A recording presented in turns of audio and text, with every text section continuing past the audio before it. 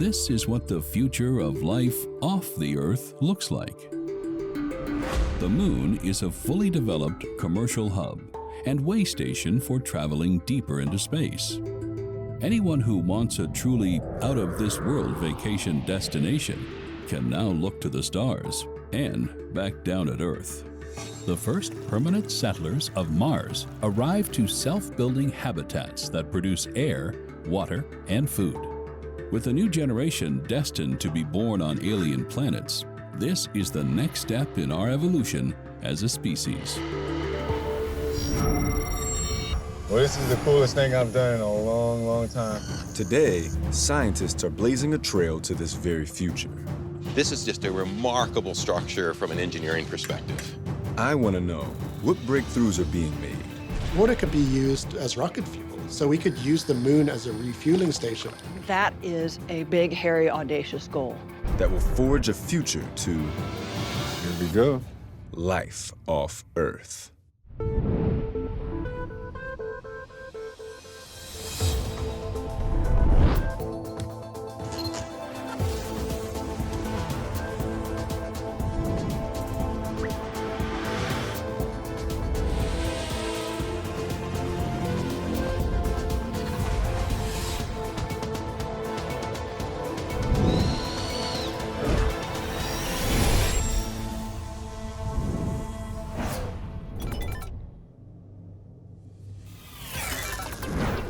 My name is Justin Schaefer, and I'm an environmental scientist.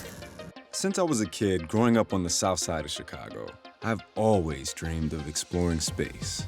When it comes to the very expensive prospect of sending humans to live in space, many people ask, why should we go? But as someone that's concerned about climate change and the health of planet Earth, should we be thinking about moving to another home? If so, how will we actually build an outpost on an alien planet and then survive the lethal environment of outer space? I'm in Columbus, Ohio to meet someone who knows firsthand. Former NASA astronaut Dr. Catherine Sullivan. Kathy was a truly inspirational figure to me.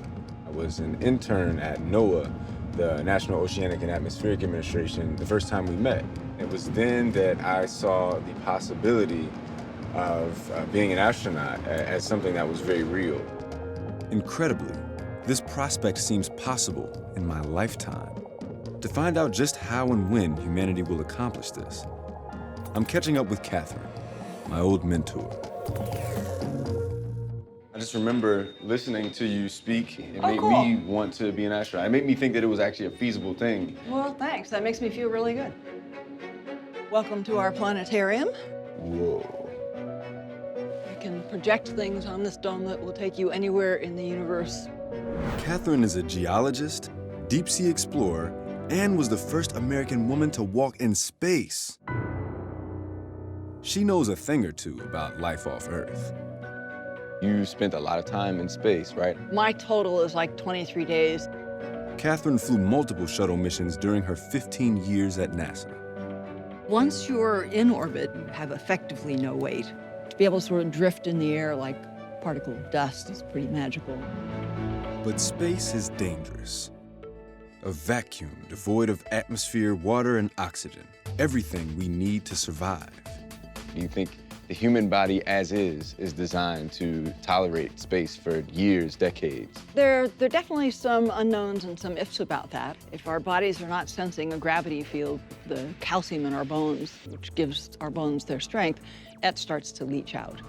Not only that, absent protective gear, long-term exposure to radiation damages DNA and can lead to cancer. You can certainly lose your life in space, and you've got to be aware of that and clear-minded about the risks of it. Much of what we know about these dangers comes from studying the long-term inhabitants of space stations orbiting Earth.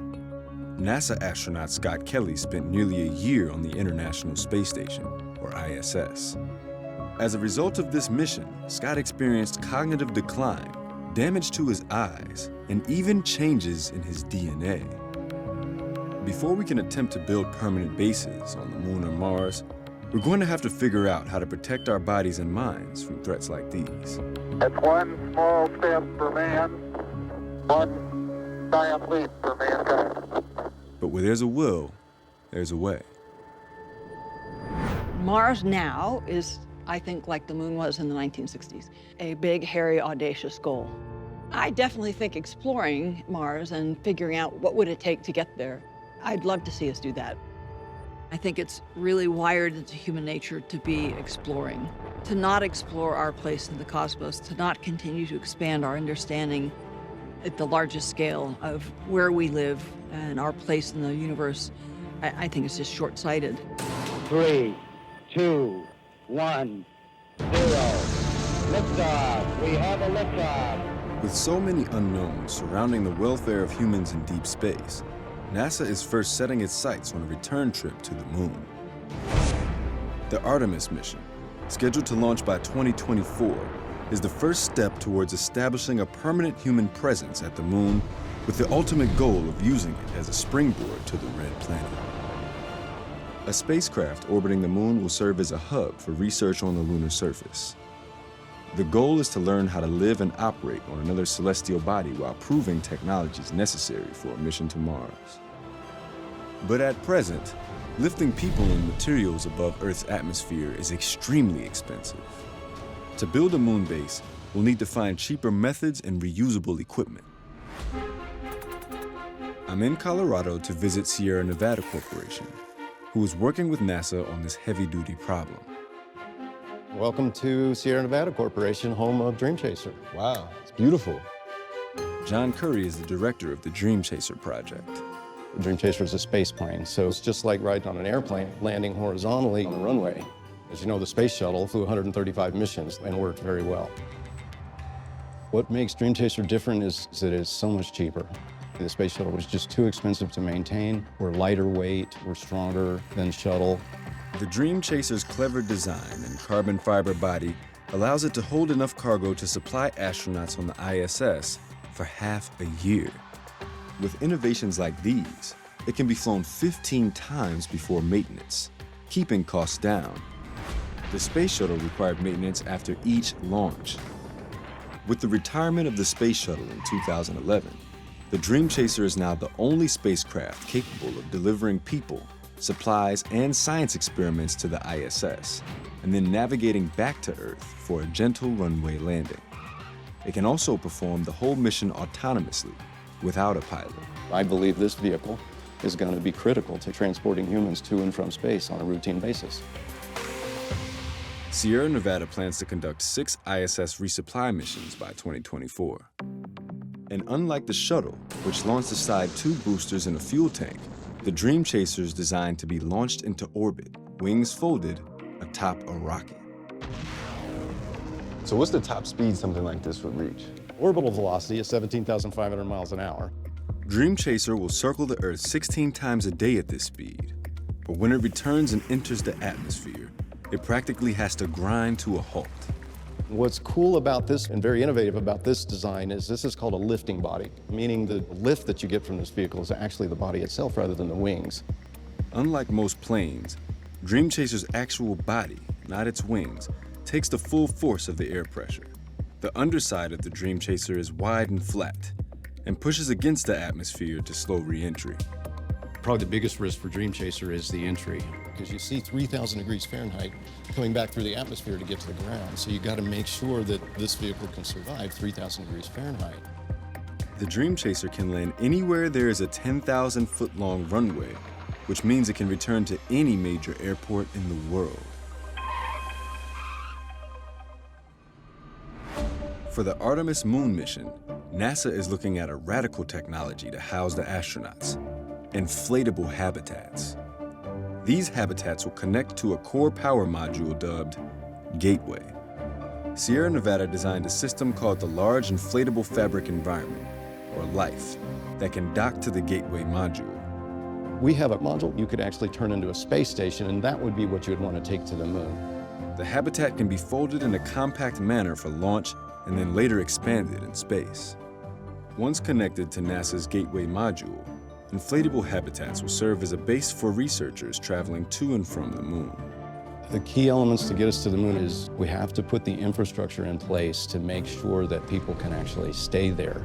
Once you've got that, then you have a permanent presence in space.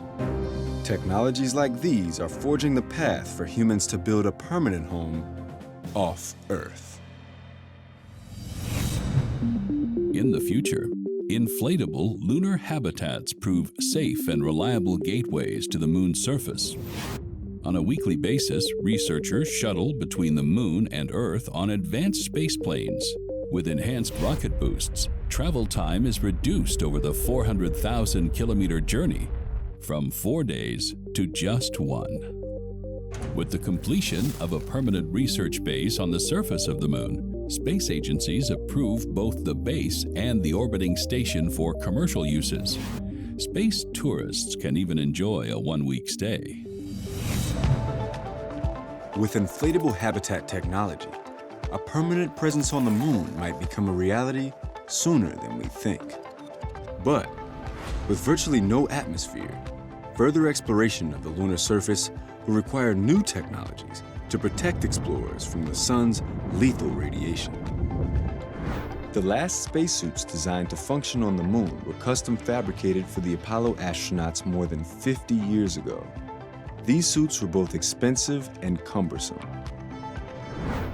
I'm in Brooklyn, New York to meet Ted Southern, the co-founder of Final Frontier Design. His company is developing the next generation of spacesuits designed to overcome these limitations.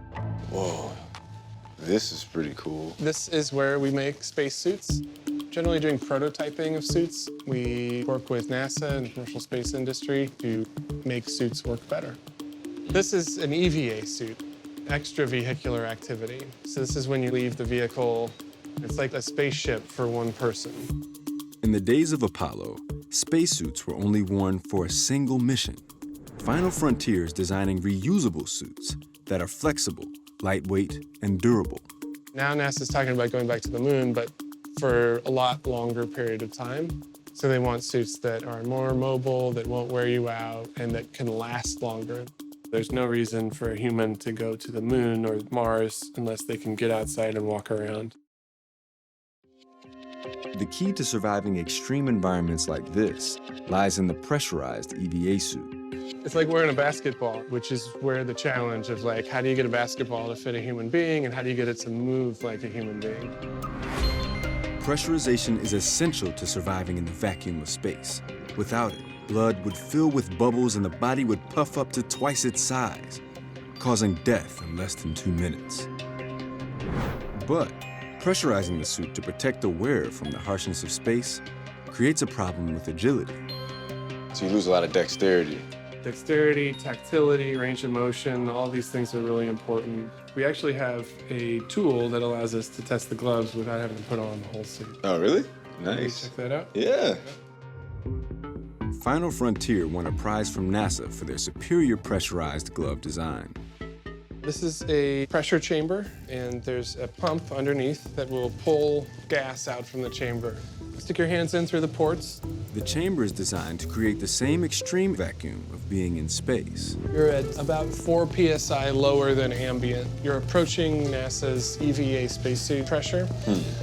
Okay, so this is the problem that astronauts have. Exactly. It almost feels like I have a robot hand. Yeah. I'd really appreciate it if you solved that Rubik's Cube, too. Let's see. Do you think that there's anything wrong how these things should be designed for people? Yes. Spacesuits are traditionally built like big bubbles. Theoretically, there are garments that could tighten around your body equivalent to the gas that you're breathing, which would be much tighter fitting, potentially more mobility, that could revolutionize how spacesuits work. We're gonna let air back into the chamber. Oh, wow. That definitely changed very quickly. But that's not the only problem they're solving. Moon dust is sharp and very fine-grained.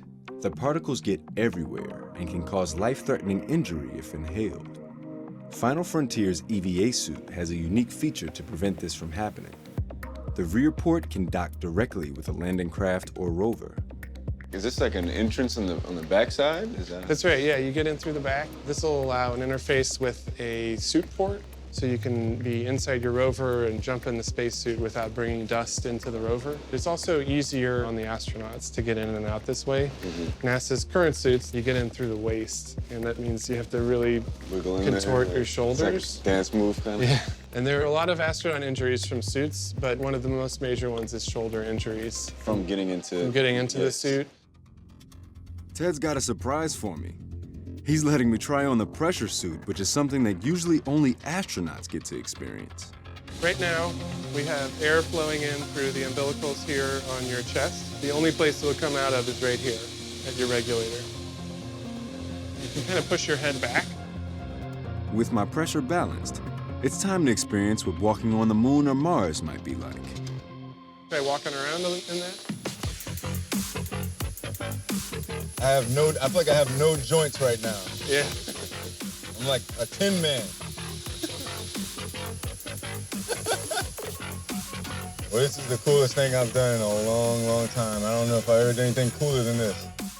With advances in new flexible protective suits like these, Okay, welcome back. the path to exploring other planets seems clear. In the future, EVA suits for space exploration are as flexible and comfortable as wetsuits. Skin-tight elastic undergarments apply stable mechanical pressure against the skin, eliminating the need for air pressurization. These suits also compensate for lower gravitational pull, allowing scientists to explore just as easily as they can do on Earth.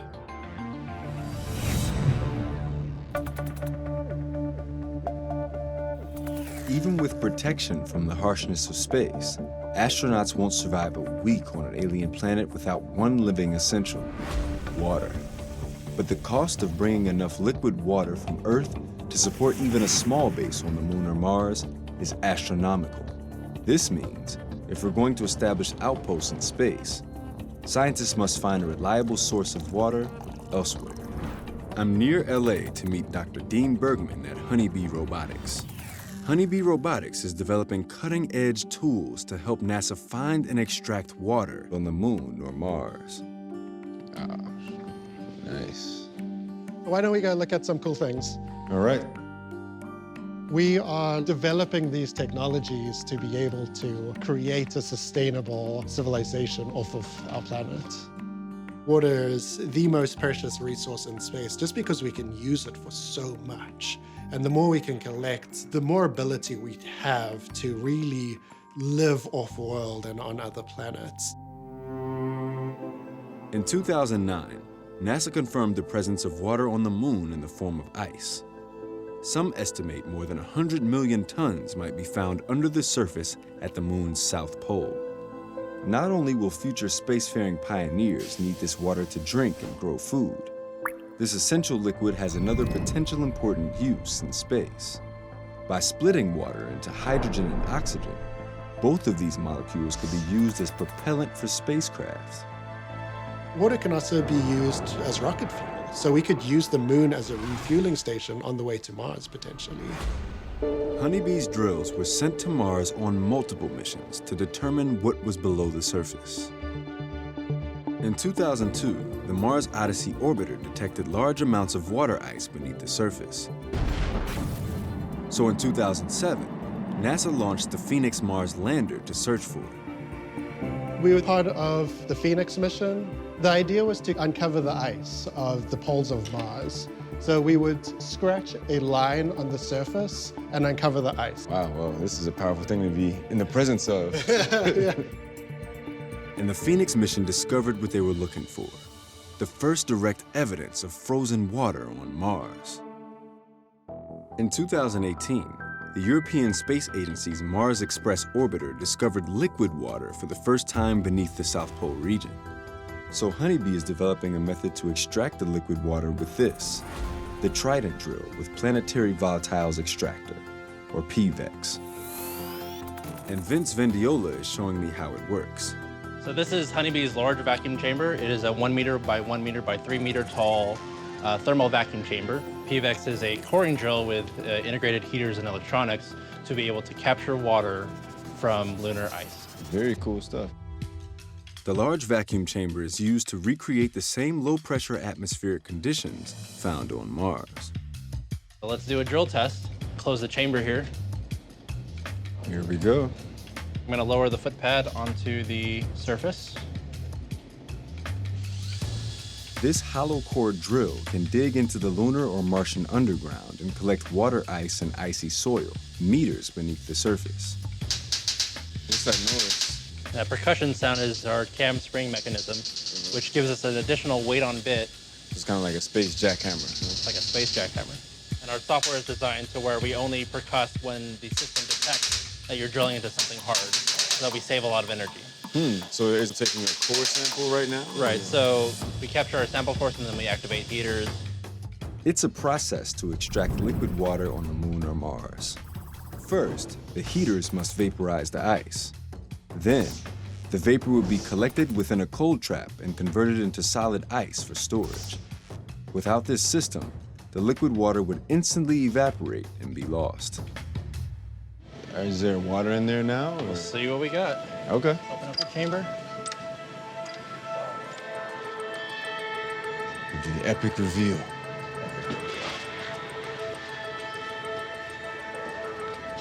Hey, oh, nice. Nice. This is the future right here. The red planet has plenty of ice, some buried just inches below the surface. Using this technology to extract it will make a future life off Earth possible.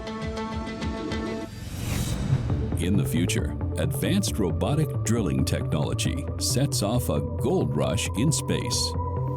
Entrepreneurs race to prospect asteroids and comets across the solar system. Autonomous probes mine these celestial bodies for precious metals and water ice. Once the ice is converted into rocket fuel, it is more valuable than gold. Trading posts and way stations emerge across the solar system to process this precious cargo and further the exploration of space. With a large source of water ice identified on Mars, building a long-term base there sounds more and more viable. But what other problems will scientists need to solve before people can live in a hostile environment, on missions that could stretch for years? Yeah, we are definitely on another planet right now. I'm in a desolate part of Wayne County, Utah. Here, it certainly looks like Mars. I'm heading to the Mars Desert Research Center to meet Commander Mark Levesque and his team. Welcome. Let's head on upstairs. All right. Hey, folks. Let's meet it. Rich? So we have a nice international crew here. This habitat serves as an Earth analog of an early manned research base on Mars. It contains the essential components a future team would need for a long-term mission, including living quarters, greenhouse, science labs, and observatories. There's a variety of research that goes on here: psychological, geological, astronomical. The water-parched extremes of the Mars Desert Research Station, or MDRS, make it perfect for simulating a mission on Mars. This is one of the closest analogs to Mars on Earth, given the landscape, given the isolation, given the sporadic communications. At the MDRS, every effort is made to simulate the challenges of conducting research in a hostile alien environment. Any outside activity, such as exploring the area or conducting projects out there, we have to be in spacesuits, and we have to go through a depressurization for 5 minutes in the airlock. Science time. Okay, we're going to take 2 rovers with us, and these 2 guys are going to go in the second rover. Roger that. Hello, Hab. This is Ares 1. That's us entering the airlock now. Over. Leaving the airlock. Hab, airlock is secure. A primary scientific objective of the first research mission on Mars will be searching for signs of life, past or present. People have been preoccupied with finding life on Mars for centuries. In the 19th century, while mapping the red planet with a telescope, Italian astronomer Giovanni Schiaparelli saw what he thought to be water channels. And many believed they were artificially constructed canals built by Martians. But with the arrival of the first Mariner missions to Mars in the 60s and 70s, scientists confirmed that there was not an advanced civilization. However, recent discoveries of geological formations have excited them about the possibility that some form of life could have once existed. I just want to get out now. All right. So we're heading for that boulder on the second peak. The geology surrounding the MDRS is comparable to what the first researchers on Mars will encounter. Just want to be on the lookout for any minerals or interesting rocks that we can evaluate. To answer the question of whether primitive forms of life existed on Mars, future researchers will look to rocks. By peering inside these rocks, they may find the presence of biomolecules or even fossils of microbes. We're at the top of Kissing Camel Ridge. We're going to mark the spot on our GPS. How about I can give you the grid reference now? 4249540. Over. Yeah, this is the spot for gypsum. Gypsum is a mineral that exists on Mars as well. In 2011, the Mars rover Opportunity discovered veins of gypsum in the rock beds. Because gypsum forms in the presence of water on Earth, scientists believe that bodies of water once flowed on the red planet. The team here in Utah is simulating this search. We're going to keep our eyes open. When it's covered in mud, no one knows what it is. On Earth, gypsum has a practical use. It's used in the home, in walls and plaster. On Mars, it could also be used for building new habitats. So you'll get a lot of gypsum on these clay beds. It's just pieces of rock that push up. Is that gypsum there? Yeah, here's some gypsum actually. We've got a little right here. Some is nice and clear and pretty, and some is really cloudy. So we'll just mark the location on GPS and then analyze them back at the lab. Sounds good. By examining the gypsum and its surroundings on Mars, scientists might one day find evidence of life and prove it also evolved on the red planet. Back at the lab, the team processes and examines the stone. Part of the interesting thing about being in the simulation is you start thinking through like, well, what would we need for this and what would we need for that? But on Mars, everything has to be either with you already or you have to like cut up cans to make it work. Right. But I can imagine when we first visit Mars, we're gonna have scrappy operations like Right. this. There's gonna be stuff that you're like, gonna have to make it work. And this is definitely a great practice for that. While some team members are working out the technical challenges of life off Earth, others are studying the researchers themselves. PhD student Rich Whittle is studying how humans behave when confined for long periods of time in aerospace environments like these. What we're looking at here in particular is the psychology of crews in isolated, confined environments. We're looking at sleep quality, profile of moods, positive and negative affect. Will being cooped up in isolation drive people crazy? Any mission to Mars would involve being away from Earth for years. A one-way trip alone takes about 8 months. And the first habitat likely wouldn't be much larger than the space capsule's tiny quarters. So I guess this is one of the rooms, right? This is very humble. And then this is probably the deluxe suite. The commander suite. Oh, you can see light. This is luxury, man. I know. I'm feeling guilty. Mark has experienced the psychological impact of living in isolation firsthand. I mean, Mark will spend a winter over in Antarctica. Yeah? At South Pole, yeah. So And, 3 months? Or? oh, no, a year. Oh, wow. It's a challenge. You're locked in with people. You can't leave. That kind of confinement sort of forces people apart. Towards the end, personality conflicts started to come out. One of the longest Mars mission simulations took place in Russia. Called Mars 500, 6 volunteers were isolated for 520 days. They even simulated the up to 20-minute radio communication lag between Earth and Mars. The experiment showed that prolonged confinement led to sleep disorders, fatigue, and depression. Before the first crew can be sent to Mars for the long haul, space agencies need to figure out how to overcome the tedium, personality conflicts, and emotional toll of extended separation from loved ones.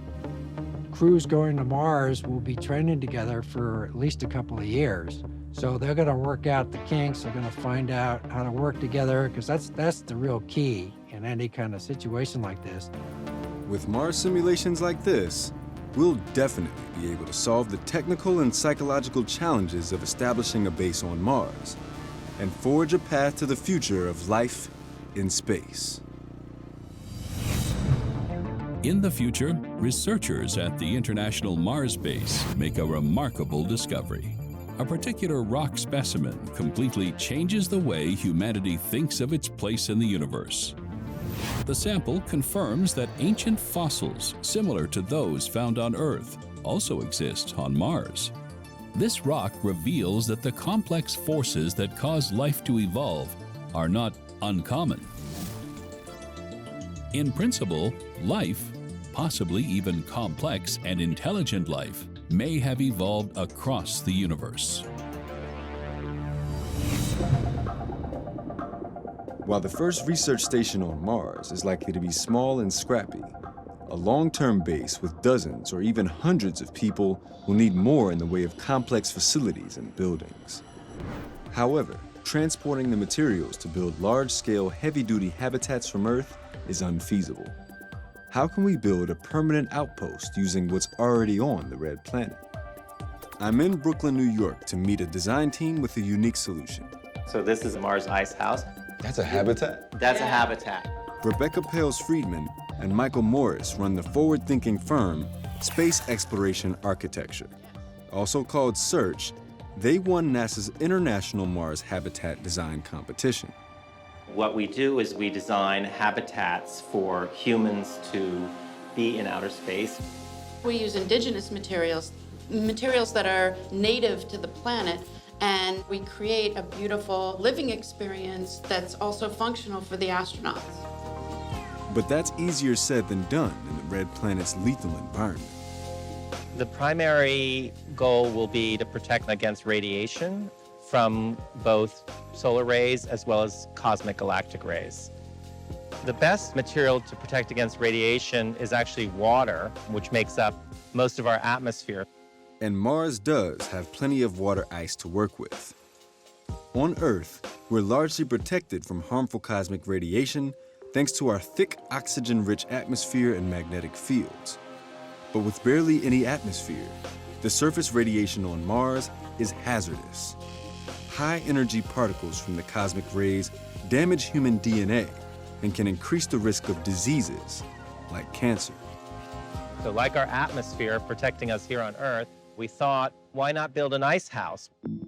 We created this double shell structure for additive protection, but also to have a bigger space. That is so cool. Part of our objective was like, if we go all the way to Mars, why should we live in a cave or a concrete bunker? People should be able to look outside, look at the strangeness of the landscape, but they should also receive the daylight, which is very similar to our own here on Earth. They have 25-hour days, and they have about 50% of the light that we receive here on Earth. But a long-term settlement will need dwellings that are more complicated than what can be built with just ice. The search team has a mind-blowing solution for that too, using the mineral-rich Martian soil, or regolith. This is Mars X House. X House, the objective was to build with Martian regolith or concrete. We mined the exterior shell from the soil, and we mined the interior pressure bubble out of high-density polyethylene that we drew from the atmosphere. So it was like mining the sky and mining the soil to create one building. Another crucial innovation is that this habitat is constructed before the astronauts arrive. It's built by the time they get there, and then when they get there, they can just do the work that they need to do. And the team has devised one far-out method for building these prefabricated dwellings remotely. All the buildings that we've been designing are all 3D printed. Wow, that is so cool. Search's plan calls for construction robots to be sent to Mars in advance to build the habitats using 3D printing technology. There are no construction workers on site. We have to anticipate everything that could possibly go wrong and design that beforehand. But these incredible structures aren't just computer models. The design team is working with state-of-the-art 3D printers to make versions of them in real life. Using a mix of materials similar to Martian soil, the printers build actual freestanding versions of Search's structures. The future of this breakthrough technology is much closer than I could have imagined. We'll be building a habitat on the surface of Mars by 2028. Incredible. And so that, I know that doesn't sound like close, but that sounds pretty close to us. I mean, and that sounds incredible to me. So that's absolutely amazing. Innovative designs using materials found on Mars will pave the way for the first settlers to arrive to move-in ready homes. But what will happen when the supplies they brought with them run out? They'll need food and oxygen to survive in this alien hostile environment. For humans to create civilizations anywhere in space, we'll need to build self-contained and self-sustaining ecosystems that work like our home planet. But how can we build water cycles and farm in desert wastelands like the Moon or Mars? I'm outside Tucson, Arizona, where researchers have been conducting decades of groundbreaking research to achieve this ambitious feat. This is a grand experiment in earth sciences, started about 30 years ago, trying to understand how the Earth works. They decided the only way they could truly understand how the Earth controls itself is by creating a facsimile of it. This is called Biosphere 2, as we live in Biosphere 1.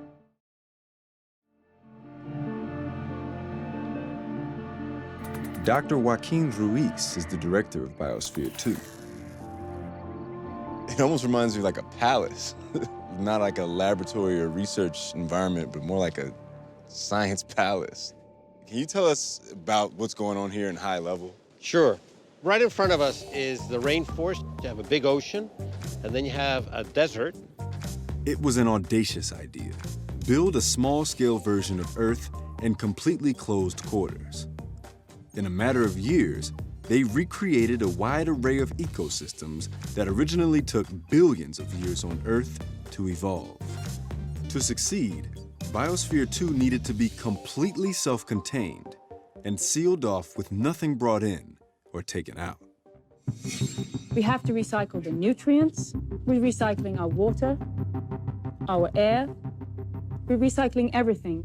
In 1991, 8 volunteers, or biospherians, lived inside Biosphere 2 for 2 full years. Like a future habitat on Mars, Biosphere 2 had to be perfectly thought out and highly engineered. The health and safety of future explorers depended on its success. Any habitat on Mars will need to remain completely sealed off from the toxic environment that surrounds it. But keeping it sealed and structurally sound is a near impossible task. Sudden changes in internal air pressure could destroy the structure itself. So, the engineers of Biosphere 2 came up with this innovative solution called the lung. And Deputy Director John Adams takes me inside.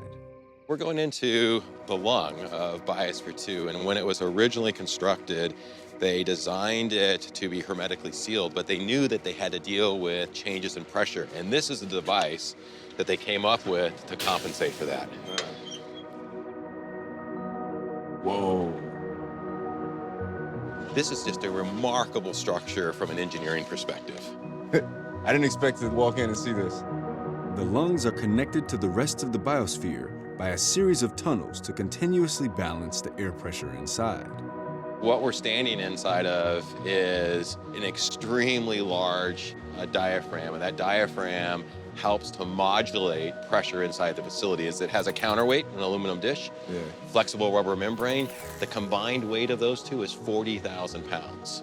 And the only thing that's keeping it up in the air as you see it right now is differential air pressure. Wow, that is pretty insane. This weighted rubber diaphragm regulates the 2 basic kinds of air pressure at work. As the temperature outside heats up, the air inside the biosphere warms and expands. Inside the lungs, the increasing air pressure pushes up against the weighted, flexible diaphragm. Without the diaphragm's flexibility, the air pressure would shatter the glass of the sealed habitat. In space, an incident like this would be deadly. As the air in the Biosphere 2 cools and contracts at night, the weight of the diaphragm presses down.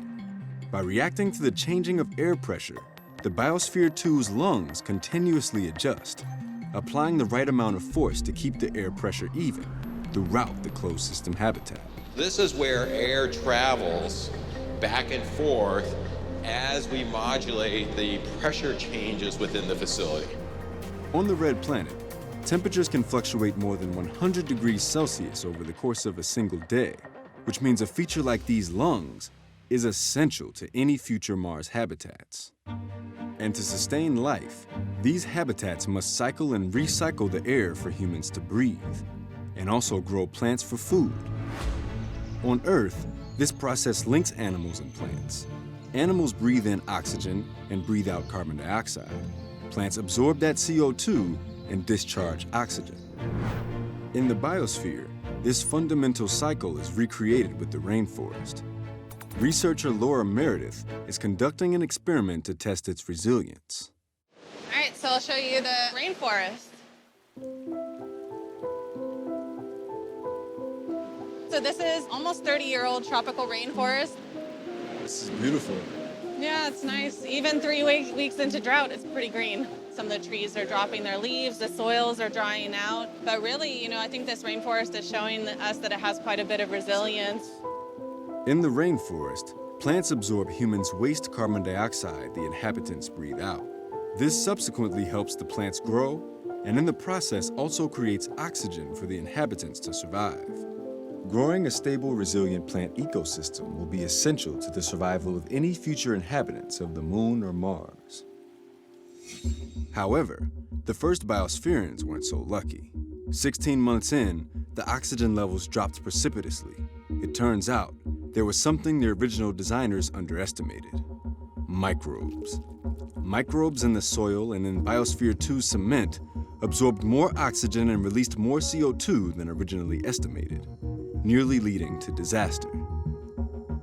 Fortunately for the biospherians, they intervened and used additional machinery to pump in oxygen. In space, an oversight like this would be catastrophic, which is why it's important to simulate and fully test a system like this before building a biosphere on another planet. Because it's a closed system, you really need to understand how your ecosystem works. Biology is really incredible in its resilience, and that's something that you would really want to have as a component of your ecosystem on another planet.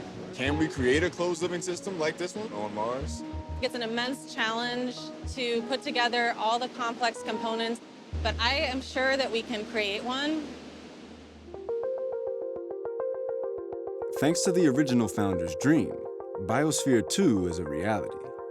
And while this living laboratory has had many challenges, Biosphere 2 is providing crucial insights into ways humanity can build self-contained ecosystems. It's innovations like this that will forge a path to future long-term settlements on the Moon or Mars.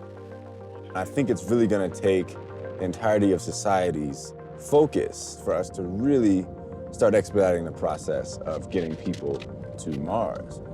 But I think one of the things that a few scientists brought up that I spoke with was this idea that we should focus on keeping our home here habitable and not trying to run to other places.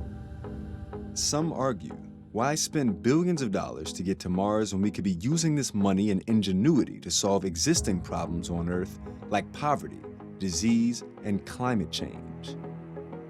Should we flee this planet? If we can't figure out how to live wisely and live well on this planet, I think we've been given quite a treasure here in this little third rock from the sun.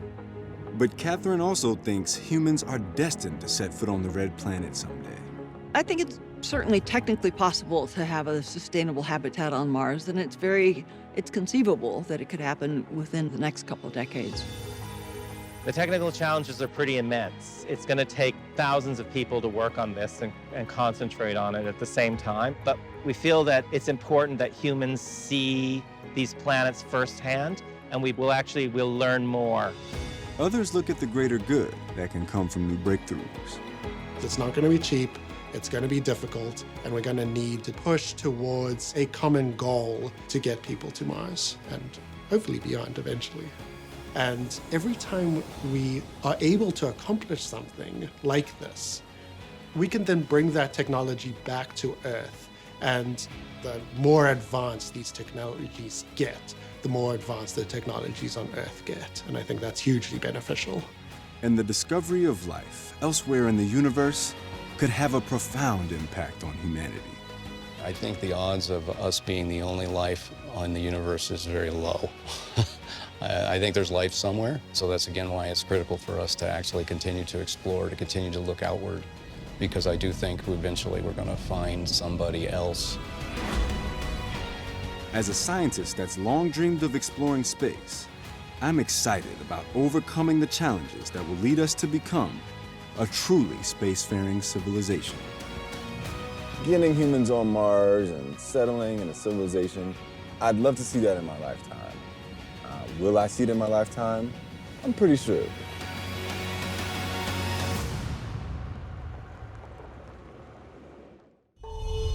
This is what the cyborg future looks like. Most everyone is enhanced with technology. Many even surgically upgrade their bodies with powerful bionics. Computerized eye implants not only sharpen vision, but immerse users in seamless augmented reality. Cognitive devices connect brains directly to artificial intelligence, exponentially boosting intellectual capacity. Widespread machine integration is redefining what it means to be human.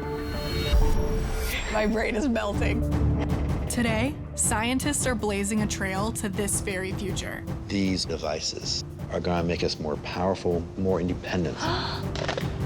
I want to know what breakthroughs are being made. It's a radio that captures your thoughts in real time. I'm improving the human body by implanting devices into it. That will forge the future too? Look, Ma, I'm a robot. The cyborg revolution.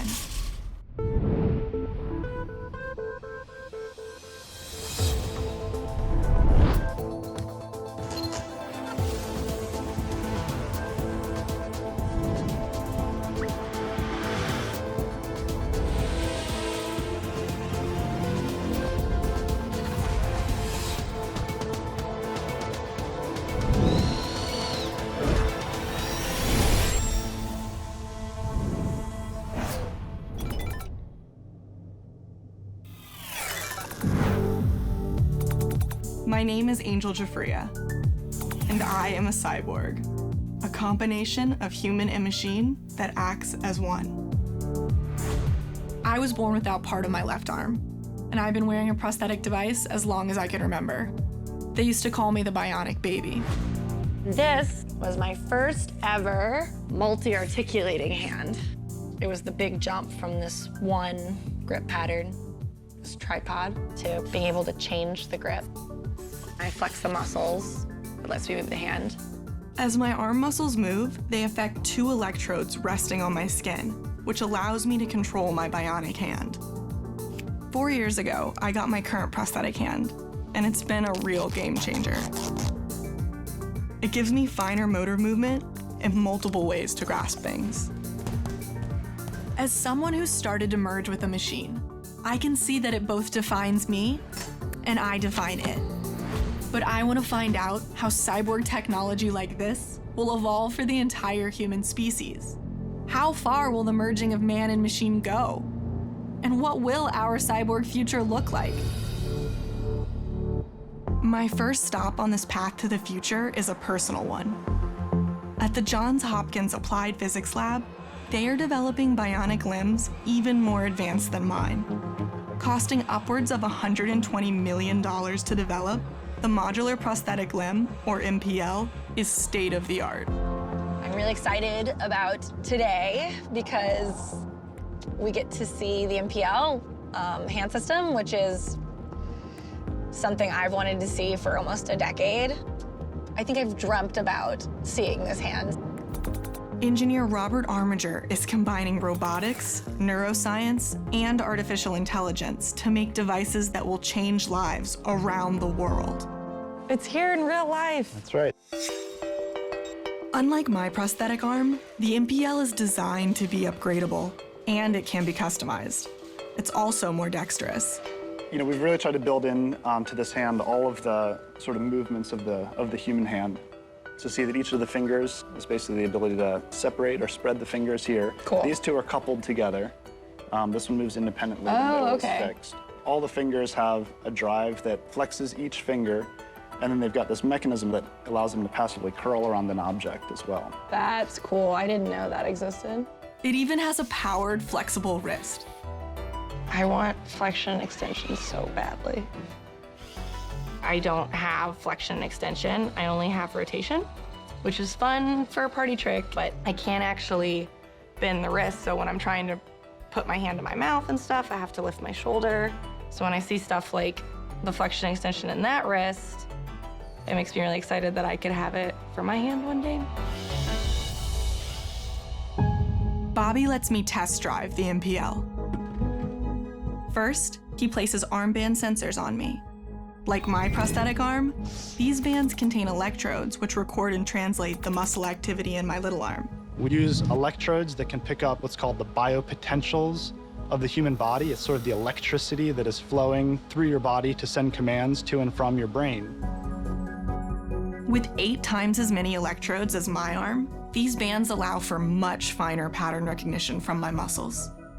Instead of just picking up like gross muscles, so these big muscle movements, it's picking up smaller, finer things. Today, I'm getting a feel for some novel gestures and new capabilities. All right, so when you're ready, so you're gonna start recording the no movement or rest state. Okay. And well, it's okay. It's learning the first time, so it may sort of confuse what you're doing because it's never seen this pattern before. You're introducing something new.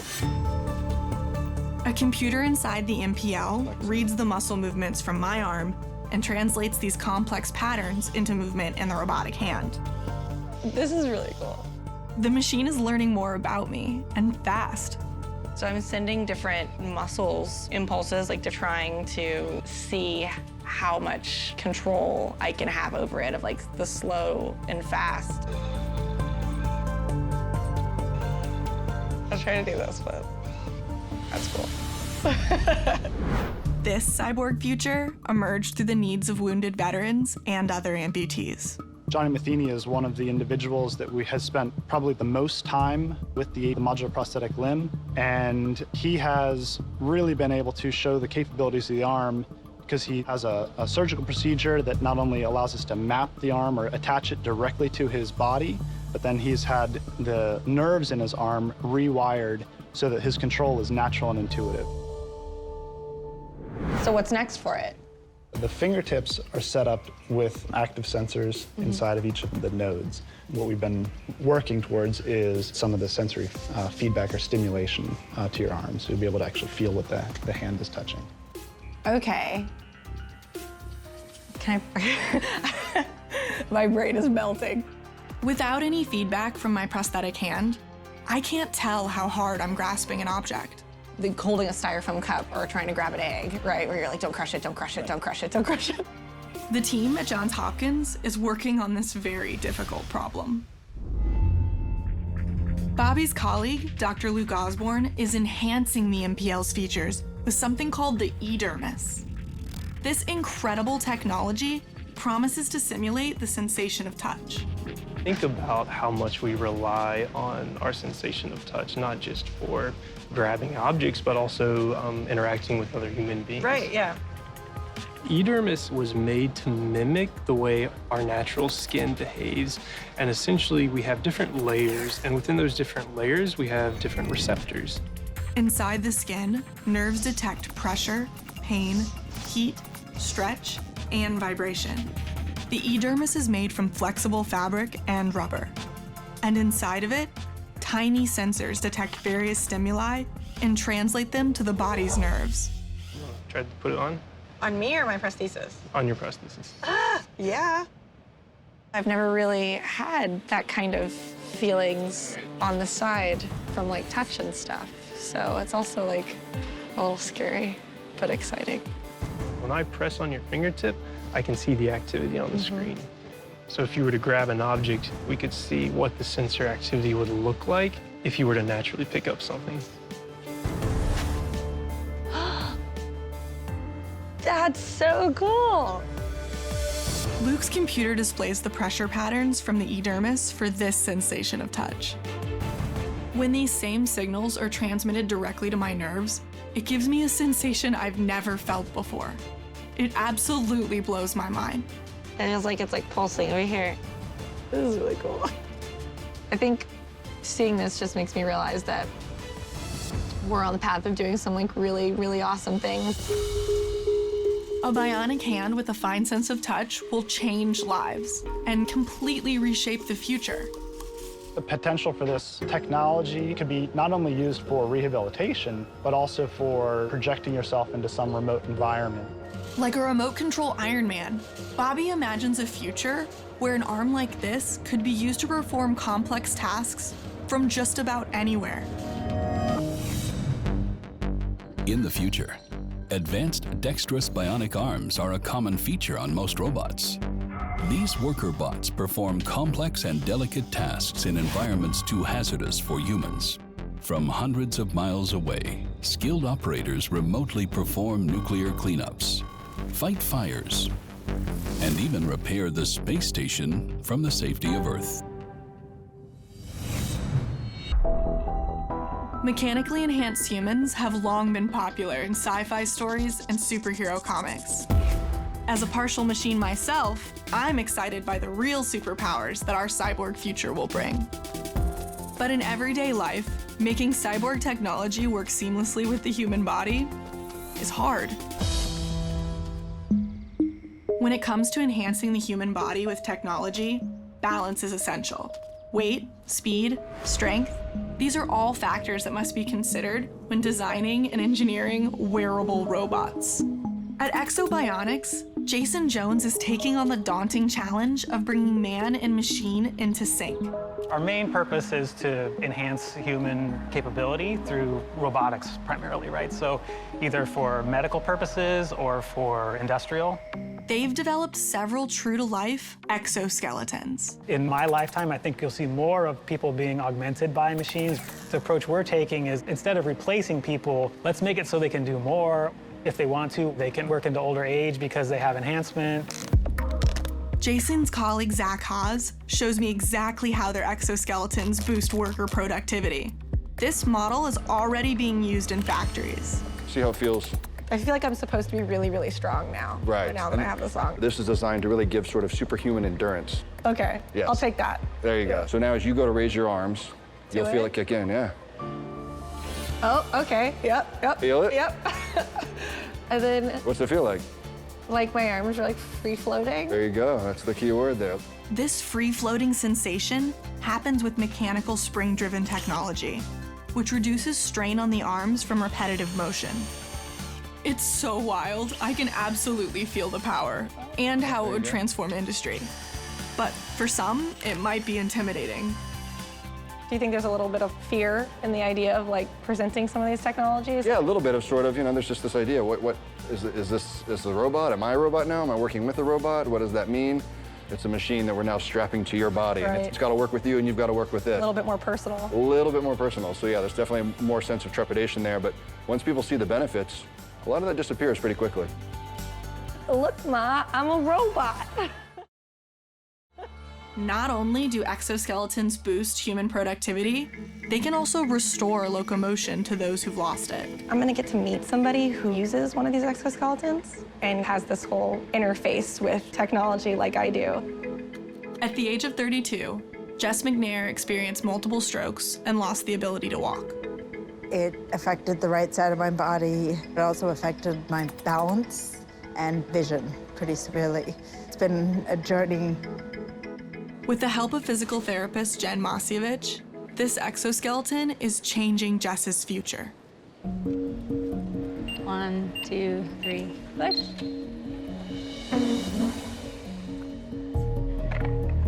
So cool. Can Can you explain to me what is actually allowing you to do things? There's basically 4 motors. There's motors at the hips, and then at the knees. And the ankle doesn't have a motor, but it actually allows us to position her for greater balance. That's really cool. So it allows someone to be fully weight-bearing, but also supported in a frame in a proper biomechanical position. All right, Jess, do you want to start the first step with the interface over there?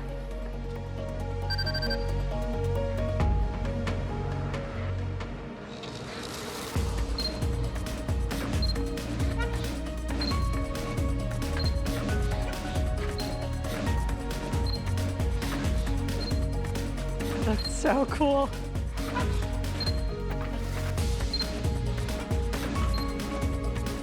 An onboard computer uses feedback from sensors in the exoskeleton, and sophisticated algorithms process that feedback and then apply the proper amount of movement to each biomechanical joint.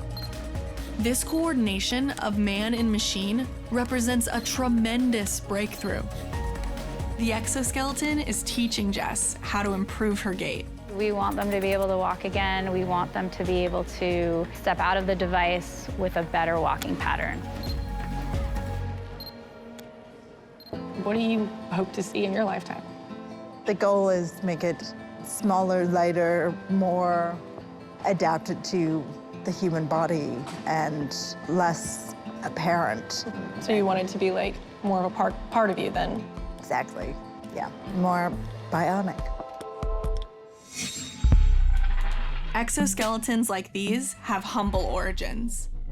Early versions of this technology were clunky at best and seem laughable to me today. One may witness a scientific endeavor to convert a man's legs into those of a giant. But every evolutionary path must start somewhere, and our cyborg future is advancing fast. The team at Exo would know.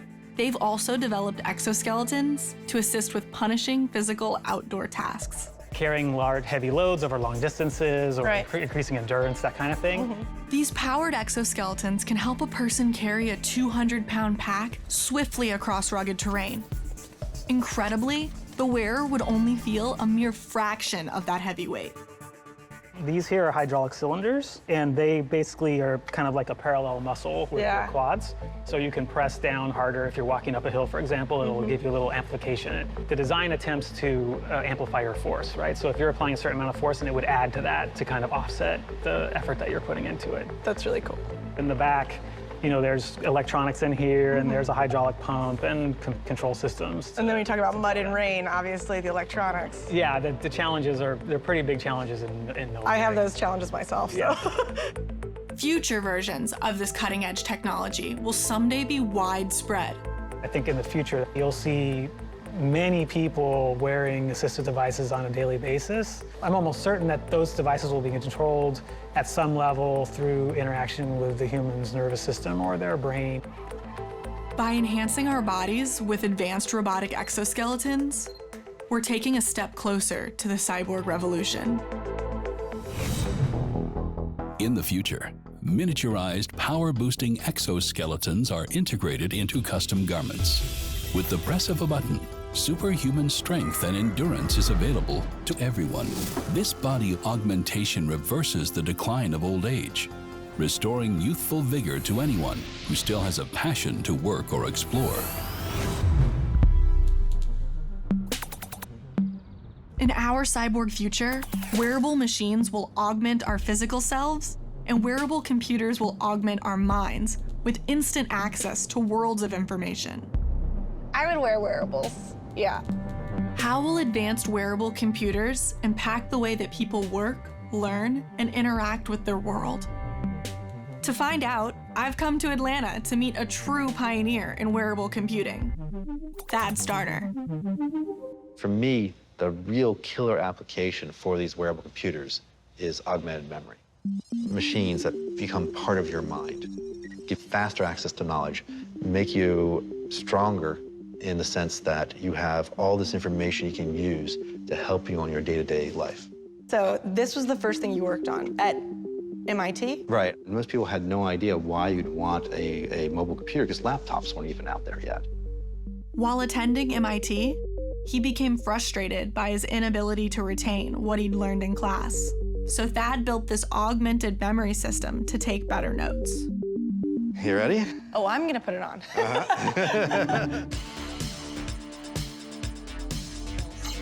So bring your fingers around like this. There we go. So now that is my daily suit in year 2000. So you have this, plus a car phone, plus a 7-pound lead-acid battery. Do I look really stylish? Actually, it looks pretty good on you, to tell you the truth. Yeah. Though retro now, Thad's system had a portable computer, typing device, and a heads-up video display over one eye. I found that once I had the ability to take notes in class, and especially this portable system, I took notes in person-to-person conversations. And that's one thing computers are horrible at right now, is assisting you during this sort of interaction. Right. But having a head-up display, you only use it when you need it, and it keeps your eyes in the world around you. And I find it to be really a good augmentation of the conversation.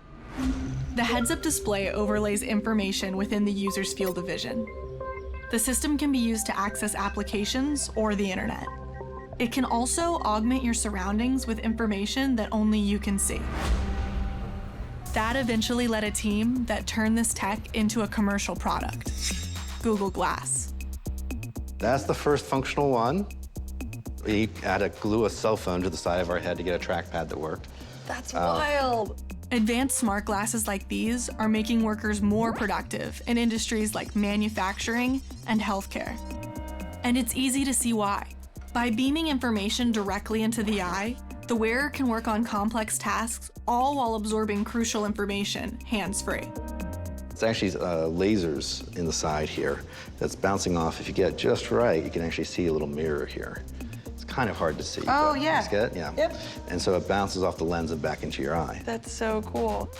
Breakthrough technology like this is getting smaller every year. Even now, it's being developed for contact lenses. The Mojo lens is less bulky than smart glasses and completely invisible to others. When paired with a smartphone, they not only display information for the wearer, but also improve eyesight. In the future, we'll see the technology disappear, it become widespread. To bring man and machine even closer into alignment, Thad is developing another cyborg technology that actually teaches the body and brain new skills with no training or practice required.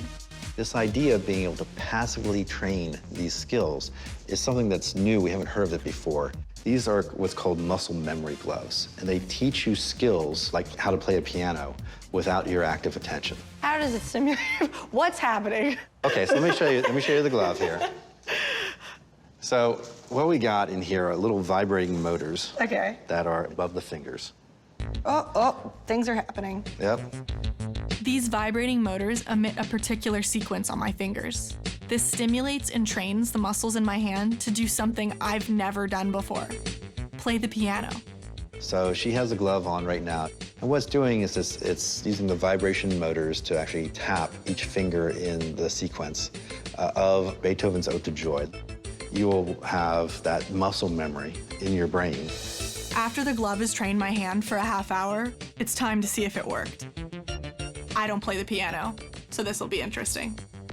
Okay. So let's take off the glove here. She's gonna put her hand down, and we'll see if she can do it. We're kind of excited to see what happens. And you're gonna start there. Okay. So try your hand, right? Good. Having never learned to play the piano before, I've gotten the hang of it pretty quickly. By training the muscles in particular ways, these gloves rewire the brain, giving the user a jump start in developing fine motor skills for just about anything. And we've been able to do that not just for piano pieces, but also for things like typing, for Braille. Muscle memory gloves are already changing lives. One of the things we're excited about is the rehabilitation side of these gloves. We can help people who have had partial spinal cord injury. Like this man. The glove is even rehabilitating muscle coordination for people who've experienced strokes. You can actually stimulate the hands such that people regain some sensation or dexterity. I really believe that these on-body devices are going to make us more powerful, more independent. Wearables like these that augment the mind and train the body with new skills will usher in a cyborg future for all of us. In the future, doctors wear muscle memory gloves in advance of complex surgeries to enhance precision and dexterity. The devices are tailor-programmed for each procedure to passively train the surgeon's hands. During the operation, augmented reality contact lenses provide a dynamic 3D roadmap of the patient's body. As a result of these protocols, success rates are soaring above 98%. External machines won't be enough to make the merging of man and machine complete. We'll need to surgically integrate the technology inside our bodies. To experience this integration myself, I'm outside Seattle to meet a controversial biohacker. He's offered to implant a computer chip inside my body. I'd heard a lot about it from some other people that I had met within this transhumanist community, which is like a group of people who believe in changing and upgrading your body. Like most transhumanists, biohacker Amal Grafstra believes technology will fundamentally change the human species, helping us evolve beyond our current physical and mental limitations. I'm improving the human body by implanting simple devices into it and then change my capabilities as a human being. That's biohacking. Amal has turned himself into a lab rat for his own inventions. He has 5 functional devices implanted across his body. So, those are implants. These are implants, yeah. So and they would just go, you take a 4-gauge needle, make a pocket, and then just slide it in. Very cool. There it is. So this is the new size of this prototype, this huge one. Yeah. Giant 35mm diameter implant, right? That's a big one. That's a big one. I've had it for a while. Each chip serves a particular purpose. This is like a payment card from the EU. I'm converting them into implants for people. Imagine that, paying with the swipe of your hand. But integrating machines into our bodies has led to a lot of resistance. So from when you first started out, do you feel like people have gotten more receptive? In general, yes. So in 2005, when I put this in my left hand, the first one, the reactions were very visceral. Right. What are you doing? You're crazy. Oh, we should get him, he's supporting the government New World Order. That kind of thing. And now, you tell somebody on the street, I got a chip implant, they're like, oh, I heard about that. However, as society becomes more receptive to the idea of cyborg technology inside the body, new ways of using it will emerge. By incorporating magnets into his body, Amal has found that he's created an entirely new biological faculty, giving him an unprecedented sixth sense.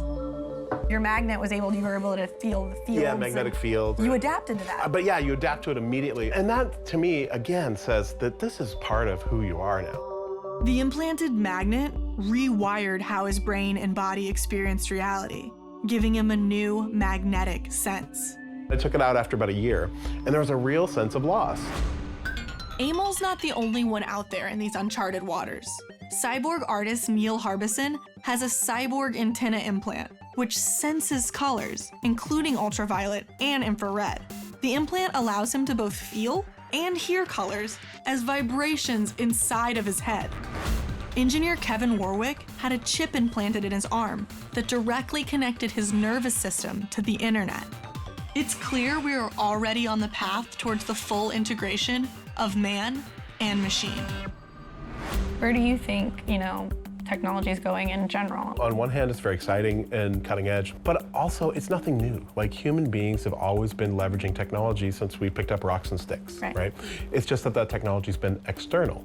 The technology that's gone into our bodies has always been kind of medical and restorative. Right. And this is an enhancing, augmentative technology. So there's some trepidation about breaking the skin barrier for a non-medical need, right? But overall, the trend for human beings is to make technologies that enhance our capabilities. With my bionic arm, I know this to be true firsthand. But getting another enhancement under my skin, I'm not so sure about. You ready? I am, Yes? I'm ready, yes. Okay. The answer is yes. The answer is yes. Okay, good. Here we go. Amal is implanting a VivoKey chip into my fleshy hand. Take a big deep breath. Here we go.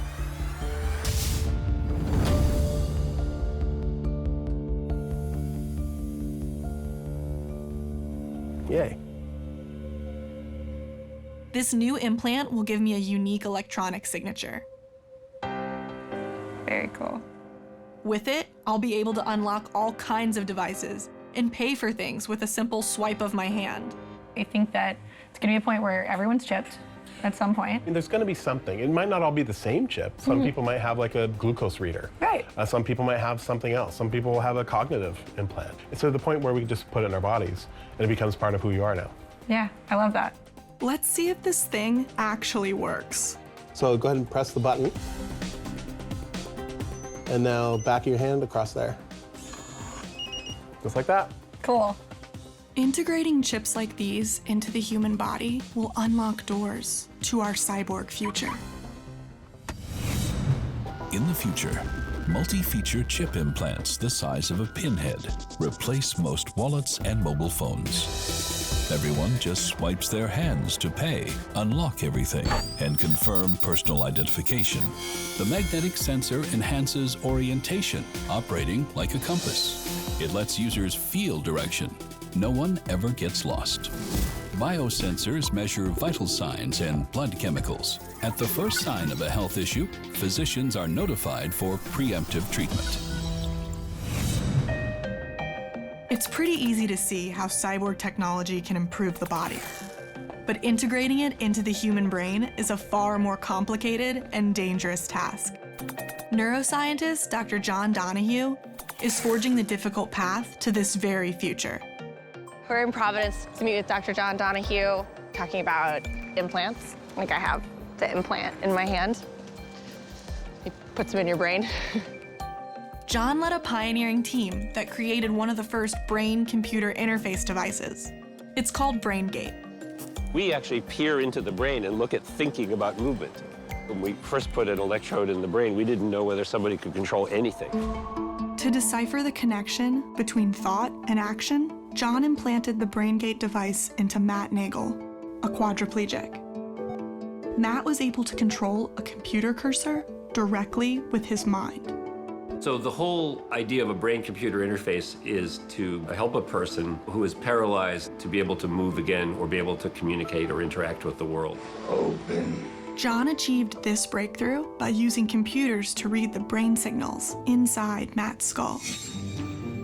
The first technology to do this was developed in the 1920s by German psychiatrist Hans Berger. He invented an instrument he called the electroencephalogram, or EEG. The device measures the brain's electrical activity through the skull and represents it as complicated lines on a graph. However, decoding these brainwave patterns is an immense challenge, especially when the goal is to control complex movement. Imagine that those signals coming from your hand to control that were not coming from your hand, but from your brain. And now you don't know what makes your brain cells active, so how can you relate what your brain cells are doing to that motion? And we didn't know whether anybody could ever learn to do it. With BrainGate, John took the next very difficult step of deciphering a person's mental intention to move their body. So the first thing we have to do is we have to go to a place in the brain that has those signals. Then we need to be able to sample the activity in the brain. This involves surgically implanting tiny electrodes in the region of the brain that controls movement, the motor cortex. The electrodes directly observe and measure the activity of the neurons located there. Each neuron talks to lots and lots of other brain cells, other neurons, and it creates electrical impulses that are the communication language of the brain. Each one influences the other, and collectively they generate patterns of activity. And the tiny electrode array picks up these patterns. This electrode array is basically 100 needles. Oh my gosh. Yeah.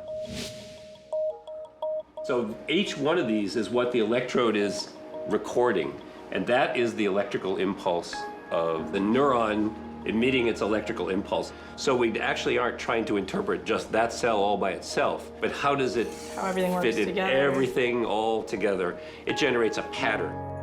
Understanding this pattern is like putting together a 1,000-piece puzzle without a picture for reference. Our job is to take a look at all of those activity patterns and try to make sense of what they actually mean.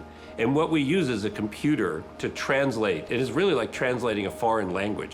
And so what we do is we tell the computer, basically, when you see the pattern that was recorded when the person thought about moving left, if you see that pattern again, then move to the left or move a computer cursor to the left. Using artificial intelligence, John can translate those brainwaves into a physical action far more complex than just moving a cursor. Kathy Hutchinson, who was unable to move or speak because of a stroke, was the first person to use BrainGate to control an external robotic arm and hand. This leap forward will change the lives of countless people. But there's a big problem. The electronics required to amplify and translate these brainwaves are the size of a washing machine. How will technology like this integrate into the body to create a self-contained cyborg? John has the beginnings of a solution. This wafer, which is something like 4 by 8 millimeters, it has 1,000 electrodes on it. But what's even cooler, that little square is equivalent to 10 of these things, all in a chip. What do we need to do to implant this into human? We have to figure that out. Then we have to ask users, what do you want? If it has to be something sticking up like a box on your head, actually, I worry that you would say that's cool. You know me so well already. But most people wouldn't want to do that, you know? Even though chips like these are small, they'd still need to connect to external computers with a tangle of wires. Given that electronics can do this, that neuroscience is not quite up there, but we're pretty good, all of that information pooled together will get us there. We can do it. The cyborg revolution depends on advanced versions of integrated brain interfaces like this to read our most complex thoughts and intentions. But making devices like this that stand alone in the brain is not as far off as one might think. In a nearby lab, engineer Arto Nurmiko is developing tiny chips that will not only interface with the brain, but connect wirelessly. So the first thing is to cut the cable in order to particularly endow more mobility for a subject. So he or she is not tethered to these massive volumes of electronics. He calls these prototypes neurograins. They look like glitter. What they are individual tiny little chiplets about the size of a grain of salt each. And they have internal electronics. There we go, that's neurograin. The physical size means that there is safety in implanting such tiny little objects in the brain without causing damage. Thousands of neurograins could be distributed across the surface of the brain to record and broadcast neural activity wirelessly. Each one of these little chiplets would be like a little cell phone that's able to capture some of these neural signals and then spew them out, streaming your thoughts in real time. That's wild to think about. Using computers, Arto is developing cutting-edge techniques to interpret these complex signals. We use machine learning to decode or understand what those 10,000 little cell phones are actually telling you or me about my intention or your intention, not only to move an arm, but perhaps do much more complicated movements. This same technology could also be used like a two-way radio, not just sending, but receiving thoughts as well. If we project forward and begin to contemplate, or at least imagine the possibility of using electronic methods of communication with the brain for people who don't have any particular disability. Right, enhancements over restorative. Right, exactly. So that's how the concept has taken its first steps toward reality. It's really cool. Connecting the brain with machines, allowing a person to send and receive thoughts, would be a monumental breakthrough.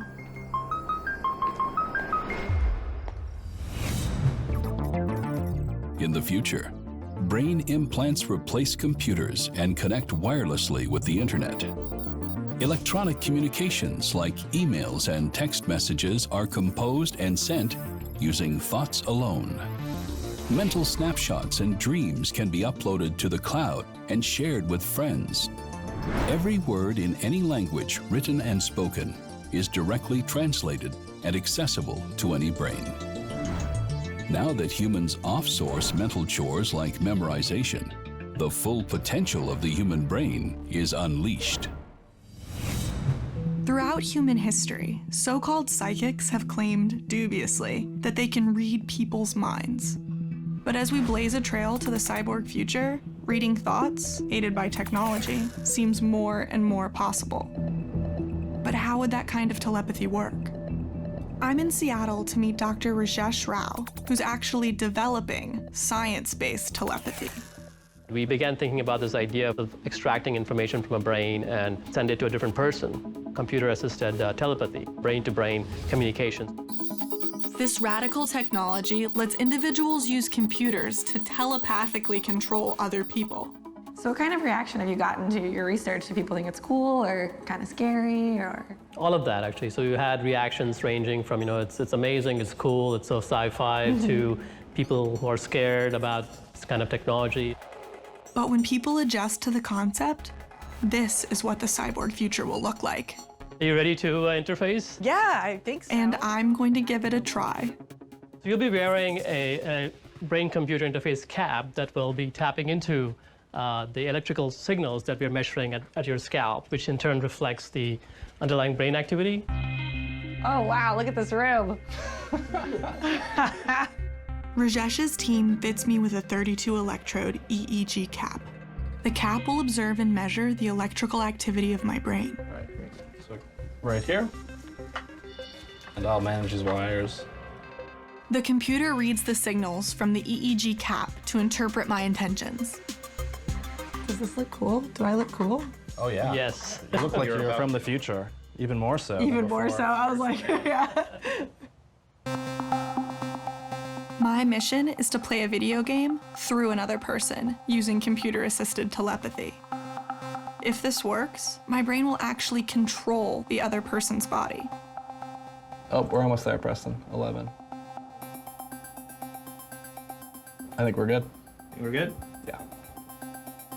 And here's the kicker. The other player will not see the video game at all. So what we're going to do is have you control a cursor on a computer screen, and that message is going to be sent over to Jane here. So Jane will be receiving your thoughts through this TMS, transcranial magnetic stimulation device. Yeah, I'm excited to feel your brainwave. All right, let's figure this out. The TMS device uses pulses of magnetic radiation to stimulate the neurons in Jane's brain. It'll send a message to the motor cortex region of her brain, and that in turn will cause her hand to move. And in turn, it'll allow her to, play a computer game that she's not seeing. Let's see if this wild contraption works. My goal is to use my thoughts to control Jane's hand. If you want to send a yes signal, you just pay attention to the left light. And by focusing on that, the ball should move to the corresponding direction.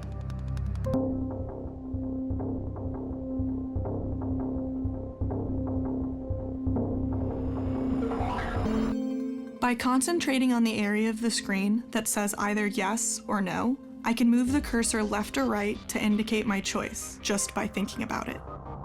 When I select yes, Jane will receive the stimulation in her brain from the TMS device to click her computer mouse.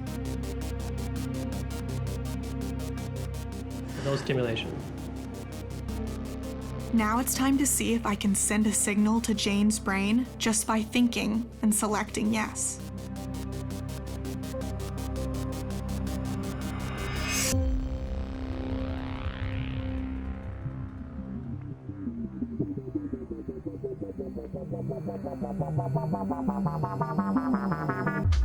Yes. Really? Yeah. What did you feel? There's a little tap at the back of my head, and then my wrist and my fingers just moved. Using my thoughts alone, computer-assisted telepathy lets me control another person's physical movement. I know I'm not thinking to move it. My hand just moves. It's like a reflex, like when someone kicks your knee and it just moves. That's what it feels like. That's so weird. Rajesh is using this technology to forge a cyborg future even more mind-blowing. Our goal is to connect brains together such that the connected brains can solve a problem that none of the brains individually could solve. Networking the minds of entire communities and industries together could radically transform society. as a plan to have more people to have like the whole net kind of thing? Yeah, so in the future, maybe you can unleash the kind of creativity that a single person cannot. So by having many brains collaborate on a project together, perhaps you can solve very hard problems. By networking brains with complementary strengths, the whole would be greater than the sum of its parts. And with this kind of mind-melding cyborg synergy, humankind might invent new forms of green energy and reverse global warming, decipher the mysteries of human consciousness, or even answer the question of what happened before the Big Bang. The sky is no longer the limit. But with any new and disruptive technologies, society needs to weigh the benefits against the risks. How cyborg technology will change the world is unpredictable. As with any device, we need to look at the privacy and safety issues, more so in the case of brain-computer interfaces, because it has the potential to change who you are. It's easy to take for granted that the contents of our brains belong to us. But in the cyborg future, that might not be the case. That personal, private information that makes every person unique could potentially be abused. In this world of neurotechnologies, ethics is hugely important. You could call the invasion of your brain as being the ultimate sacrifice or ultimate leap. Or you could say, well, it's just another increment in the pathway of losing the ultimate privacy, which is the privacy of your own thoughts. And in the future, who will benefit from things like cognitive enhancement? Will the privileged be the only ones that can afford to download a lifetime of learning into their children's brains? Or will everyone gain access? The cyborg revolution has the potential to upend society. But many are excited about the transformative possibilities of a cyborg future. Let's imagine we're linked neurally, right? Yeah. We lose the language completely, and now it's just thoughts and feelings and concepts and who knows, right? So it could definitely fundamentally change humanity. I really believe that this technology can, when it becomes part of us, make us more of what we really are, which is human. Despite some valid concerns, I'm hopeful that science, technology, and the human spirit will find helpful solutions. As for me, I expect everyone will become a cyborg one day. And I can see a future where individuals choose to upgrade their physical body parts with robotic ones once they have better features. The cyborg revolution is coming. And as a cyborg myself, I couldn't be more excited. This is what the future of hyperintelligence looks like. Most people no longer own cars. Instead, artificial intelligence operates fully electric, networked, self-driving vehicles. As a result, air pollution and traffic congestion plummet across the planet. Self-navigating aerial drones are on the front lines for disaster response and search and rescue missions. Most people live and work side by side with self-aware androids. These AI companions boost productivity and liberate humans from tedious tasks, completely revolutionizing modern life.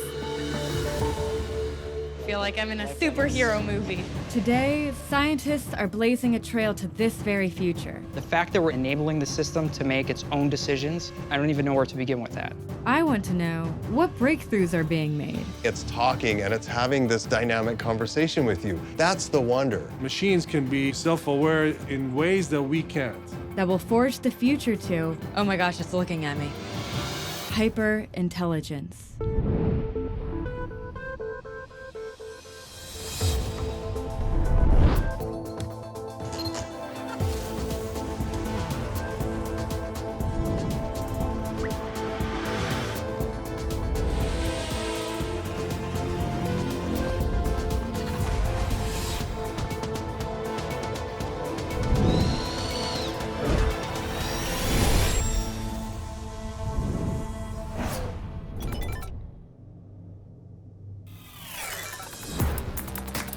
My name is Shivani Bigler.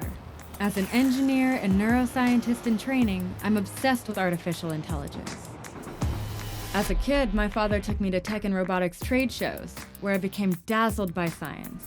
Every year, the inventions were smarter and smarter. Artificial intelligence has come a very long way in the last couple of years. Most AI technologies are programmed to think for themselves, to learn from examples, kind of like simulating human intelligence in a way that it learns from past experience. But how does AI actually work? In the future, will AI achieve human traits like emotions, consciousness, or even free will? And how will humans and robots work together? Today, the clearest road to the future is the self-driving car. Unlike a regular car, which is just a machine, a self-driving car is a robot that can make decisions. In the future, will every car on the road become driverless? To find out, I've come to a hotbed of self-driving car research, Pittsburgh, Pennsylvania. Every single person has started to have conversations about self-driving cars because essentially they're the future. But in order to understand it, we have to look under the hood. Making decisions on the fly, even simple ones like these, does not come easy for computers. To discover the inner workings, I'm meeting a true pioneer in the field. Please get it. Thank you. Dr. Raj Kumar of Carnegie Mellon University. Carnegie Mellon is the birthplace of self-driving car technology, thanks in large part to the work of Raj and his colleagues. They've been the leading innovators in this field for more than 25 years. So how does his self-driving car make decisions to safely navigate the world like a human driver? Should we get started? Yes, we can. Since Raj is distracted by our conversation, for safety reasons, the state of Pennsylvania requires another driver in the front seat to monitor the road. This is so cool. I'm nervous but excited. What's the longest you've ever driven a vehicle autonomously? We have gone hundreds of miles. Awesome. I'm going to go auto by pressing this button. Oh my gosh. It really is driving itself. While most self-driving cars are built from the ground up, Raj just bought a regular used car and hacked it with powerful onboard computer systems, making it more adaptable than other regular cars. We installed a bunch of sensors in them. It is able to shift the transmission gear. It is able to turn the steering wheel, apply the brake pedal and the gas pedal.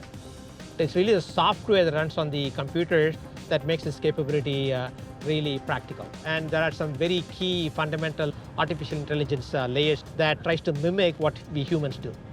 To mimic human decision-making, most self-driving cars use a combination of cameras and advanced radar to see their surroundings. The AI software compares external objects to an internal 3D map of streets, signs, and transportation infrastructure. A map is something that is static in nature. Right. Traffic and people and objects are dynamic in nature. The dynamic information it figures out on the fly. Comprehending dynamic information allows it to understand where it is heading objectively in space and react to changes and traffic signals. It recognized the stop sign. Yes.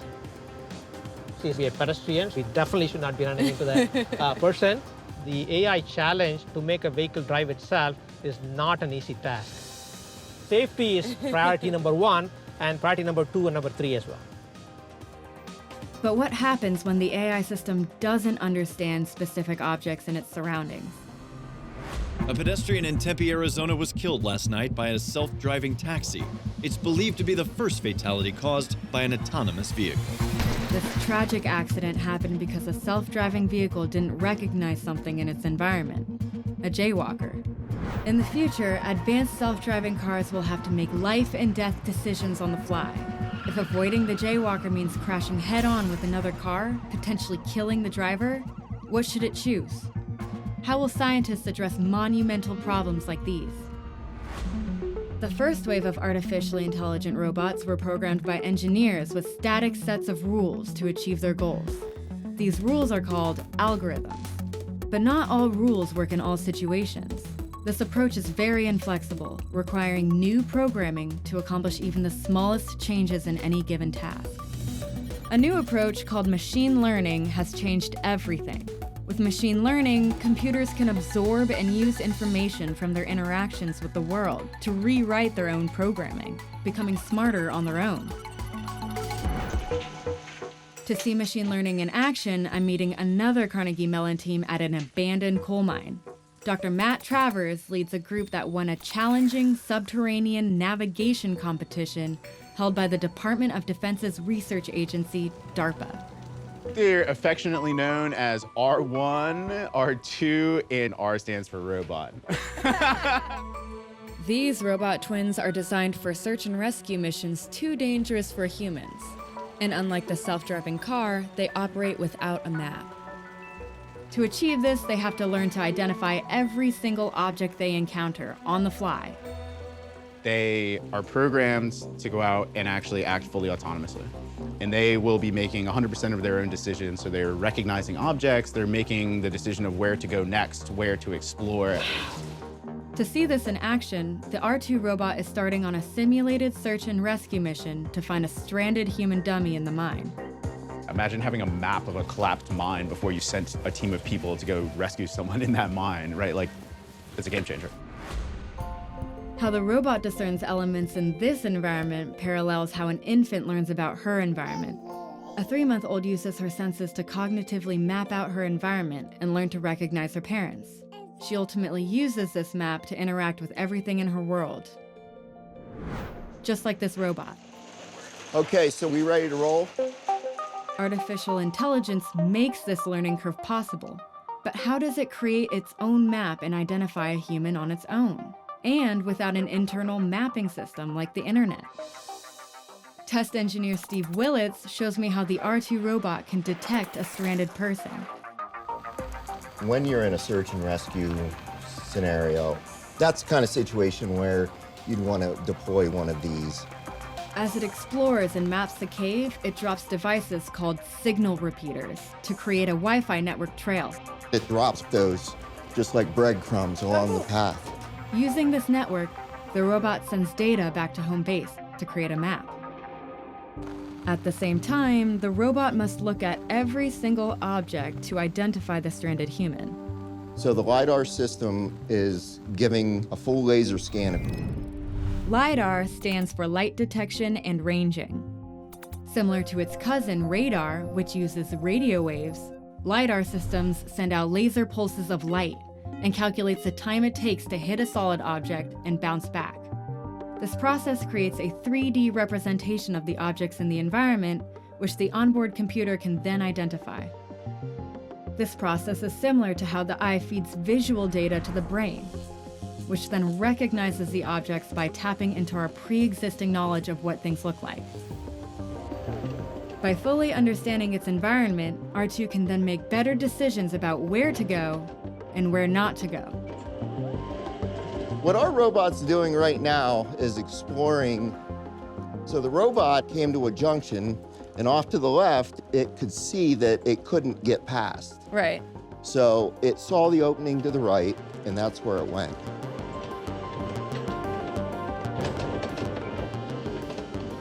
It kind of looks like it's making decisions about whether or not to climb over these planks and obstacles all up in this area, right? That's exactly what it's doing at this point. Just like a baby, R2 learns through trial and error. It's like a little dog wagging its tail. But there's no one here to rescue, so it moves on. As R2 continues to map out the mine, oh my God, a human! It stumbles upon its intended target. That is Randy, Rescue Randy. Hello, Rescue Randy. Scared me.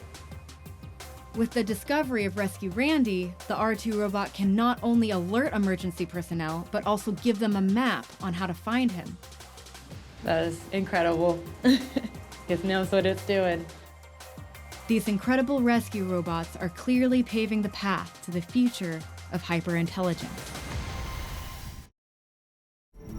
In the future, autonomous exploration vehicles perform search and rescue missions in every conceivable disaster zone, even in avalanches atop Mount Everest.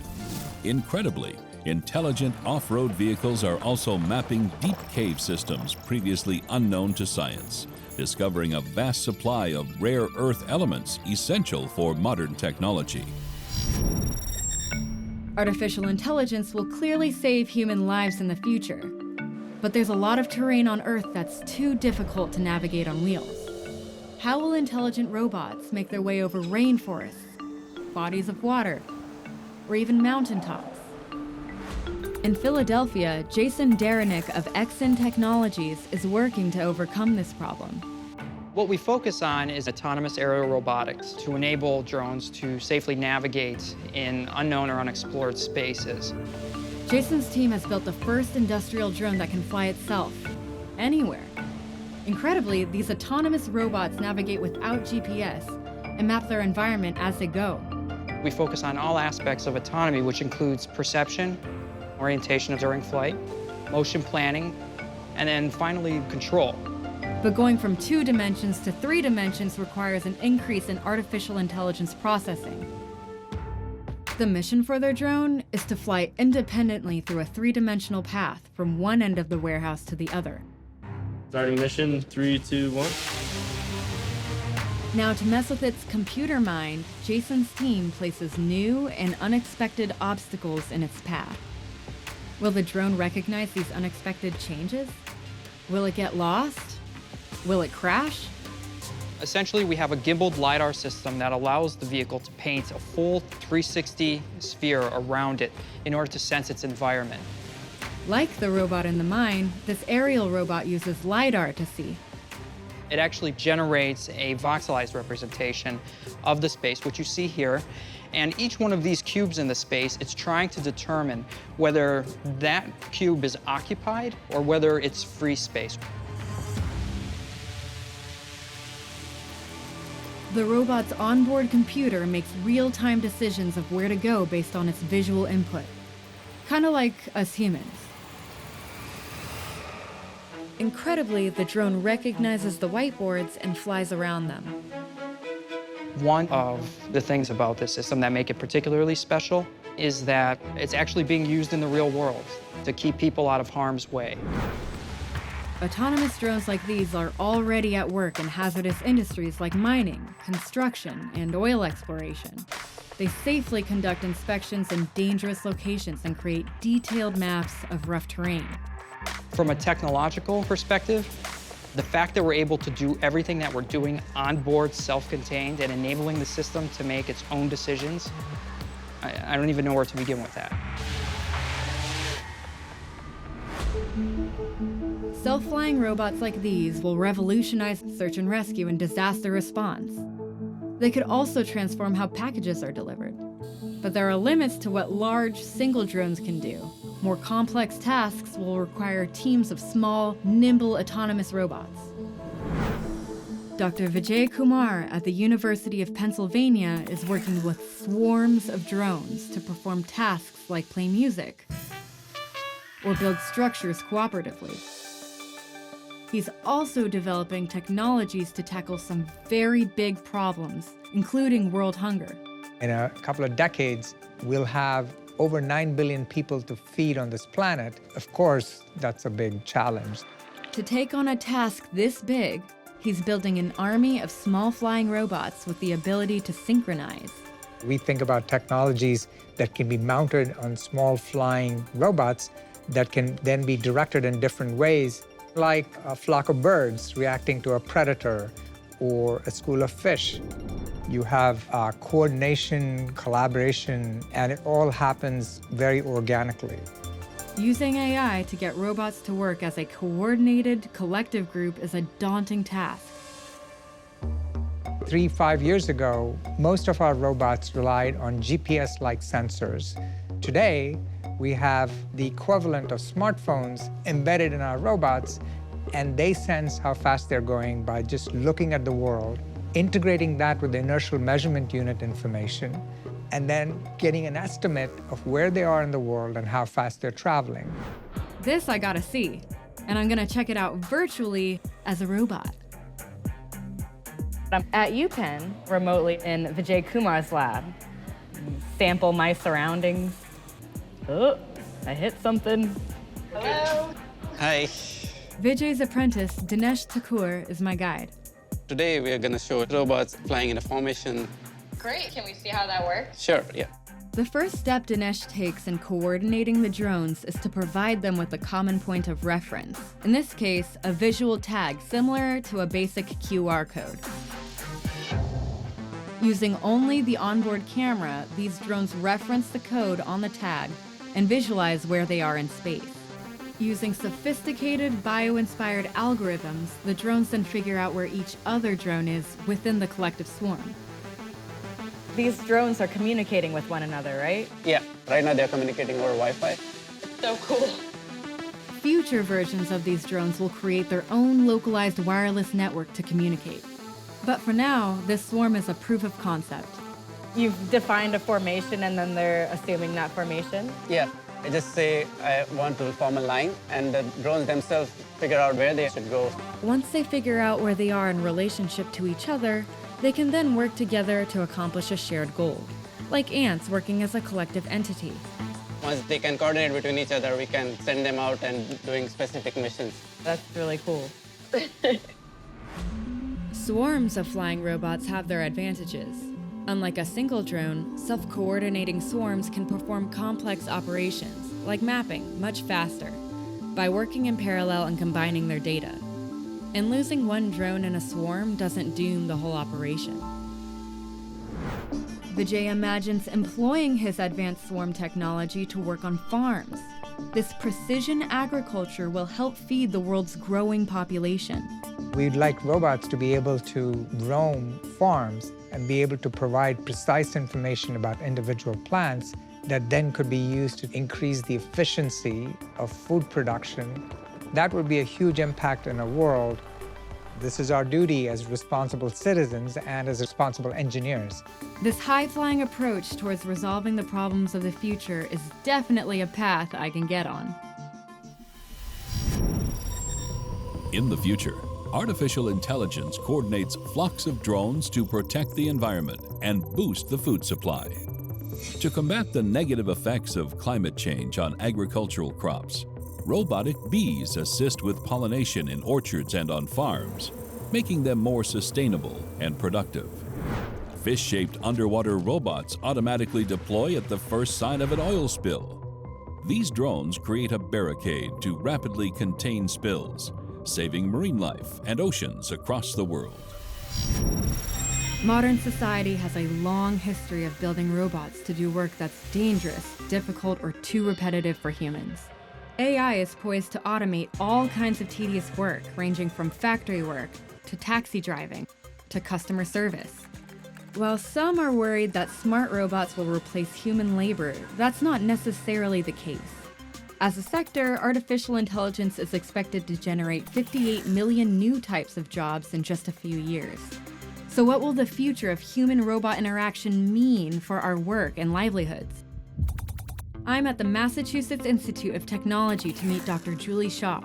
She's leading groundbreaking research in human-robot collaboration. My lab works to develop robots that are effective teammates with people. Julie and her team are creating software that helps robots learn from humans, even giving them insight into different human behaviors. By being aware of real people, robots can directly work and interact with them. How do you teach these robots or machines to do these human-like tasks? The first step, as it would be for any person, the first thing they do is become immersed in the environment and observe. And then we need an active learning process.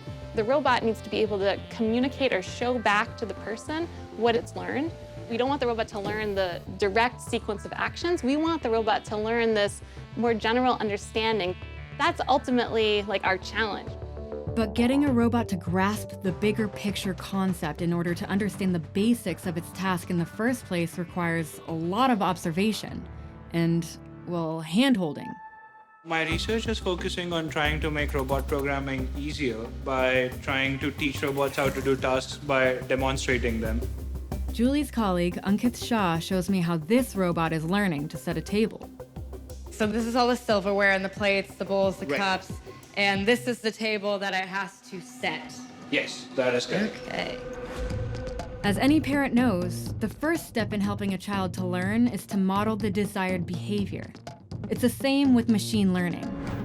In this case, the AI robot recognizes the objects with a visual tag similar to a QR code, and for 2 weeks, it observes Ankit setting a table. So did you pick up an item and then place it on the dinner table? That's basically what we did. And based on that, the robot learns what it means to set a dinner table. Dynamic tasks like setting a table or doing laundry are easy for humans, but incredibly hard for robots. The software has difficulty with so many variables, and even subtle changes in their environment can throw them off. One of the things which I like to do is to actually hide some of the objects, so it's not going to see the spoon. And the reason we do this is we want to show that the robot is robust to some of the disturbances in the task. The robot's software has learned what each object is and where it goes. Now, let's see if it's learned the concept and can think dynamically to set the table. So you can just pick up the card. Here we go. I've revealed the spoon. Incredibly, the robot recognizes the spoon and instantly places it next to the bowl. This reveals that the robot has learned the concept and executes the right action dynamically. In the process, the software is continuously writing and revising its own computer code. Basically, it's learning. If, like humans, robots can grasp the bigger picture context and not just the mathematical tasks, will AI-driven robots of the future spell the end of having to work? The key aspect is not developing AI to replace or supplant part of the human work, but really understanding how we fit them together as puzzle pieces. People work in teams to build cars, to build planes, and robots need to be an effective team member. It's real teamwork. As if you're in a basketball game, you have your goal, right? And you have to think spatially, who am I going to pass the ball to? And at what time you do that so that everything matches up. The analogy of a basketball team is outstanding because we actually need to know spatially where they're going to be, and the timing is of critical importance. And so we need to develop the AI for a robot to then work with us. One of the most difficult aspects of creating hyper-intelligence is actually something that even we humans sometimes get wrong, and that is anticipation. Anticipating what a teammate or coworker might do requires understanding of contextual information on a much more sophisticated level, and predicting what will happen next. Can robots make predictions as accurately as we can? Abby's our industrial robot.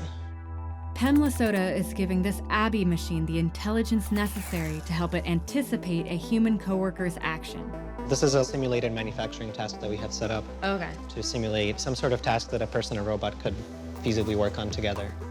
For safety reasons, actual human-robot interaction is, at present, fairly minimal. Typically in a factory, you would see these guys behind a metal cage, and you wouldn't have people working with them. So what we're trying to do is make something that a person could safely interact with.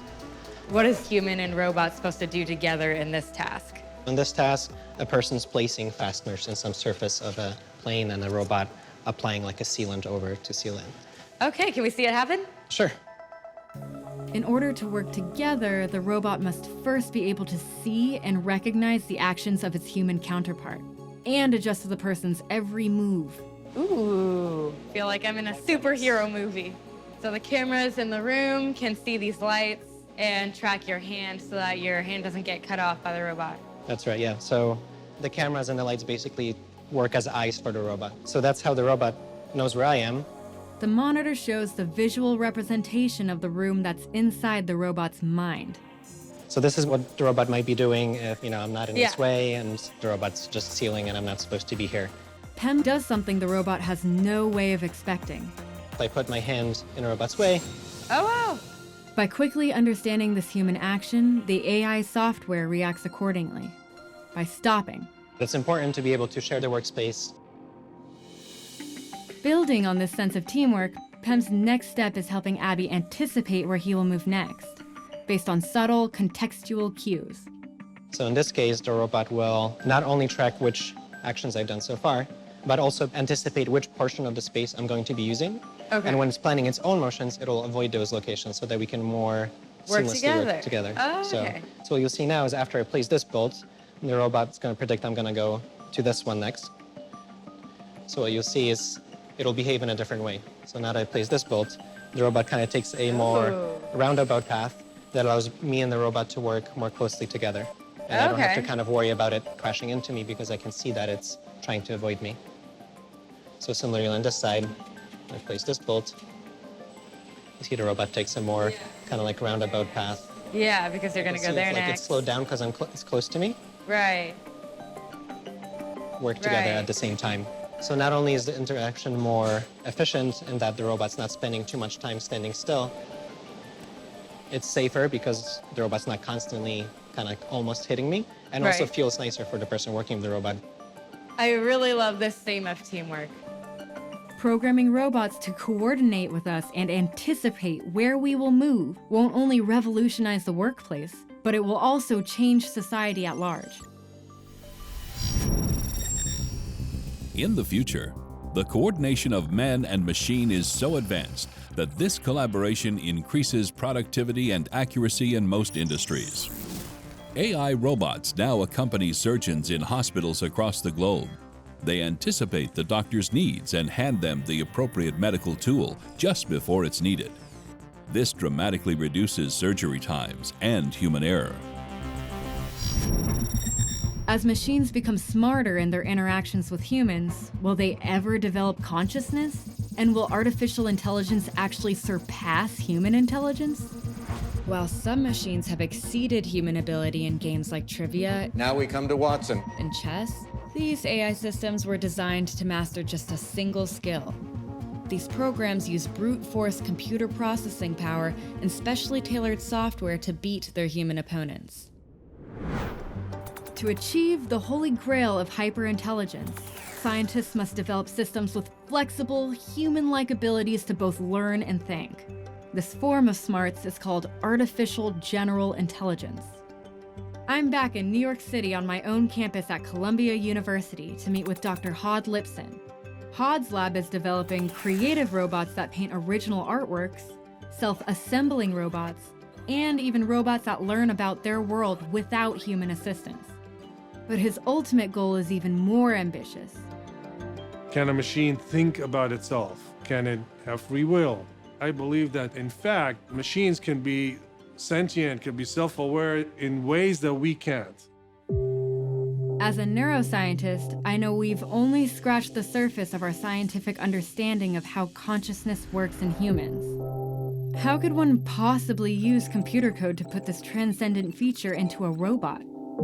Our hypothesis is actually very simple. It is that self-awareness is nothing but the ability to simulate oneself, to model oneself, to have a self-image.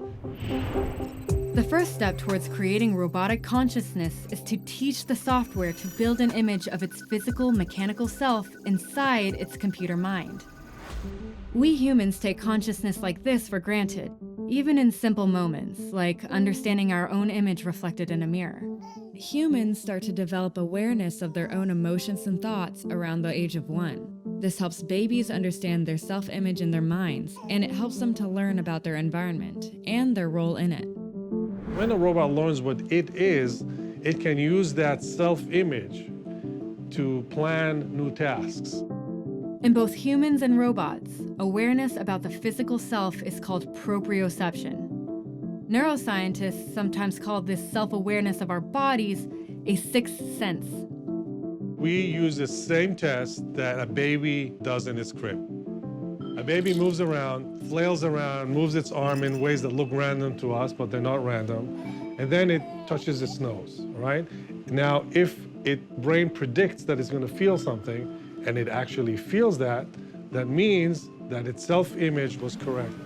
Same thing happens with a robot. If proprioception can be developed to the same level as humans, this could lead to robotic consciousness. Hod's colleague, Rob Kwiatkowski, is the proud parent of a brand new baby robot that he built. And by interacting with its surroundings, it's in the process of developing its own internal self-image. So what are these claws? So these are actually feet. They're designed for walking on carpet, but as of now, it doesn't really walk. It's still kind of a baby. It needs to learn how the world works first. What do you mean it's still kind of a baby? What is it doing? like a baby, it's sending completely random actions to each of these robot arms and really try to get an understanding of itself primarily. It looks like a spider that doesn't know how to use its legs. Yeah, I guess that's a pretty good way to put it, yeah. So it will really be learning by doing this babbling for somewhere on the order of a day to a week. It will process this data to create an informative model of itself. And from there, imagine how it would walk, and then execute that walking in the real world. These are the first baby steps towards developing its self-image. And like a baby, it will eventually learn to walk. We know this because an earlier version of this robot, using the same technique, learned to walk after 100 hours. But walking won't, by default, lead to robotic consciousness. And that's why self-awareness is so crucial. This is a robot which we've taken to calling a self-aware robot. It is self-aware pretty much in a literal sense that it is aware of itself, its locations in space, and its dynamics as to how it moves. Okay, so it kind of understands its own movements and where it is in space. How does it do that? By leveraging this technique, which has become popular in recent years, called deep learning. Deep learning is a form of artificial intelligence that, like the human brain, learns through raw data, unsupervised and without structure. Deep learning gives machines the ability to experience and process reality, like us. Rob has devised an experiment to test what this robot knows about its world. You could think of it as if you're looking at these red cotton balls. You have some idea in space as to where they are. Right. Now, if you were to close your eyes and try to pick them up and put them in this cup. So obviously it's not a trivial task. No. But it's not the most difficult task in the world because we have a good proprioception. We have this good model of yourself. You know where your arm is in space relative to other things that you see in space. But for this robot, there's a catch. So where are the cameras? So there's no camera. It's None. as if you were to close your eyes, you know the locations at the start, and it's picking it up and placing it completely blind. Furthermore, it was not given a map or any formal instructions. The robot simply has to feel its way through the task. All right, let's see it. Give it a shot. First, the robot learned how to use its arm through trial and error, developing a sense of proprioception. By exploring its surroundings, it generated an internal representation of the world and its place in it. The robot is using only its internal image of the external world to maneuver its arm to pick up all 9 balls and place them in the cup. I'm not sure that's something I could do with my eyes closed. Huh. It's really just based off of understanding where you are in space. Yeah, that's right. Creating AI robots that have an internal model of their world is an important step towards machine self-awareness. Self-awareness is sort of a similar proprioceptive capability, but applied to mental thinking. So if they think about thinking, they think about what they are, because once you can do that, it means you can plan things into the future. Once robots become self-aware, they will need advanced ways to communicate with humans. Keyboards and screens are inadequate for complex thoughts. Robots will need to learn to speak and have natural conversations, like a baby who listens to those around her and learns to talk. Laying the groundwork for this kind of human-machine interaction is pioneering scientist Barbara Gross of Harvard University. Her seminal work in what's called natural language processing directly led to the development of voice-activated artificial intelligence. You know, like Alexa or Siri. Natural language processing actually predates artificial intelligence and started with machine translation efforts. The ability for a computer system to carry on a spoken dialogue with a person has been a long-standing goal of artificial intelligence research from its inception. And it turns out this is a challenge because when you speak, what you say really depends on the context in which you say it. Another challenge is the meaning of words can change depending on how they are delivered. So one example is the contrast between saying, "That's fabulous," and "That's fabulous." Also, when we have a conversation, we mark paragraphs at the beginning with a rise in intonation and a fall at the end. So there's a whole way the speech signal tells you something about the context and something about the intended meaning. Barbara's early research led to methods for programming computers to understand the meaning of spoken language by using clues from a person's tone and context. So let's flash forward. The speech systems are amazing now because there are lots of recordings of people speaking that they can build their systems on. As a result, AI has gotten much better at understanding what people say.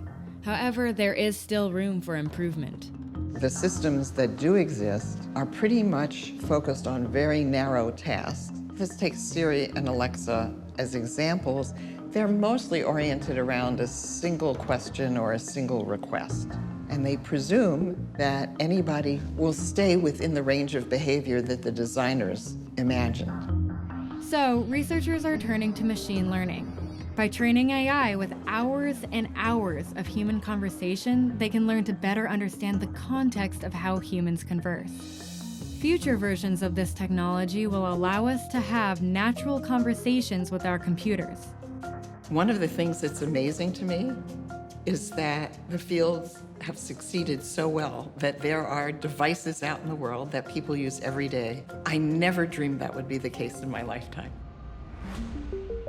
Hyper-intelligent natural language AI will change the way we interact with our computers and robots. But this advanced technology will never reach its full potential as human companions until it looks convincingly like us. I'm in Los Angeles to meet Hao Li. His company Pinscreen is giving AI a human face.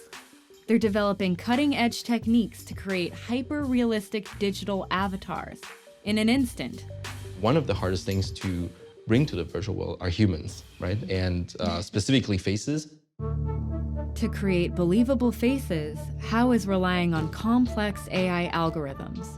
It's an artificial intelligence that actually digitizes yourself into the computer by just looking at a single image or partial information. And it's not just a 3D model, a static one, but it's one that can also be animated and brought to life. Other methods of generating lifelike avatars need to capture multiple angles of a face in motion, and they can take hours to render, but not Pinscreen's technology. I can show you real quick how this works. Do you want to see? Yeah.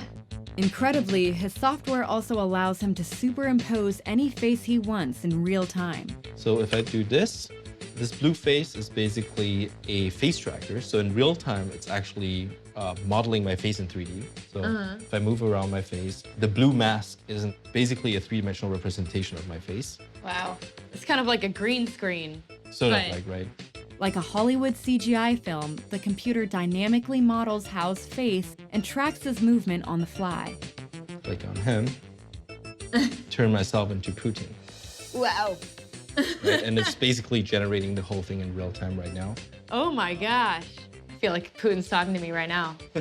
Political leaders aren't the only thing Hao can generate. You're gonna be Tom Cruise. This is Audrey Hepburn. Oh wow. Look at you. You're so pretty. It's generating all the pixels in real time. These teeth are never seen in this picture. So it's predicting what your teeth would end up looking like? These aren't even your teeth. Yeah, these are not my teeth. It's actually generating. Oh my goodness. Hao believes that software like this will give a more human face to the digital world. Ultimately, this will result in friendlier-looking androids and even virtual beings. I have been hanging with my dog for a while. Do you have pets? I have 3 toy poodles. Someday, we're actually going to interact with virtual beings that are going to assist us in our life. Imagine instead of talking to Siri or Alexa, you're talking to a face, right? And it's the best way to communicate is to have a face-to-face communication. And AI provides you perfect companionship. This kind of technology will give AI a face that most people can relate to. Are you human or are you artificial intelligence? That is a very interesting question. I think I am human, but I am artificial intelligence. Hyper-intelligent companions could usher in a more helpful and hopeful world. In the future, AI-powered virtual beings that look, talk, and even think like real humans are commonplace. These holographic assistants take care of many aspects of daily life, ranging from fashion advice to business consultation. Their faces and wardrobes can be customized depending on their role. When a doctor is required, these virtual assistants play the part and are always on call. Armed with the latest medical knowledge, they accurately diagnose most common diseases. The same technology is also capable of capturing the image, voice, and life story of loved ones. After death, these virtual friends and family are always a part of our lives. Even if engineers can create lifelike robots that look like humans, called androids, in order for AI to become true companions, people will need to feel comfortable embracing these androids figuratively and literally. I'm outside San Diego to meet Matt McMullen, the founder of Robotics. Matt is building androids that people will want to embrace, physically. The goal is to create not only a robot, but an AI that are both appealing enough that someone would feel like they were actually getting to know someone, not something. Once the sculpting and casting is complete, members of Matt's team mold the silicone skin on an actual functioning robot. The faces are actually modular. The face just literally comes off. Yes, it does. The idea is you create one robotic head and a whole bunch of different characters that can all run on that same head. So all of the things that move in the face are actuated by these magnets that are in the skin. Matt's team of programmers use artificial intelligence to create advanced chatbots for these robots. The goal is for them to have natural conversations with their companions. It's blinking. Yeah, she's a blinker. This is a test of my system. Oh my gosh, it's looking at me. Hello, how are you today? I'm okay. I'm fine. I'm doing just fine. How are you? Why do you ask me that? You know, because I care about your feelings. Speech is only one aspect of human communication. Facial expressions are hugely important in social interaction. So Matt is incorporating this non-verbal communication into his androids. The vision system that we're working on, she'll be able to look at you and detect your emotion by the expression on your face, by the temperature of your skin, and all these other things. Communication verbally and non-verbally, or is key, right? Yes, exactly. It looks remarkable. It's moving, it's talking, and it's having this dynamic conversation with you. That's the wonder. I can imagine some people might walk in here and say, oh, look, a sex robot. The thing is, to make a really impressive and good sex robot, you actually have to make a good robot in the first place. But I think that the longer term goals are going to be to create these systems for people to use in whatever way they see fit. Matt is building these androids for a wide range of applications.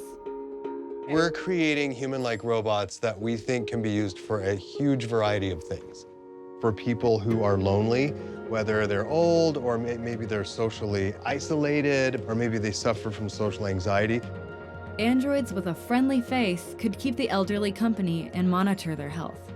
Armed with artificial intelligence, these androids could take on other qualitative roles. I think therapy is a huge one. Using the robot as a safe conduit for communication and letting people really open up because they don't feel like they're being judged by something like this. Yeah. Companion androids like this will forge a future where nobody will ever have to feel alone again. While lifelike human androids and virtual beings have the potential to enhance human social interactions, there are ethical concerns as well. Using artificial intelligence, it's possible to hijack a person's physical identity. There is one very big problem in the whole thing, which is privacy. What if I would do something harmful to you? And when you say harmful, you mean reconstruct somebody and have them say something that they would never say or never do. Right. Digital fabrications like this are already emerging online in what are called deepfakes. I can go on your website, take a picture from it, and then create some content with it without your consent. Also dangerous, swarms of AI-driven drones could be used in terrorist attacks. Can drones be weaponized Of course, they can be weaponized. These scientific breakthroughs yield results that can oftentimes be used against humans. So you have to be held accountable for what you developed, and it's our moral responsibility to think about the broader consequences. When it comes to ethical considerations like these, I still feel hopeful that science, technology, and human ingenuity will find solutions to these big problems. The potential for artificial intelligence to profoundly improve society, to improve jobs, to improve healthcare, to improve education is enormous if we do it the right way, trying to build computer systems that assist them in doing what they're doing better. Technology is more likely to provide some tools that will allow us to become superhuman, augment our intelligence, to make better decisions and to get better insights about the world. Future versions of this technology will become even more intelligent than us humans. I believe there's no doubt robots will exceed human capability. I mean, the path is very clear. Whether it's going to take 20 years or 200 years, this is maybe the most powerful technology we've ever invented. The potential of AI is limitless. Whatever big idea you can think of, you can ultimately probably program a robot or a computer to carry out your vision. And in the right hands, this technology has the potential to radically transform every part of daily life for the better. A true partnership with hyper-intelligent robots, with their intentions aligned with our own, will transform humanity for the greater good. This is what the road to human immortality looks like.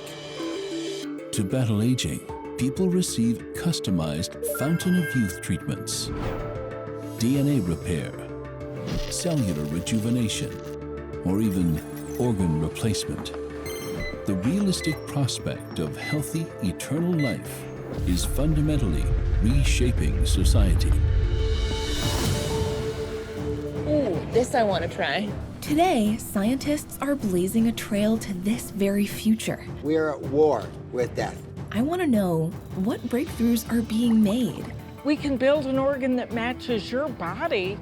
This cocktail seems to reverse aging. That will forge the future to so complex. Human immortality.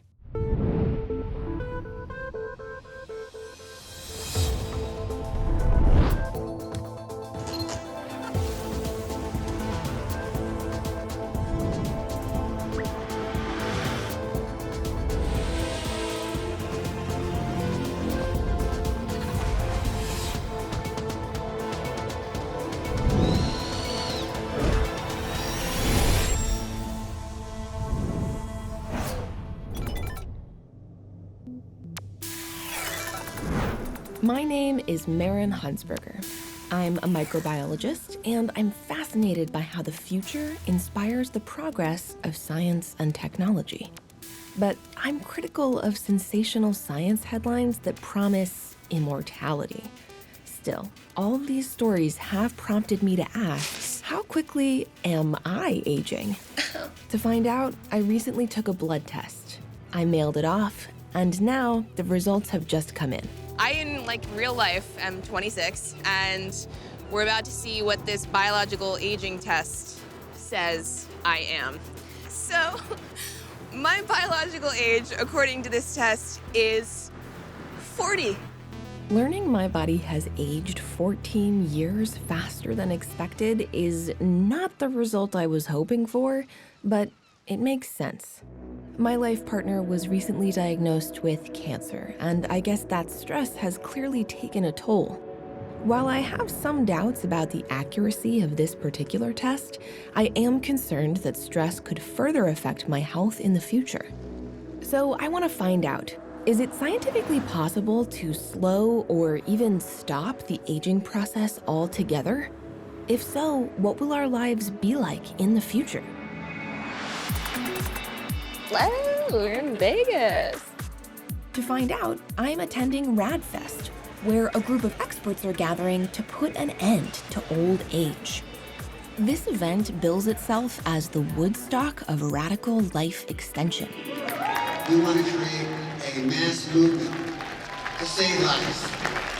I'm immediately struck by the extremely bold claims of healing and even immortality. We're immortalists. We're into immortality. That's what we're about. You're doing really good and life is great. You're going to want to keep on going. So what do you think? Festival director James Stroll calls himself an anti-death activist. I want to live indefinite lifespans. That's what I'm after. I want to live forever. That's my goal, okay? I personally think it's better to go for it and lose than not try at all, right? Sure. What perceptions about aging and death in the public are you hoping to change? Like, what would you want people to take away from it? Most people are pretty much, I'll use the term programmed, that death is inevitable. And we want to change that paradigm. We see aging as a disease, a curable disease. And we're at war with death. The idea that aging might be cured like a disease is relatively new. But this yearning for eternal youth goes back thousands of years. Cleopatra supposedly bathed in sour donkey's milk to make her skin appear more youthful. And since then, people have tried using everything from raw meat to guinea pig testicles and even menstrual blood to combat the aging process. Blood appears to be a recurring theme in this quest for immortality. Some ultra-wealthy patients are trying a controversial new therapy. They're receiving transfusions of blood products taken from teenagers in the hopes of rewinding their biological clocks. So far, this process has yielded no measurable benefits. There are dozens of therapies available at the Radfest marketplace. I'm wondering, are there claims based on sound science? Ooh, this I want to try. This procedure claims to boost a person's energy at the cellular level while reducing stress and anxiety.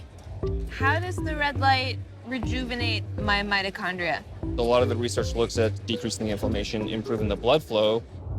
This treatment is supposed to boost the immune system. These machines are hydrogen inhalation devices. And what's the hydrogen supposed to do? So it's basically a master antioxidant and anti-inflammatory. This device promises to relieve pain throughout the entire body. So this is the Abacin. Uh-huh. What this does is it infuses heat throughout your circulatory system. Just by delivering heat to my hand? Yes. And they also have done research in the diabetes arena, cardiovascular, and also autism.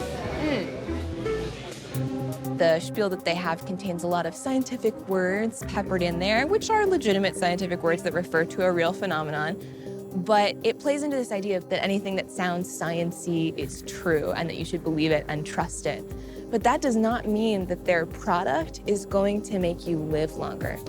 Though I'm sympathetic to the anti-aging cause for very personal reasons, from a scientific point of view, I don't think the remedies on display here will lead us down the path toward immortality in the future.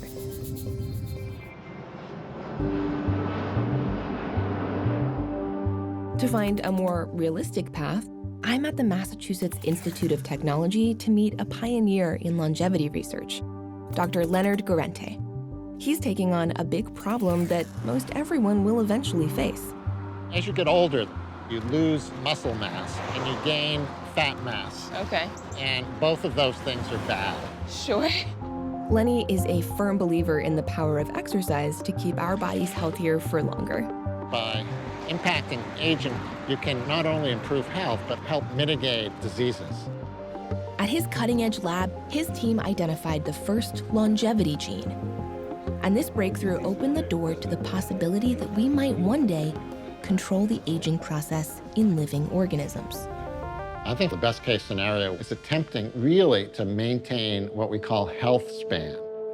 If people live healthier lives for as long as possible and really compress morbidity to a very short period at the end of life. That's my goal. Instead of slowly declining in our 60s, plagued by things like heart disease, dementia, and cancer, Lenny thinks we could live until 90 and then make a fast and relatively peaceful decline into death. To make this a reality, Lenny is combating the aging process at the cellular level. So I'd love to walk through the molecular, cellular basis of aging and what's happening in our cells as we age. Okay. Yeah. Let me draw a cell. Okay. So there's the cell, mitochondria. They produce the energy. This will be the nucleus here. Okay. Chromosome, the DNA. DNA contains all of the information for maintaining cells and building new ones. And those cells are busy dividing. But here's the problem for achieving immortality. Cells have a kind of internal time limit. After about 50 replications, they can't divide anymore. This roadblock is known as the Hayflick limit. On top of that, as a person's cells divide, they also accumulate damage and release toxic waste byproducts. As these toxins build up over time, the affected cells gradually lose their ability to function. This is the aging process at the cellular level. That's the important thing about living critters is we do have things break down, but we also have the ability to repair damage. Sure. In principle, the goal would be to boost the ability to repair the damage. To capitalize on this process of regeneration, Lenny and his team targeted a gene in live roundworms called SIR2. SIR2 genes create proteins called sirtuins. These sirtuins coordinate the cell's response to stress, including repairing DNA damage, which can slow the aging process. Oh my God. They're alive. They should be moving. Oh yeah, they're moving around. They look like little threads. So we first looked at the roundworms, and we found that, yes, the worm's SIR2 gene was involved in aging. And so by extension, then, we think this is going to be true universally. And there's a tremendous amount of evidence now that shows that these sirtuins regulate aging. By inserting extra copies of the SIR2 gene into the worm, Lenny and his colleagues can interrupt the aging process and increase the lifespan of a worm by 50%. That's the equivalent of increasing the global average human lifespan from 72 to 108. What we know about sirtuins is that we can intervene and make people healthy for a decade longer than they are now. Lenny has found a fascinating connection between these genes and the body's natural survival mechanisms. And it upturns many of our assumptions. Studies of mice and rhesus monkeys suggest that the production of sirtuins increases in times of stress, including when food is scarce. Animals on a very low-calorie diet age more slowly. That's so insane to me. That means you can identify compounds that increase the activity of sirtuins that mimic what calorie restriction would normally do. Right, so you don't actually have to calorie restrict. This process gives all the health benefits of a low-calorie diet without going hungry. Lenny wants to apply this discovery to everyone. He is now testing a new dietary supplement to increase the activity of sirtuins in humans. So that's one of those rare moments where in an instant you have something that you know is going to be big. That was kind of, I believe, was the aha moment. That's really the only time I've ever experienced something like that. Wow. By pushing the limits at the cellular level, Lenny's research could forge a future path toward human immortality. In the future, a high-tech procedure optimizes health spans. The treatment stimulates longevity genes and mimics full-body calorie restriction. This regular toxin cleanse and cellular rejuvenation extends lifelong health to averages well past 125. Even if scientists can slow aging like this, how will it actually feel physically to grow this old? Over at the MIT Age Lab, Samantha Brady is exploring the impact of extended longevity on the function of the human body. We are in this unprecedented time of longevity. Back in the 1900s, average lifespan for people was about late 40s. Seriously? So that's crazy to think about. I did not know that. Everyone is living longer lives thanks to advances like greater access to clean water, antibiotics, and vaccines. Now we have about a 30-year bonus. But it's not all rosy. Sam helped develop a suit that, well, simulates what my body might feel like at upwards of 70. So we're gonna start with this weighted vest. Okay. This is one of the pieces that's gonna help simulate what muscle loss might feel like. Okay. We'll just strap you in. This suit mimics the shortening of our ligaments. Oh my God, they're heavy. Spinal compression, and the loss of balance that occurs as the years go by. Let's pop the goggles on. It also simulates loss of vision and hearing. You are now Agnes. Transformation complete. I definitely feel like a different person. I always imagine myself enjoying my life as I get older. Give it a shot. That's about as far as I can go. But it's pretty hard to do anything in this suit. Whew. Yeah, that's rough. I can get my knees a couple of inches off the floor and that's it. Now, I'm worried that as I age, I won't be able to do the things I love anymore. So it looks like this is pretty tiring already with just the couple I'm moves totally that you did. Exhausted. And I keep thinking about the results from my biological aging test, which mean this could be a reality for me sooner than expected. It's actually pretty terrifying. Can't wait till I can take it off. And then imagining like, there are some people who can't take it off. This is clearly not how people want to feel when they are 100, 150, or ever. The decline of muscles and the skeletal system is just the tip of the iceberg. As cells stop dividing, they accumulate damage, which ultimately can cause tissue and organs to fail. In the heart, this means valves and the muscle itself can become thicker and stiffen, reducing blood flow. Incredibly, heart disease is actually the #1 cause of death around the world. And to combat organ failure like this, scientists are working around the clock to find unique solutions. I'm in Houston, Texas to meet a scientist who could revolutionize the way we source organs for transplants. She's often been called the Dr. Frankenstein of this area, and so I am bringing her a little gift. Dr. Doris Taylor is growing hearts in the lab. And she's closer than ever to making lab-grown organ transplants for humans a reality. I have a gift for you. Oh, I don't normally get a heart as a gift. How cool is that? We call these our ghost hearts. Ghost hearts? It's amazing to see the engineered organs up close. This is a rabbit heart, and it's about the size of a pediatric newborn human heart. Oh, wow. Doris, can you tell me how you got into a field like this? I wanted to make a difference in the world. My twin brother was sick his entire life, and then when I was 6, my dad died. It motivates me when I think about that feeling of helplessness to want to make a difference in the lives of people with disease. Because people are living longer with heart disease, many people develop heart failure. The only definitive cure for heart failure is a heart transplant. Every 10 minutes, a new person goes on the organ transplant waiting list. So clearly, people don't get the organs they need. We can change that. We can build an organ that matches your body, and you can live longer and live healthier. The first step Doris takes in building a new heart is to strip the tissue and cells from an animal heart using a wash of detergents. What remains is effectively the protein scaffolding of a heart. If you look at this, this is the pig heart that we've washed all the blood out of. It's so complex. It's so... It's beautiful. It is. It's beautiful. It's humbling. You're holding an organ.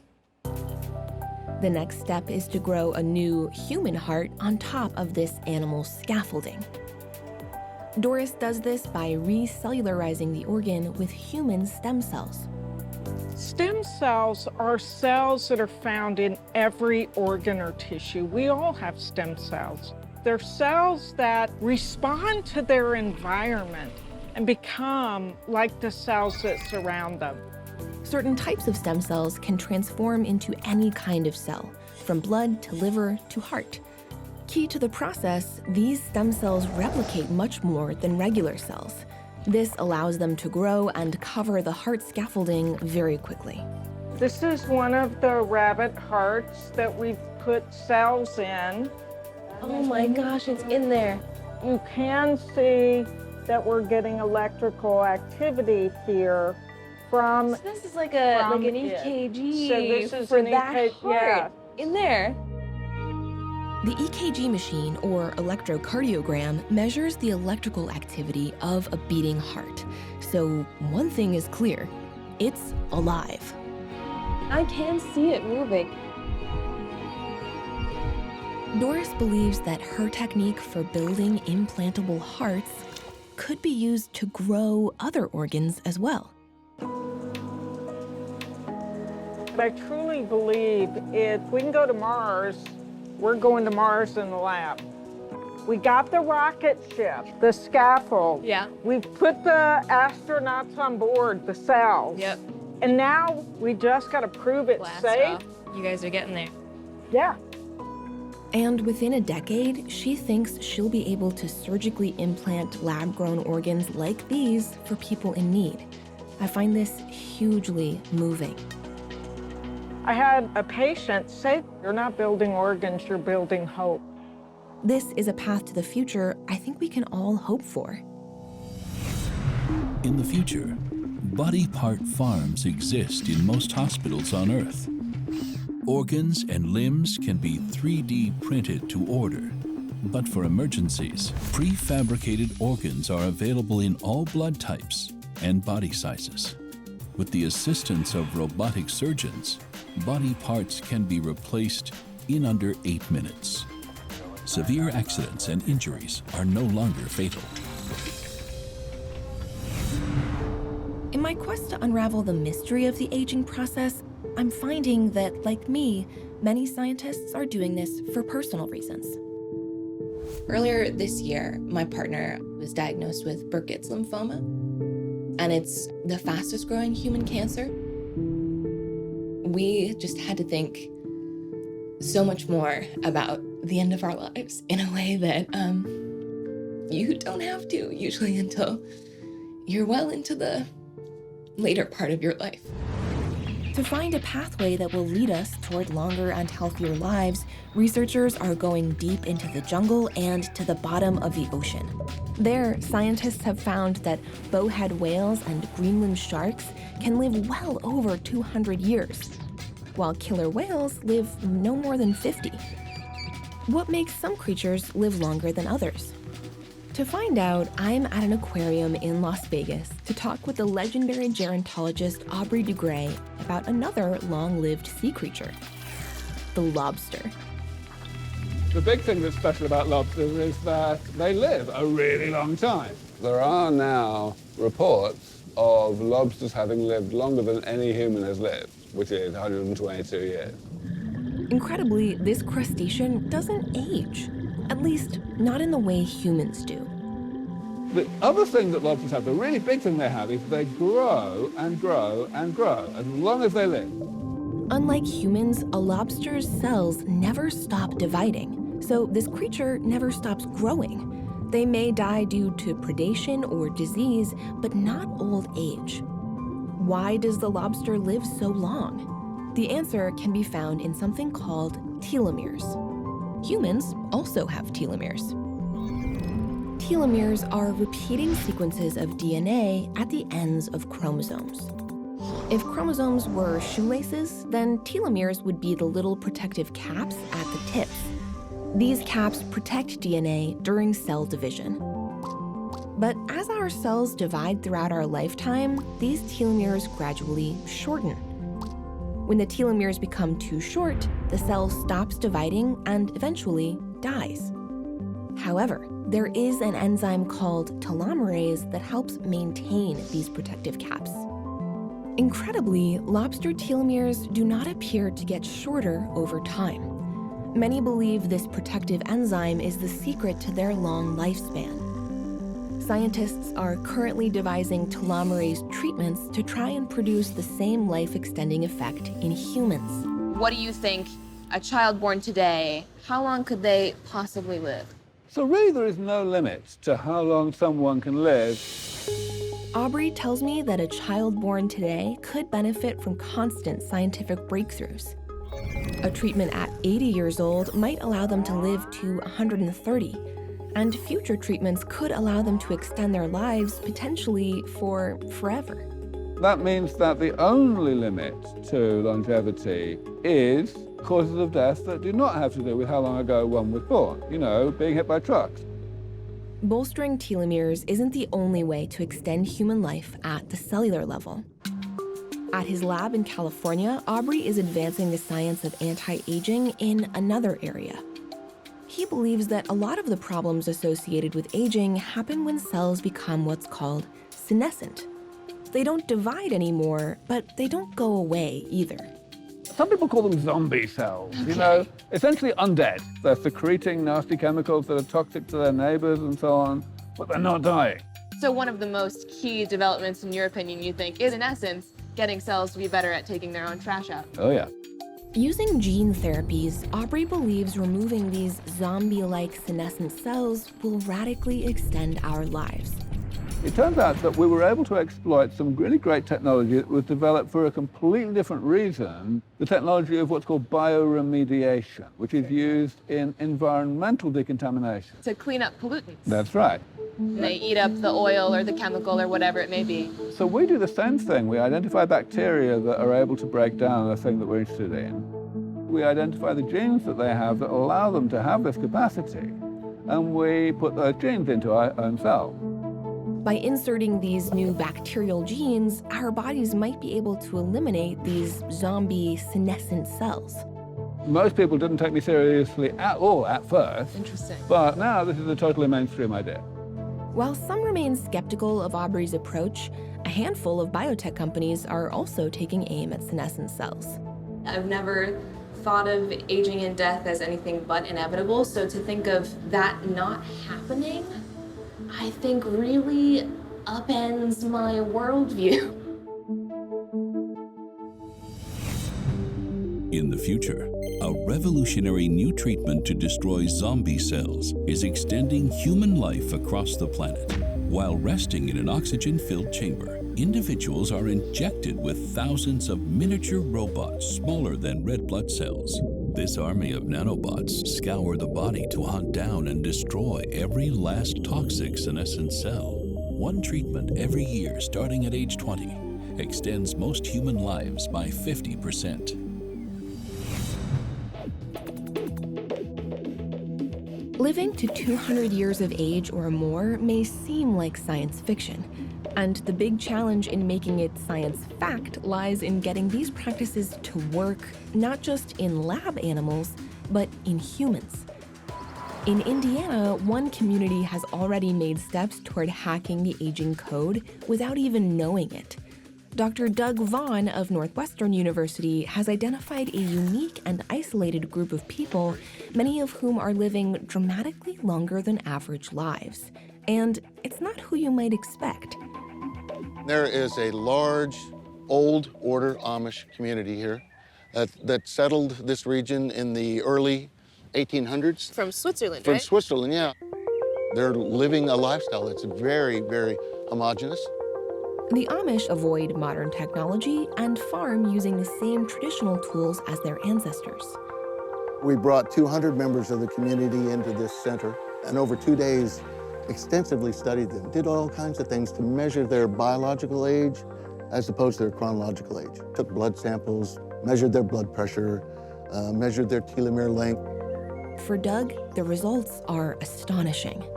At multiple levels, it looks like some are protected from aging. Their telomeres are longer, about 10% longer. They also have a more juvenile cardiovascular system. They're completely protected from diabetes, which is rather remarkable. That might have been the most striking finding in our studies because insulin is thought to be a driver of aging and aging-like pathologies. What is their secret to a long life?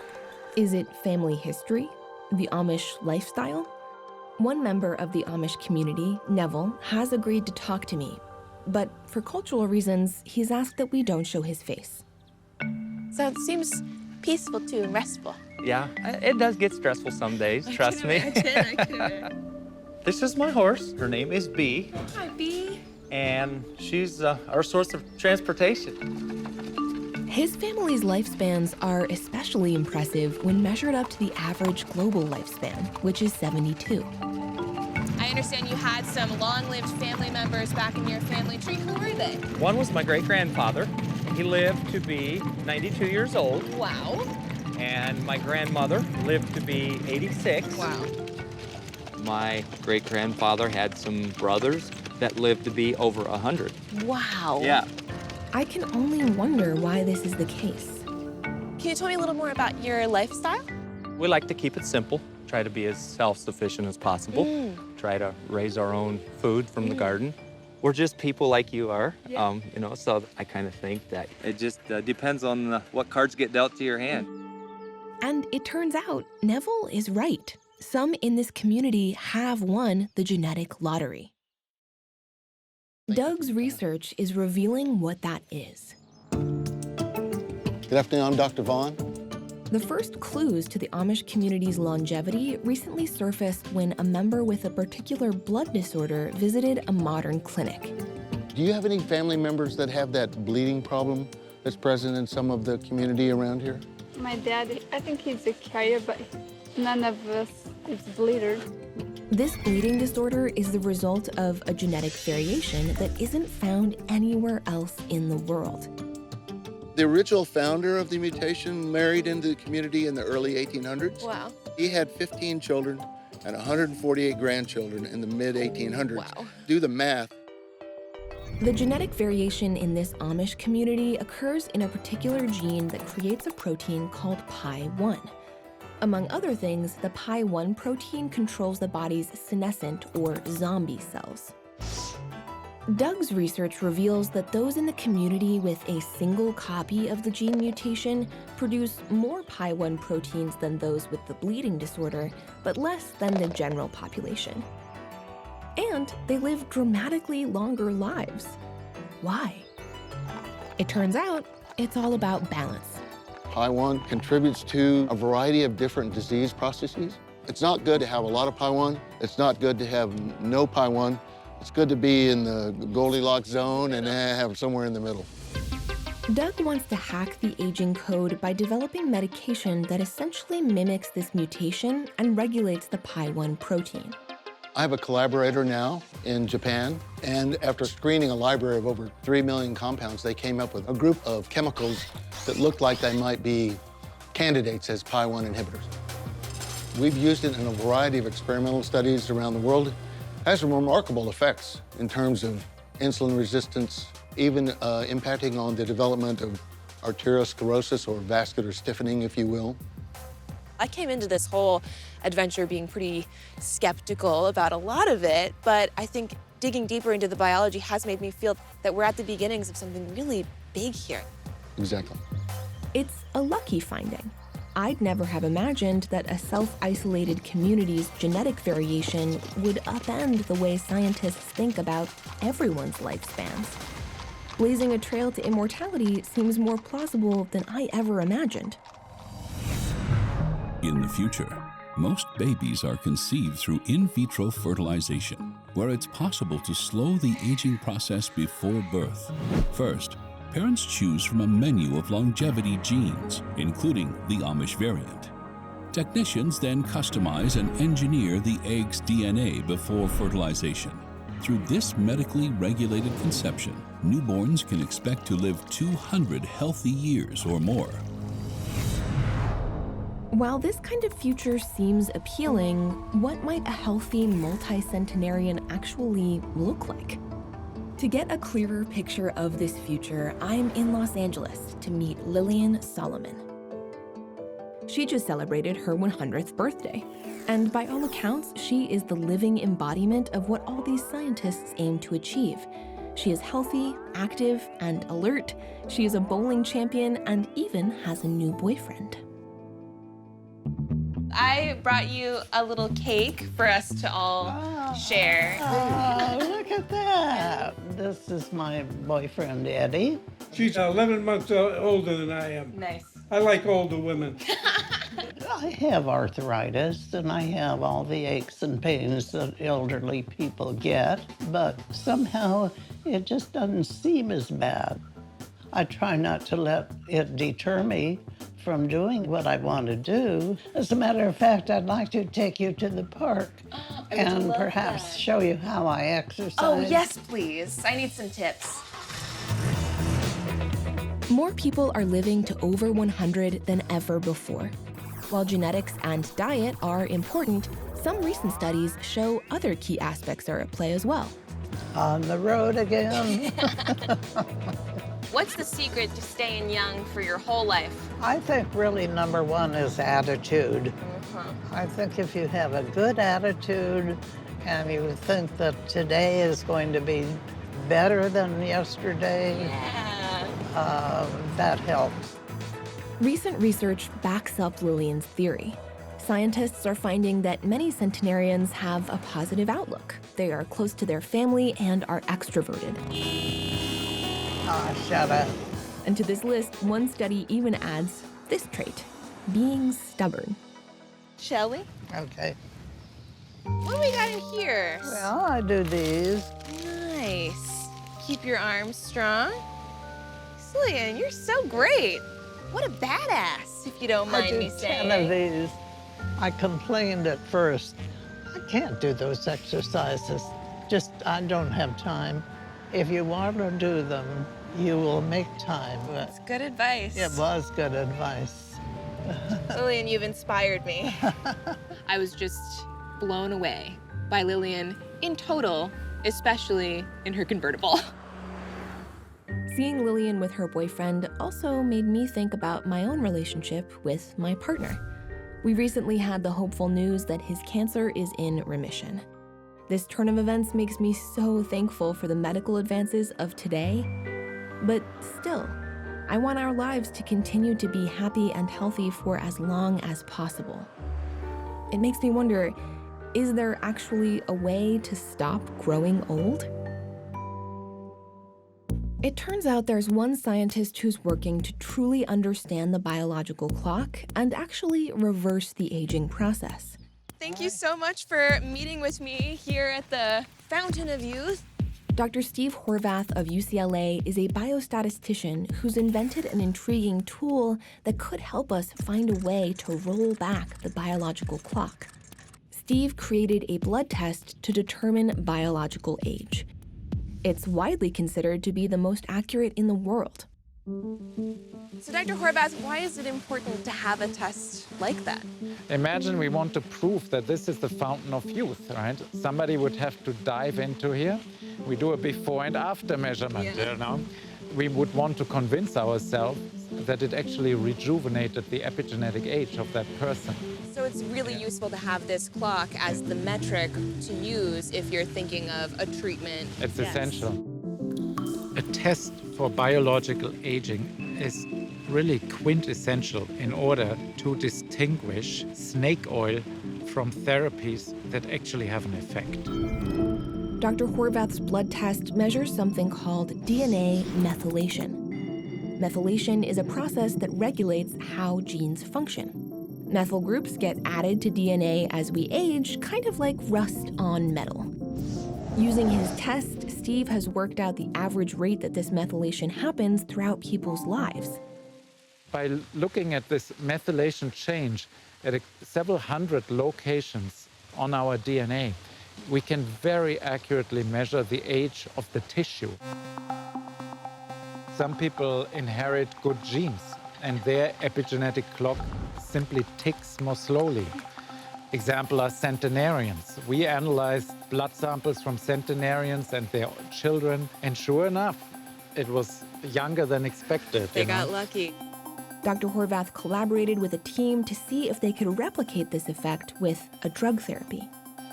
Over the course of 12 months, 9 men took a diabetes drug known as metformin, along with 2 other kinds of hormones. Steve tested the men's biological age both before and after the trial, and received some surprising results. When I first ran the statistical analysis on my computer, I was really blown away. I couldn't believe my eyes. This cocktail even seems to reverse aging. By how many years? By roughly 2.5 years. In effect, this mix of medications reverses that rusting of people's DNA, leading to visible changes in the body. There was one gentleman whose hair was entirely gray, and after the treatment, it was darker again. There was repigmentation. If we are really lucky, maybe this treatment, this cocktail, really has a holistic effect. It affects many organs of your body. But first, this treatment has to be carefully evaluated and replicated. Well, that's what makes me trust you, Dr. Horvath. Although this study was very small, the promise of reversing the course of aging cannot be underestimated. It's my dream that people get an annual measurement of their methylation. And then the doctor would say, you know what, you age a little bit too fast. Why don't you take this anti-aging treatment? And do you think that could extend people's lifetimes to a healthy 100 years? I am quite convinced that people live till 150. The question is only when. With Dr. Horvath's approach added to the mix, I can more clearly see a path toward a future of extended life. In the future, an age-reducing DNA cleanse comes in a simple pill. Taken yearly by people over 50, this therapy scrubs the methylation rust and rejuvenates the whole body at the cellular level. Most people's genetic codes can now be reformulated to the 97th percentile of optimal health. Whether 50, 150, or 200 years old, it's possible to feel like you have the body of someone in their 30s. As a scientist, I'm excited about these breakthroughs and the future that science is promising us. But as a human being, there are questions outside the laboratory that seem equally important to me. It seems that on many levels, our limited lifespan has defined who we are as humans. And I wonder how we'd change if we all live until 150 or even longer. Just because we can extend our lifespan, should we? And who will benefit from these treatments? Will only the privileged benefit from this extended life? When it comes to life expectancy in the future, it makes me wonder how class, race, and geography might play an even greater role than they already do. And how will the planet cope with human immortality? We're already struggling with overpopulation and resource depletion. But I do feel hopeful that science, technology, and pure human ingenuity can find solutions to these admittedly enormous problems. I think by 2050, we'll probably have human beings that regularly make it to 120. I'm almost certain we're going to have individuals that live to ages that we've never seen before. I want to make sure that no parent or no child has to lose someone they love. There are always unexpected developments that nobody has foreseen. So there are these breakthroughs suddenly. And if we get lucky, we will be able to reverse the ages of people. While developments in science are making extended human life an increasingly real possibility, it's clear that there are things we can all be doing today that may help slow the aging process, like exercising, following a balanced diet, and even simply just keeping a positive outlook. I'm heading back to the lab too, where, as a microbiologist, I hope in some small way I can also contribute to all of us leading happier and healthier lives. Oh man, if I could live like Lillian, I would live to 100. If I could live like Lillian to 120, I would live to 120. I don't think we can predict the effects of what's going to happen to our world as a whole as we all live longer lives, but I'm pretty excited to find out.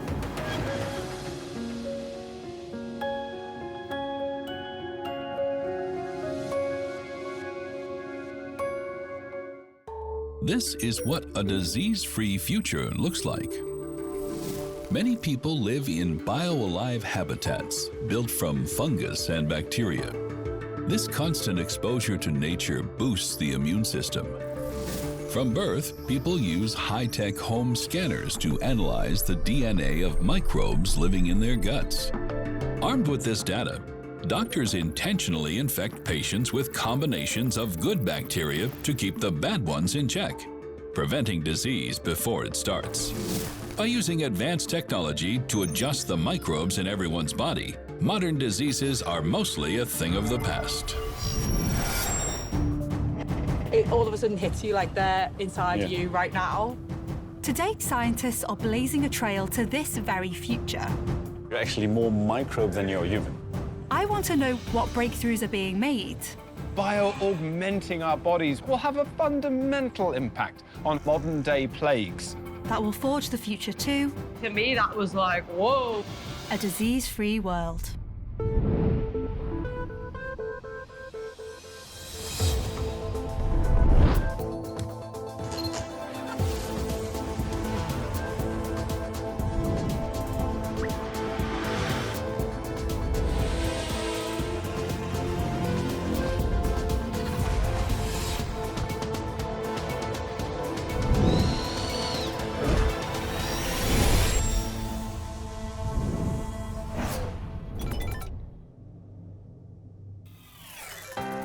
My name is Julia Ravey.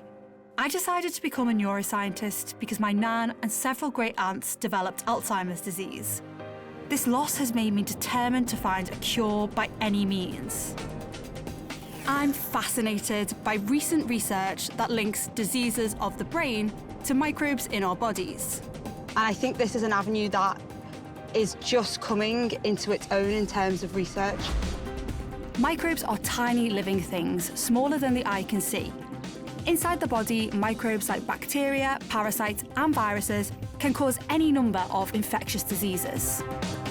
So what would happen if we just eradicated all of the body's nasty microorganisms? What would the health of society look like?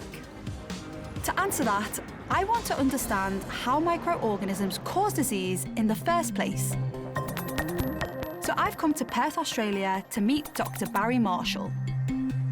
Barry's groundbreaking research turned the world's understanding of stomach cancer on its head and won him the Nobel Prize in Medicine. Barry is a complete science legend. Today, Barry is hunting a nasty microbe called Helicobacter. This bacteria infects the guts of animals and makes them sick. There are about 30 different kinds of Helicobacter. So one of the things I'm planning to do today is go around, get some animal scat. So most of it's kangaroo. Oh, I'm looking forward to seeing the whole process. I've never seen a kangaroo, I don't think. Barry is trying to figure out where Helicobacter came from by searching for it in a wide range of animals. You can see those big grassy areas over there. That's where the kangaroos might be hanging out. Kangaroo! So now you've seen one. Seen one. Well, I think I can see one. Oh, there. It looks like it's good enough.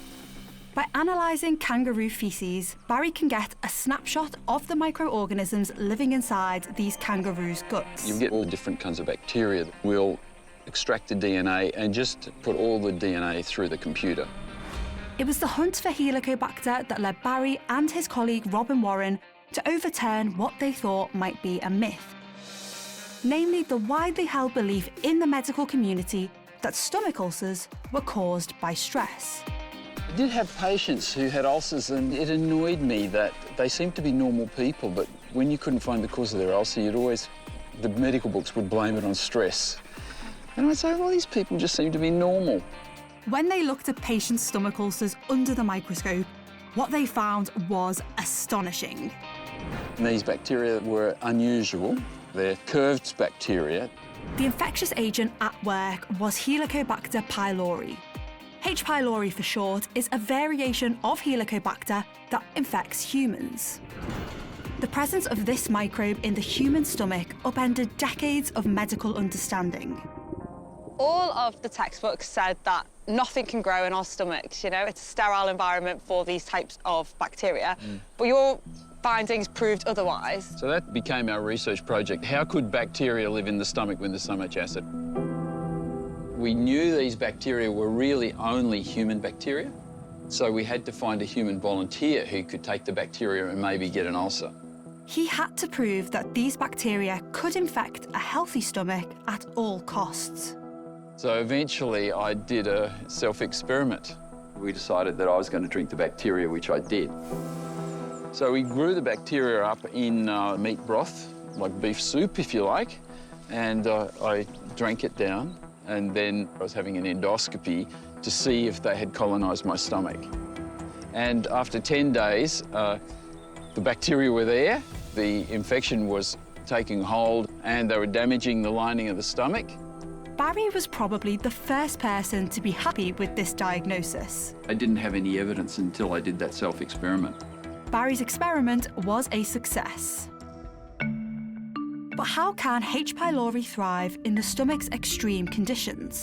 We found out that Helicobacter are unique. They make ammonia and they neutralise the hydrochloric acid, so they can survive, nothing else can. Once established in the stomach, these invasive bacteria lead to ulcers, and if allowed to fester, they can cause cancer. The question became, how could these killer microbes be stopped? So I was excited about the fact that potentially you could cure something if it's caused by bacteria. It turned out that antibiotics can kill H. pylori and cure the ulcers in a matter of weeks.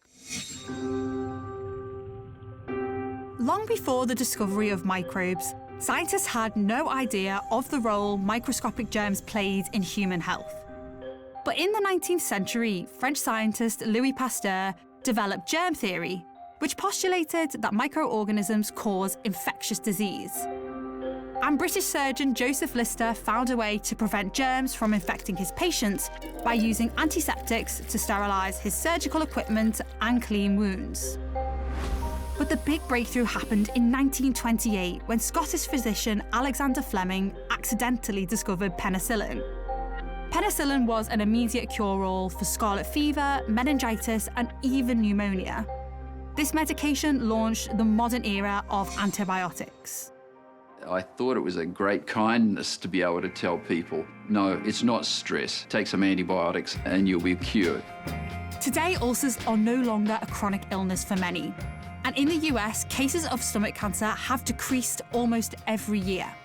Like most people, I like to prove other people are wrong. I didn't realise it was going to take 23 years before people really believed it and accepted it. By eradicating the microbes that cause stomach ulcers and cancer, Barry's research is forging a disease-free future before infections even start. In the future, the exterior doors of most homes have microbial scanners that detect foreign agents. When people enter the home, the scanner sweeps the entire body for harmful microbes. If detected, a home health robot immediately dispenses the appropriate medication. Most people no longer suffer from infectious disease, and doctors' visits are mostly a thing of the past. A disease-free future like this sounds very appealing. So what would happen if we just eradicated all microbes? To find out, I first want to know exactly what functions they serve. So I've come to Amsterdam to speak with biologist and head of the Microbiome Museum, Jasper Becks. He has some sobering information about the microbe's role in the human body. There's about 10 times more microbes in and on your body than you have body cells. So you're actually more microbe than you're human. That is quite a scary thought. So I'm basically just a carrier for the microbe. Micropia developed a technology to help visualize this unseen universe. This is where you can visit your own microbes. This is you. Hey. You're being scanned. We're going to see who has the most microbes. So every dot that you see here is a microbe, a total of 100,000 billion of them. 99% of all those trillions of microbes live in your intestines. These are all digital dots, of course, but we also have them alive.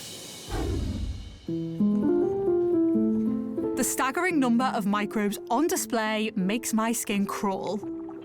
But there's an odd sense of beauty to behold. When you see these under the microscope moving, it all of a sudden hits you like they're inside you right now. That is crazy. The first person to accidentally see these tiny organisms was Antony van Leeuwenhoek in the 17th century. He was a draper. In order to test the quality of the cotton and of the threads, he decided to build his own magnifying lenses. And this is what he made. And he was able to reach a magnification of 250 times.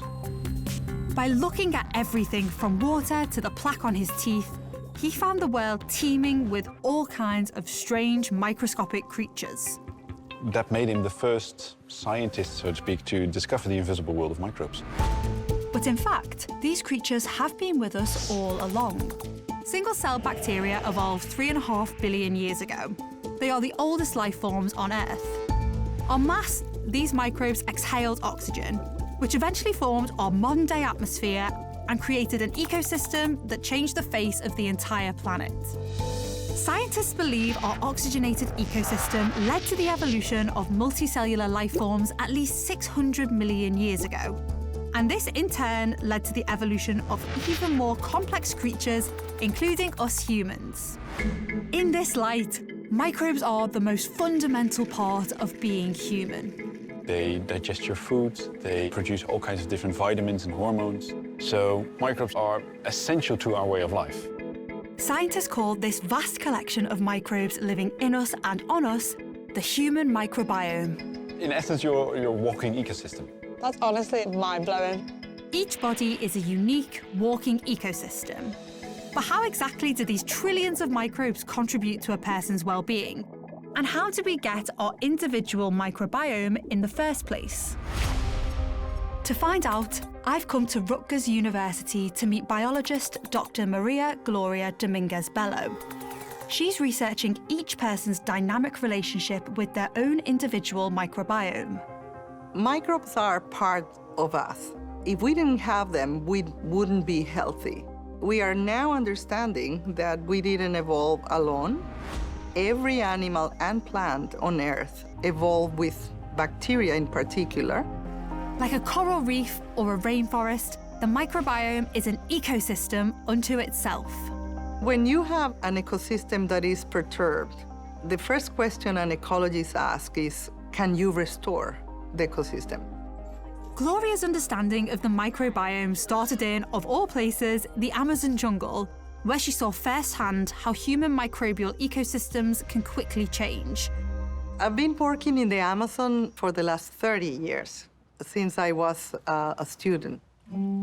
Amerindians have been living there, pretty isolated, for the last 20,000 years. And I was very interested in understanding the microbiome of traditional peoples. Through skin, mouth, and fecal samples, she measured the impact that external environments in which people lived had on their internal ecosystems. Gloria found that those living in the Amazonian jungle have a significantly higher diversity in their microbes as city dwellers living in industrialized countries. But when an individual from the remote Amazon moved to the city, they quickly lost their microbial diversity. This leads to a startling conclusion. So that work has shown us that urbanization depletes and destroys the diversity of the microbiome. And in the gut, diversity is good. We know that because diseases decrease diversity, and when you decrease diversity, you cause disease. There is a strong association between high diversity in the gut microbiome and health. Knowing how vital microbiome diversity is in fighting disease, Gloria is investigating how humans acquire microbes in the first place. Here we go. And how do babies originally acquire their microbes? Inside the uterus, the baby is not being exposed to microbes, but once mom breaks water, the baby comes in contact with the birth canal, which is loaded with massive amount of bacteria. It turns out the acquisition of microbes starts when a child is born. By the time the baby is out, the baby is heavily colonized. So it's a microbial baptism. Then there's a skin-to-skin contact, that's the secondary exposure.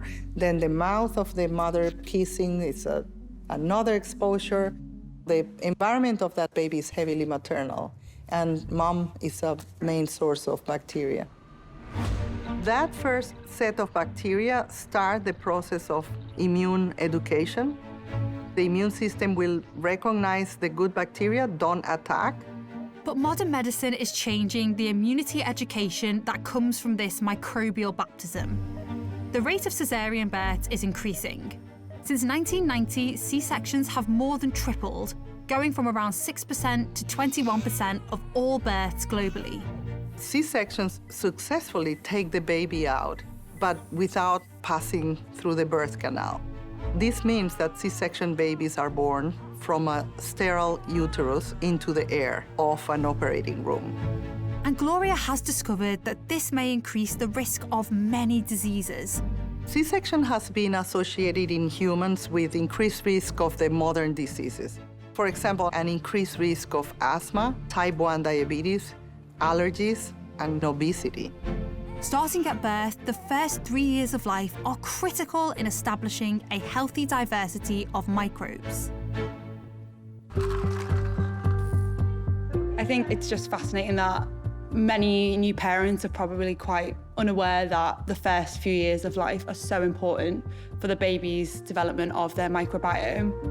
Not only that, Gloria's research is revealing that the overuse of antibiotics to eradicate harmful microbes early in life is leading to a bigger problem than we ever realized. We have impacted every step of development. The average baby receives 2.7 doses of antibiotics in the first year of life. We have been so successful controlling infectious diseases, but what we didn't know was the collateral damage that was caused to our microbiome. We have increased the risk of our kids to live lives with chronic diseases.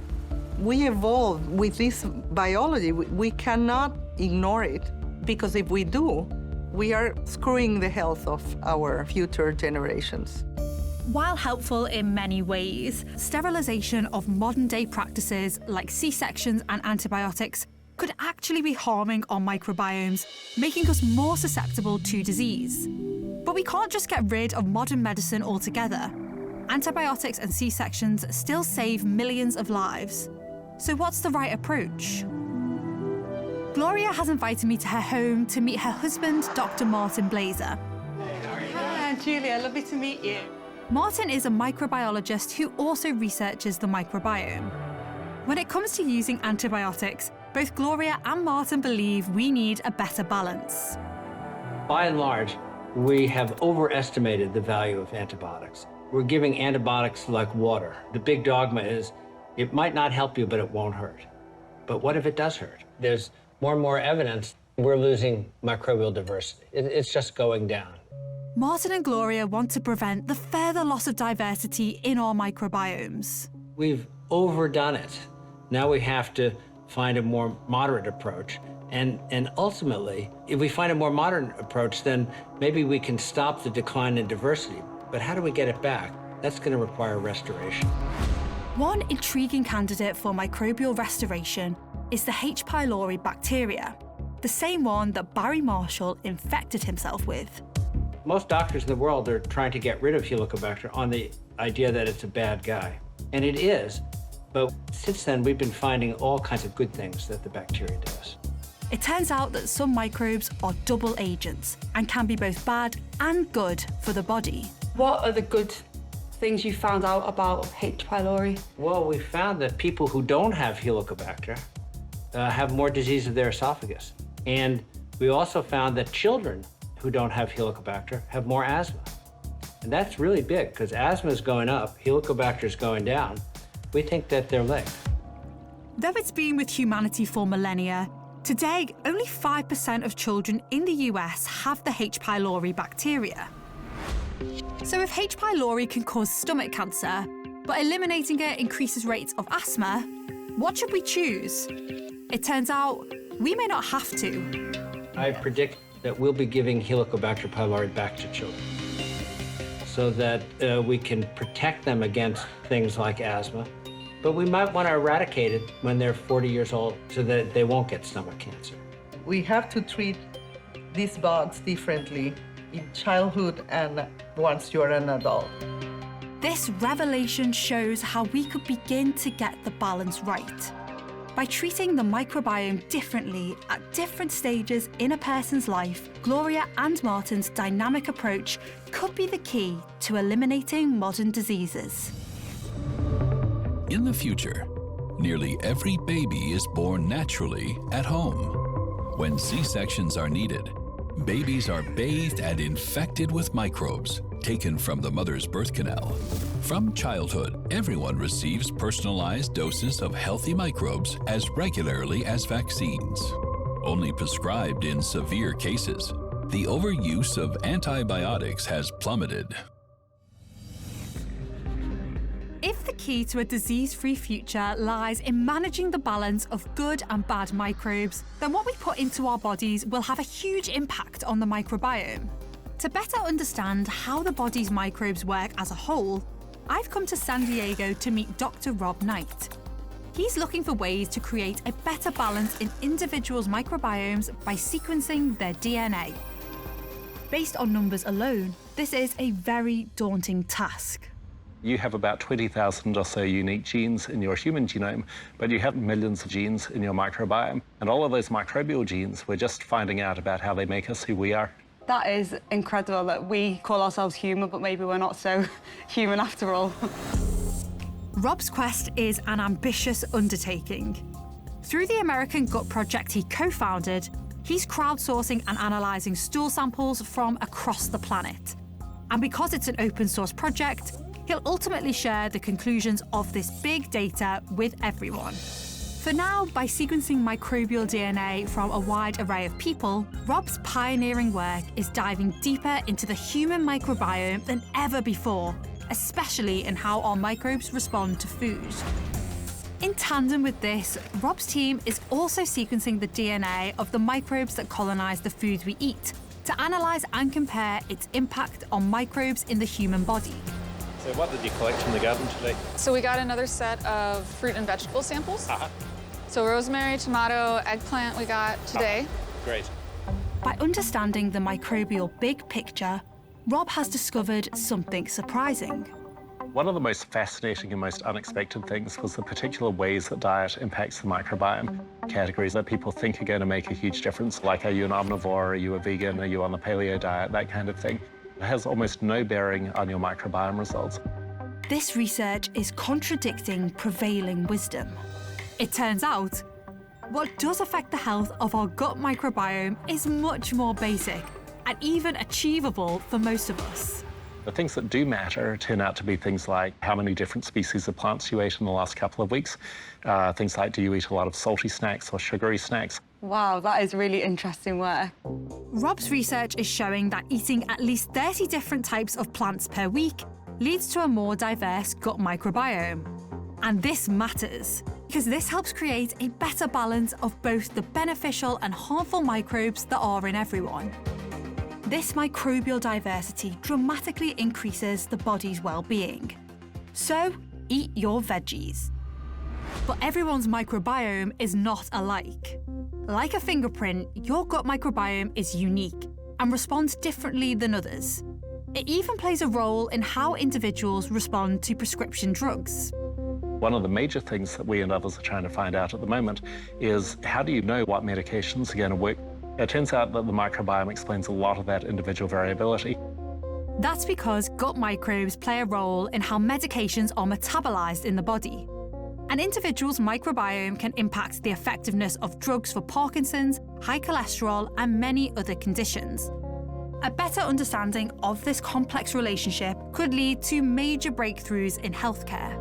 This is already being exploited right now for cancer drugs, and so that's a very exciting frontier. I want to see if there are measures I can take to achieve a better microbial balance today. So I'm conducting a little experiment of my own with a sample kit from the American Gut Project. which contains tubes and swabs and some gloves. So I think we can all imagine exactly what this is for taking samples of. I'm eating junk food for 3 days, and then a wide range of vegetables for 3 days. And I'll be taking 2 samples after the healthy food and after the unhealthy food and seeing if my microbiome has been altered. Oh, I'm gonna be sick. That is horrible. I'm bringing these samples to Dr. Jack Gilbert, the other co-founder of the American Gut Project. His team is using this research to tease out the body's specific relationship between our microbiome and the development of disease. What have you brought us? Well, this is a little bit mortifying. I brought you some samples from a small experiment that I decided to conduct on myself. Yeah. I want to see if the health of my microbiome improves in the short term. Do you think that change could be seen in 3 days? It's a little short. Limitation Yeah, exactly. of time. Precisely. Bit short, yeah. But it's enough to see some changes starting to occur. While the samples are processed, Jack walks me through the complex relationship between our microbes, food, and disease.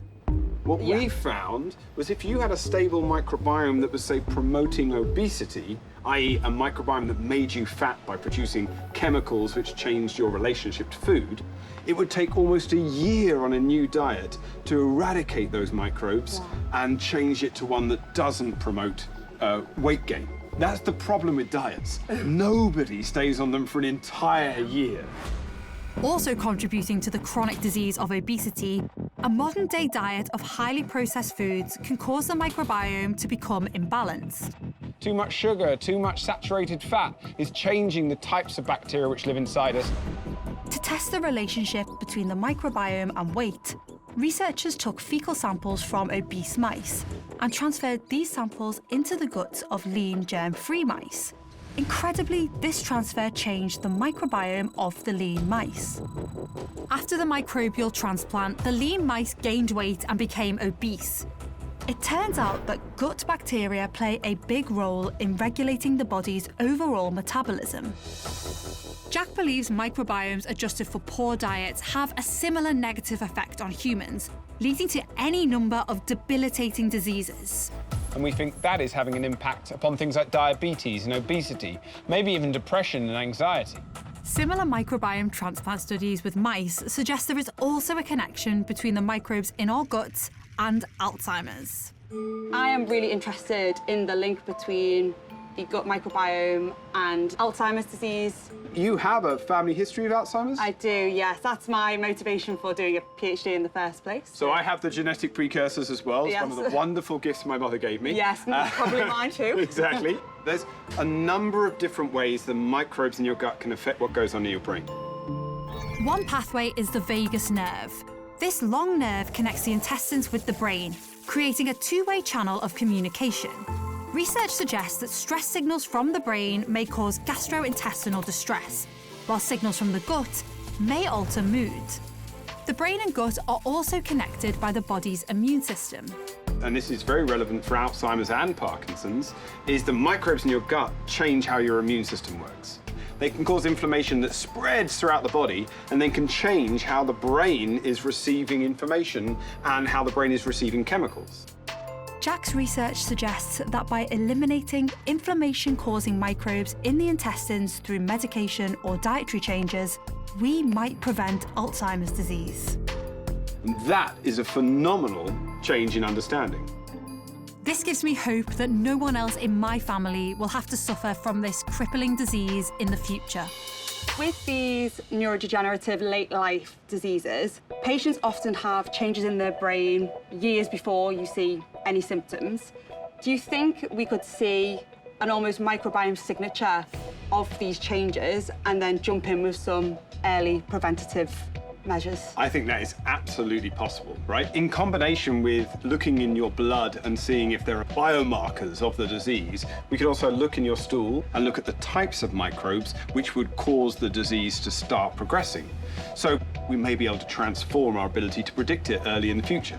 Jack is developing a new technology that will allow people to track biomarkers in their gut microbiomes at home. This is a mock-up that we're using. Very nice. But we've developed a toilet seat, literally just this part of the toilet, that allows for the collection in an automated way of stool. Yeah. And then provide you with updated, regular information about the microbes and their functions that are present there. Or we might be able to provide you with an update on what kind of foods you should eat.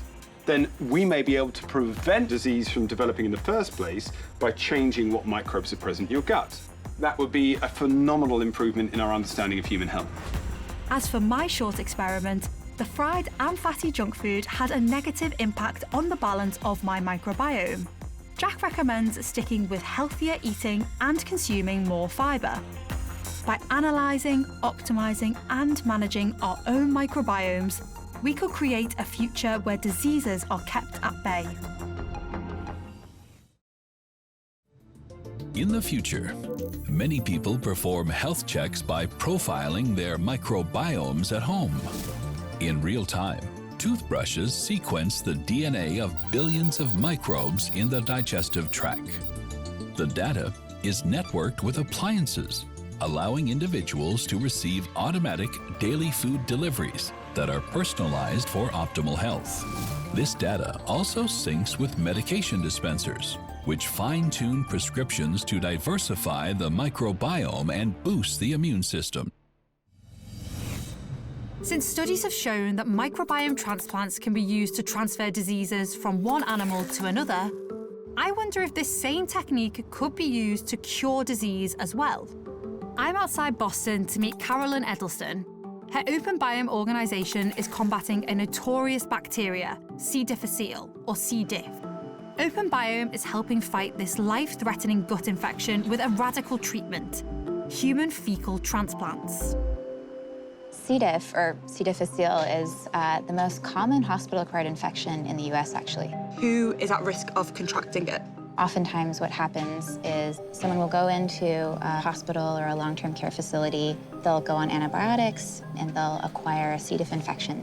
What happens when you go on antibiotics is a lot of the microbes that are normally present in your gut get wiped out, and without that competition, C. diff is able to spread and to start producing the toxin that makes you sick. C. diff is really difficult to kill and to get rid of because it makes little spores. These toxic spores are C. diff's most ruthless weapon against the body. Because of this, it's pretty easy for patients to be colonized by C. diff. C. diff infects 500,000 Americans every year, with a staggering mortality rate as high as 30%. But a novel solution has been developed to change the gut's ecosystem and restore and rebalance the gut microbiome of those infected. Most of the time, C. diff can be treated with a fecal transplant. So you take a sample of stool from a healthy person, and in that stool is trillions of bacteria that live inside our guts. And what we're doing is transferring that community of bacteria into the colon of a patient to outcompete the pathogen. Similar approaches were pioneered by the Chinese in the 4th century when they prescribed yellow soup made with fecal matter to treat colon diseases. By rebalancing and rediversifying the gut microbiome, the return of beneficial bacteria should keep the C. diff infection in check.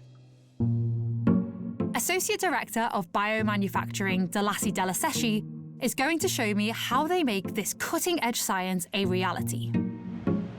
Prepared at first. Face mask, a couple pairs of gloves, lab coat, and shoe covers. And why do we have to wear all of this gear? To make sure that as humans, we're not contaminating the product that's going into an already compromised patient. I mean, I'm looking fantastic, so Great. feeling great, looking great, ready to go. Perfect.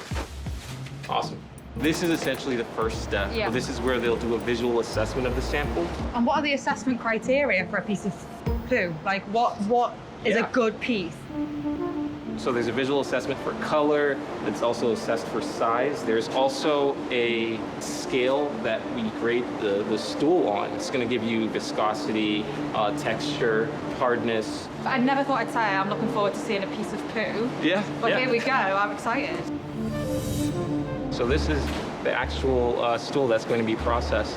What would you say this one is? We determined that it would be a 4. A Bristol 4, essentially, that's kind of known as like the perfect texture for a stool sample to come in, and then she'll continue processing. feel like it's really interesting though, like you guys are obviously quite immune to it maybe because you work with this every day. For me, that was like, whoa.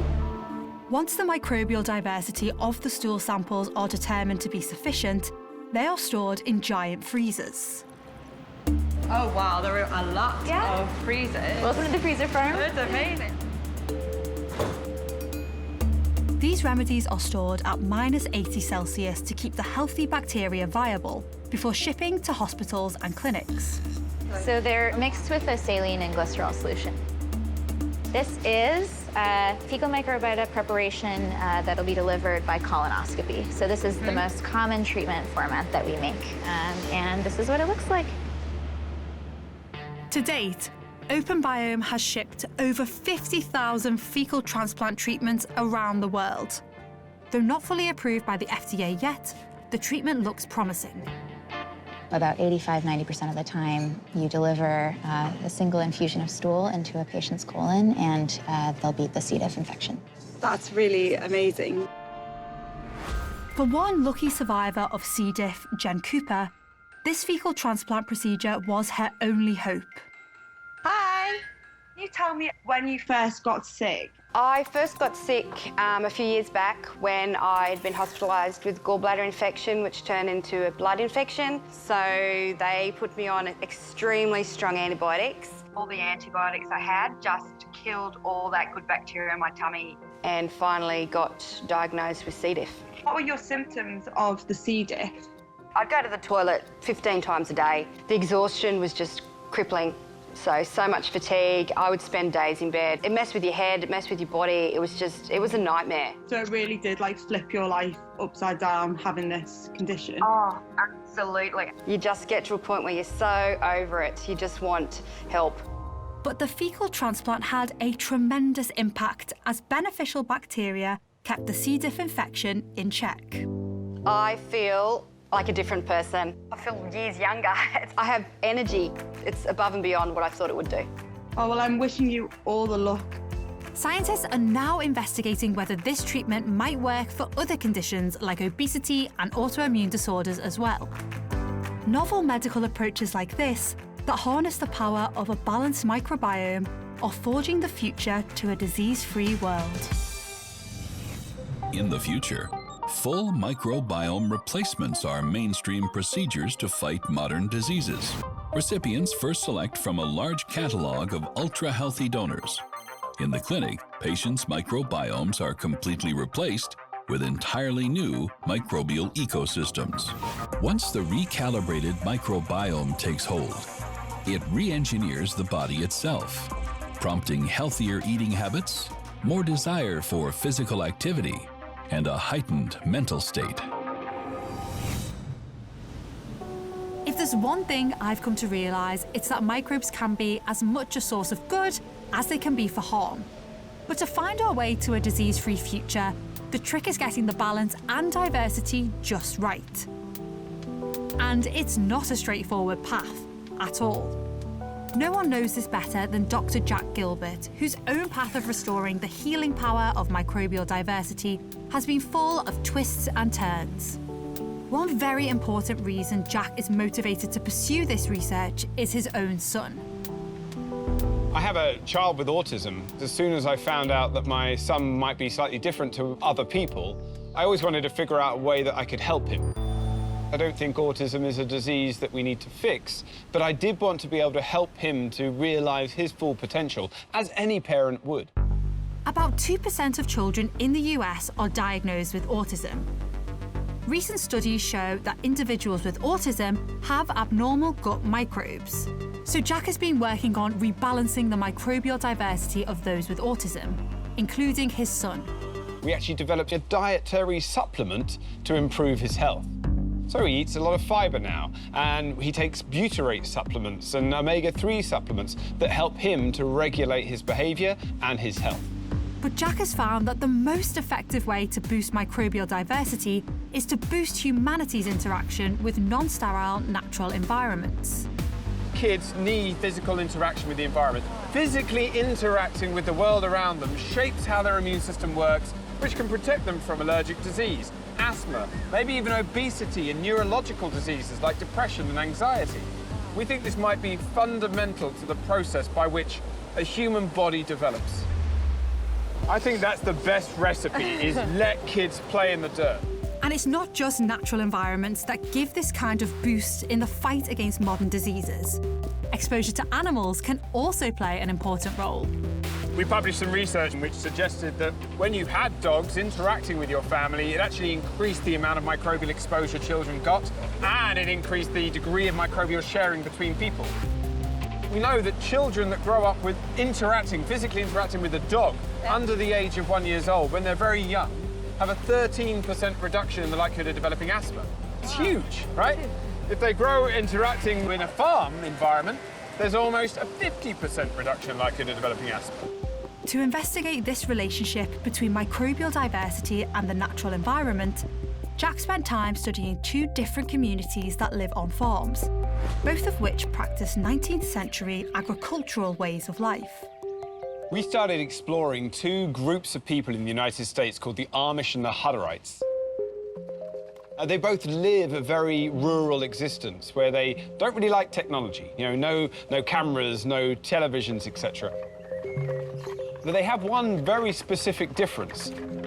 While both communities lead a rural lifestyle, Hutterite children don't interact with farm animals or crops, but the Amish children do. The Amish, kids grow up milking cows and working with the animals, and we think that the exposure they get to that farming environment, to the microbes in the cows and in the sheep and in the horses, actually trains their immune system. The Hutterite kids are severed from their interaction with the farm, and we see this reflected in their health. As a result, Hutterite kids don't acquire the subsequent immunity training from this exposure. The Amish only have about 4% asthma in their population. That's half the US average, whereas the Hutterites have a significant elevation in the disease rate.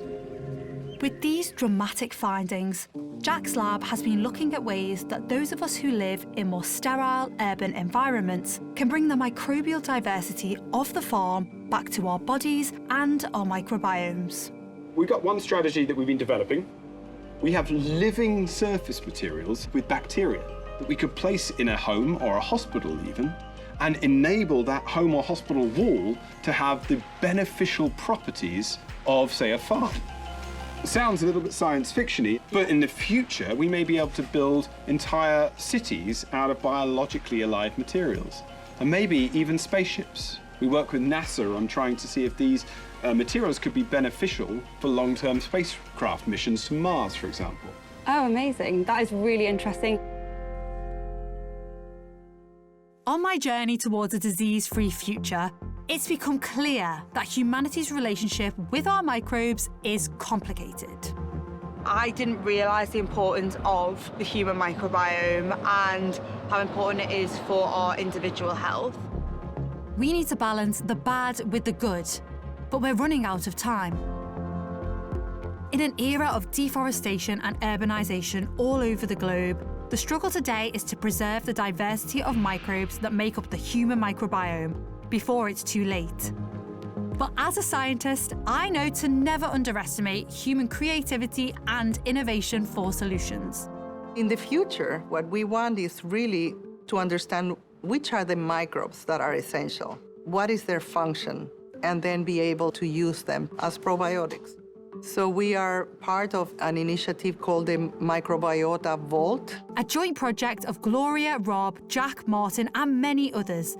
The Microbiota Vault will be like a Noah's Ark for microbes. Microbiota Vault, it's a project that has long-term storage in a very isolated place to collect microbial diversity from traditional peoples and then be able in the future to use them to restore our microbiome because we know it's going to disappear. I believe a vault like this may provide one important key to the disease-free world of the future. And armed by this arsenal of microbes we evolved with, scientists will open up a trove of new methods to fine-tune our microbiome and improve the health of everyone. In the future, I think microbiome research is going to lead to the possibility of having customised microbiome therapy, what we call personalised medicine. By bio-augmenting our bodies with new microbes, we can train our immune system to attack cancer. We can alter the types of bacteria living inside us to treat depression and treat things like obesity and diabetes. That will have a fundamental impact on how we deal with our modern-day plagues. Microbiome is going to revolutionize medicine. As for me, my hopes for medicinal applications hit a little closer to home, and it's inspired my research in neuroscience. With any luck, microbiome therapy may one day provide a remedy for Alzheimer's and other diseases.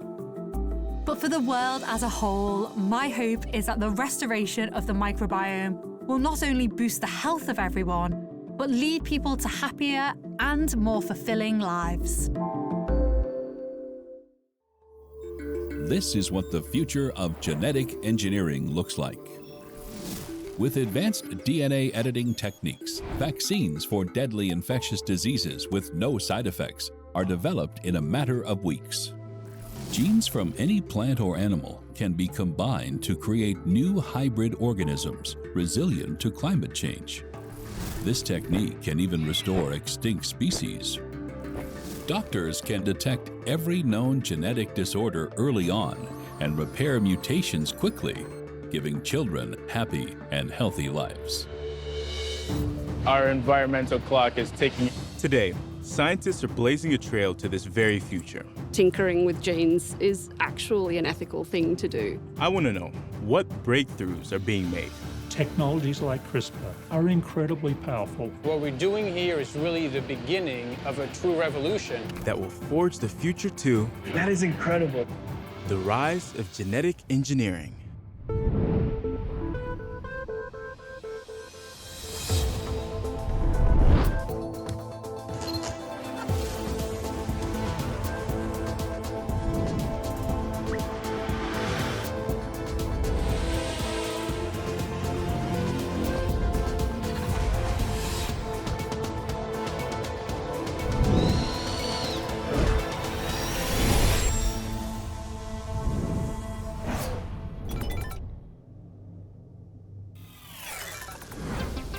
My name is Kandwani Piri. I'm a genetic researcher. You could say it's in my blood. From an early age of about 8 or 9 or so, I had just a natural curiosity for the natural world. Cancer runs in my family. In fact, I lost my aunt to breast cancer. And that piqued my interest in genetics. I'm fascinated by how the genes we inherit shape our biological destiny, including our health. I believe the key to treatments and cures for diseases like these lies in explicit efforts to engineer human genes. But can we fix not only what's broken, but also enhance our genetic codes and improve on Mother Nature? Someday, will humans direct their own evolution? And should we? I'm starting my journey in Washington, D.C. to visit a family who's grappling with the difficulties caused by genetic disease. Hello. Hi, Annabelle. Can you shake hands, Annabelle? Hi. Oh my gosh, how are you? Oh, I think she's shy. 4-year-old Annabelle Frost has a heart-wrenching genetic disorder. Could you tell me a little bit about Annabelle? When Annabelle was born, it was such a wonderful moment. But we were in this happy fog and didn't notice the nystagmus, the eye movements. We didn't notice the jerky muscle movements. We didn't notice any of that. But the doctors realized that something was wrong. They diagnosed Annabelle with alternating hemiplegia of childhood, or AHC. This extremely rare disorder causes debilitating spells of paralysis, delayed development, and life-threatening seizures. She'd have days of paralysis where her whole one side of her body, she'd drag it along behind her as she crawled.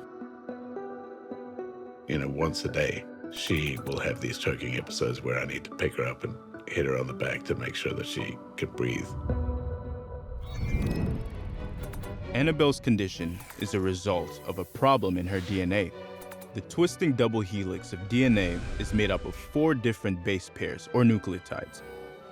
The unique sequence of these base pairs are instructions for the body to make proteins. The base pairs are like musical notes in a score that tell a musician how to play a song. When all the different sections of the DNA are played, The result is a biological symphony. But like a musical note played out of key that compromises the entire performance, there is an error in one of Annabelle's genes. The mutation in the ATP1A3 gene is disrupting her nerve cells, leading to her severe condition. AHC is fundamentally intertwined in her genetic code. There is no restorative treatment or cure. The medicines that they have are kind of more about masking symptoms in a very unspecific, untargeted way. And we wanted to try to figure out if there was a way to address the cause and not the symptoms. Without targeted treatment, Annabelle could die any day.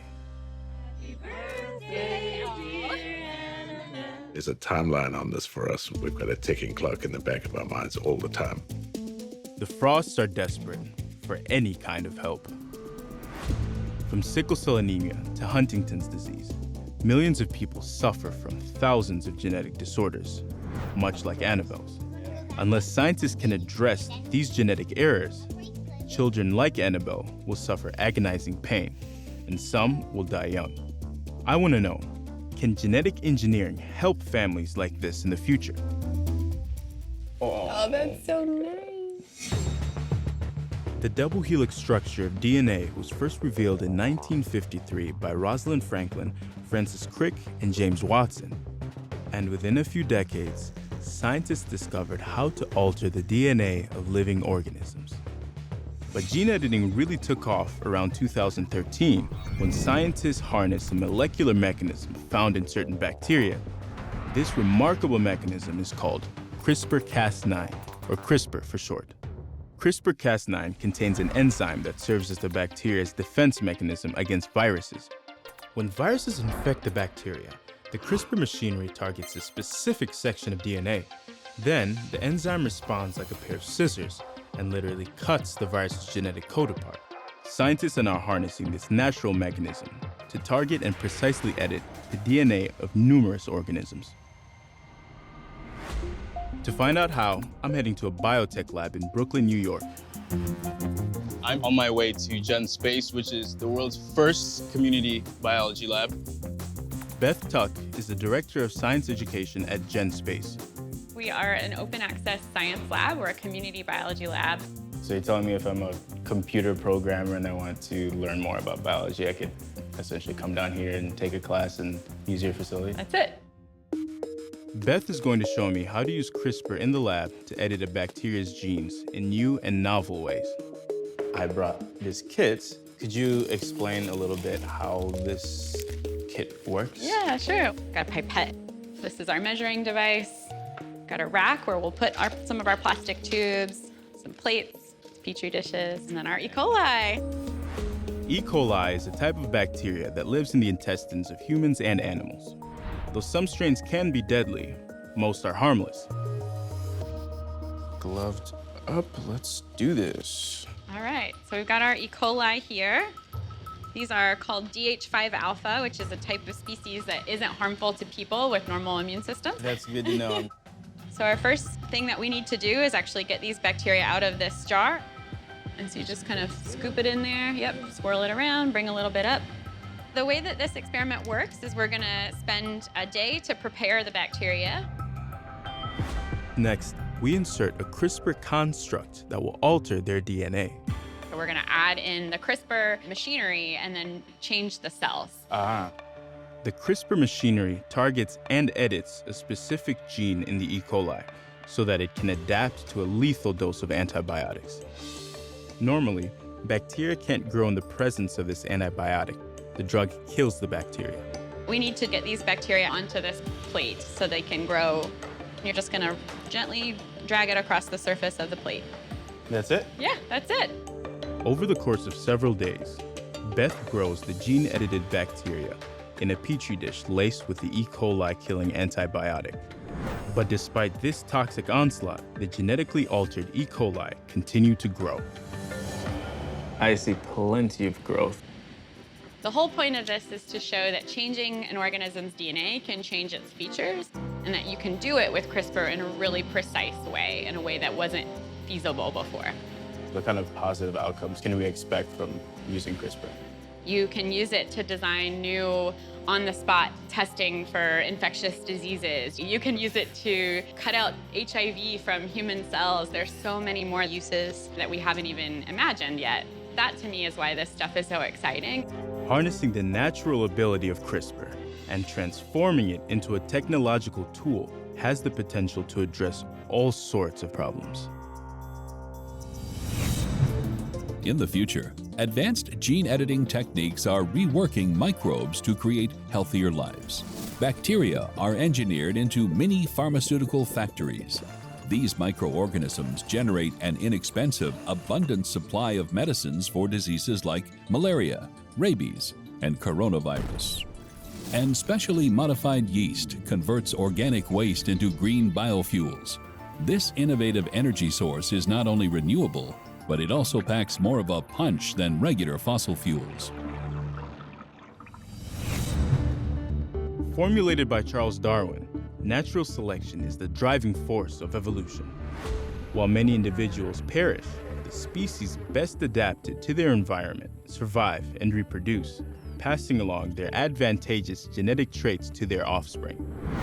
These traits, like height, eye color, strength, and even personality, are contained in genes. Over generations, the process of natural selection perpetually fine-tunes the species at the genetic level, helping individuals to continually adapt to changes in their environment.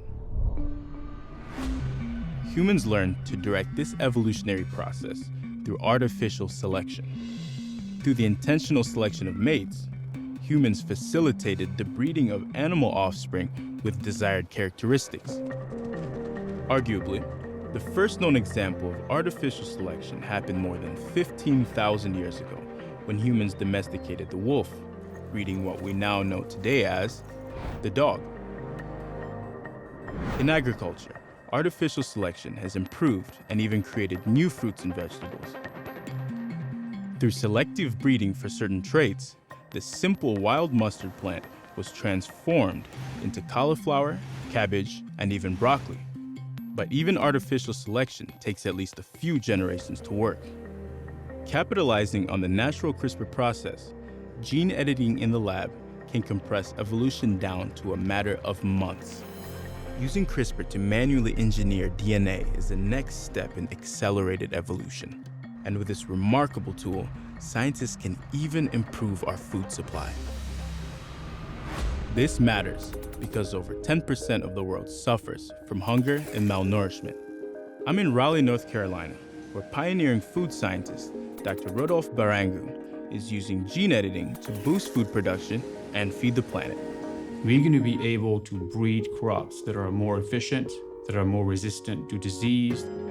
The biggest impact CRISPR may have short term, maybe the next decade or so, will be to revolutionize a food supply chain.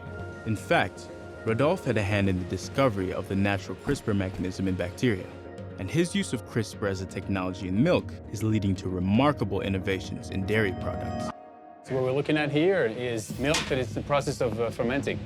Okay, so this is in the earlier stage of things. Very early stage. So we add the bacteria to start the fermentation process, and then use the lactose to solidify milk into cheese and yogurt. In most dairy facilities, regular bacteria and yeast kickstart the fermentation process. But before starting, Rodolphe added a twist. He used CRISPR technology to enhance the bacteria used in the fermentation of milk. We used it to build resistance in bacteria that make cheese and yogurt, to have better fermentations and better manufacturing of dairy products. By vaccinating the bacteria, his dairy cultures almost always succeed, which improves the process of making yogurt and cheese. Processes like these also make them healthier. CRISPR has been a life changer, and then also has opened tremendous avenues to provide a healthier and more sustainable food supply for humanity. But the true revolutionary potential of CRISPR technology is just now starting to be realized. Other people caught on to using these molecular machines to actually cut DNA to do genome editing, not just in bacteria, but in other organisms. By understanding what CRISPR is and how it works, scientists were able to develop technologies that enable us to now change the world. By 2050, the world population is expected to soar to 10 billion people. Food production will need to increase 70% to catch up. To feed our growing population with the same amount of farmland, the mass production of food must be hyper-efficient. At NC State's Plant and Microbial Biology Lab, Rodolphe's colleague, Mary Beth Dallas, is facing this daunting prospect. I manage this lab, and I also do research on cassava. Also known as the yucca plant, cassava is the primary food staple of nearly 1 billion people. Cassava plant is very close to my heart. This root vegetable is kind of like a potato and is widely grown across Africa and the Americas.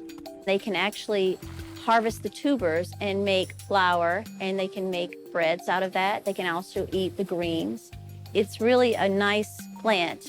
Yeah, and me being a native Zambian, that's where I was born, I grew up eating cassava as well as cassava leaf, so it has a special, I know all about it, so it has a special place in my heart as well too. But there's a problem. A malady called cassava mosaic disease is ravaging this critical food source. In Africa alone, it's destroyed cassava crops, leading to numerous famines. You can see here the devastation of the plants. It gets really thin leaves, and a mosaic pattern occurs. When the leaves get destroyed like this, they cannot photosynthesize properly, and the tubers that are under the ground cannot get the right nutrients, and they get all shriveled, and then you can't use the tubers for the food. We want to combat and try to find a way to stop the devastation of these crops. To wage this war, Mary's lab must take an experimental approach. Using what's called a gene gun, CRISPR-altered DNA is injected into the cassava plant. We bombard the stems with the CRISPR construct, and what happens is the leaves grow up. In principle, as the leaves and tubers grow from the stem, the plants will become more resistant to the crippling mosaic disease. When could we see a possible usage in African countries that are afflicted? We're still trying to hone in that technique. So hopefully we'll get it soon. Imagine, gene editing could help end world hunger. This is also applicable beyond crops to things like trees. Forests may be the biggest farms that we have. But as the human population grows, so do our agricultural needs. This leads to deforestation, which is one of the primary causes of climate change, contributing to the record high temperatures we see today. To reverse this scary trend, one solution is to plant more trees to absorb greenhouse gases like carbon dioxide. Rodolphe is collaborating with tree biologist Dr. Jack Wang to grow more trees, and fast. What do we have here? So these are transgenic trees. Jack's lab has created over 10,000 types of genetically modified trees. The goal is to optimize traits for different industries, like timber or paper, to reduce their environmental footprint. We deliver CRISPR into these cells. Once CRISPR has altered the tree DNA, the embryos then grow enhanced roots and shoots. So this has been engineered precisely for a specific genetic change using CRISPR. This helps Jack to select for specific traits more quickly and efficiently than traditional plant breeding. So this little bit of seedling is now a tiny little CRISPR-edited forest tree species. This is at this stage just before it goes into the greenhouse. That's right, so it's now ready to be grown for 5 to 6 months. Fantastic, so cool. Jack's next step is taking these seedlings over to the greenhouse where they'll be fully grown and studied. Compared to 15, 20 years it takes to breed a tree in a natural population. In the greenhouse setting, we can analyze and produce new genetically improved trees in as little as 5 to 6 months. That is incredible, 6 months. Here they're quickly growing poplar trees, which is the most effective species at absorbing carbon dioxide from the air. They can capture a very large amount of carbon from the atmosphere, and we have to start solving the problem right here, right now. We can not afford to wait for another 20 or 30 years. This technique for breeding trees is giving reforestation efforts a major jumpstart. Our environmental clock is ticking, and we want to create a better, healthier environment for future generations. It's something that has to be done now. What we're doing here is really the beginning of a true revolution, the next green revolution, coming to a forest near you. Yes. I think it's going to revolutionize our world and solve the grand challenges that we have on the planet. A new CRISPR-fueled green revolution will forge a path to a more bountiful world. In the future, gene-edited plants are addressing world hunger and climate change. Enhanced food crops grow in harsh conditions, even in water-parched deserts. Thanks to these disease-resistant plants, famines across the world are a thing of the past. New fast-growing forests collectively take in the excess carbon dioxide from the atmosphere, cooling the climate and restoring balance to the world's ecosystem. As I see it, gene editing is both a faster and more precise method for artificial selection. While it works in microbes and plants, how feasible is gene editing in more biologically complex organisms, like animals?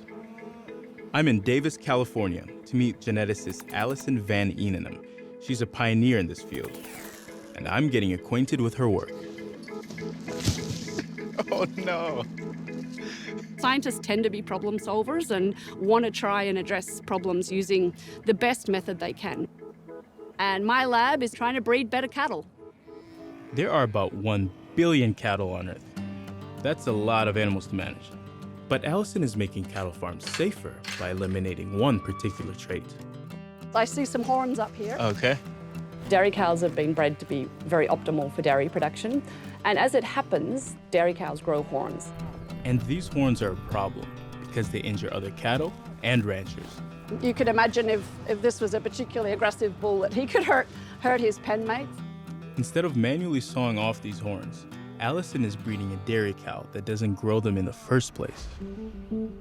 Working with a type of cattle that has no horns, she had their hornless gene inserted into horned dairy bull cells.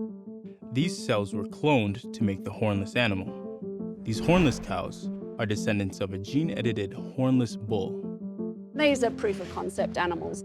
They are kind of a prototype of how you could use genome editing. This genetic technique produces offspring with a desired trait much more quickly than the decades of breeding normally required in traditional animal husbandry. That's really what editing does for us, is it enables us to bring in one useful characteristic that we want, in this case, not growing horns, and not alter the rest of the genetics. This technique shows that gene editing tools can be used to introduce desirable traits from one animal into another.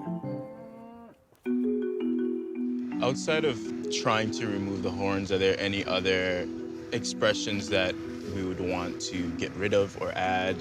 So what else might we do? One of the targets that's a really obvious one for plant and animal breeders is disease resistance. And so globally, it's estimated we lose about 20% of all animal production to disease.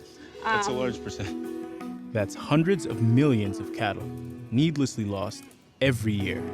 To me, genetics is the best approach to deal with disease, because if they don't get sick, they don't need to be treated with antibiotics, they're more productive, farmers happy, cattle are happy, consumers are happy. So it's kind of a triple win for sustainability. But there's an even more fundamental trait that Alison is trying to select for. In the beef cattle industry, we would actually prefer males. That's because male beef cattle produce quantitatively more meat per pound of feed than females. So Alison is also using gene editing to breed cattle who only produce male offspring. To achieve this, she inserts a special gene into cow embryos in the lab. This makes selecting the male sex possible. This could save more animals from being slaughtered, and techniques like these could be used to insert disease resistance, potentially reducing the need for antibiotics. In fact, a gene-edited embryo was implanted into this cow just 3 months ago. And there's Princess. So in a few short moments, we're about to see an ultrasound of a cow here. Veterinarian Brett McNabb is going to perform an ultrasound on Princess to see if the gene-edited embryo has taken hold. We're just going to make sure that the pregnancy is still healthy and viable from what we can tell. So an ultrasound on a cow is not quite the same as an ultrasound. The principles are the same, but our approach is a little bit different. Allison's checkup may depend on the whims of this mama cow to get the ultrasound scanner up her, well, you know.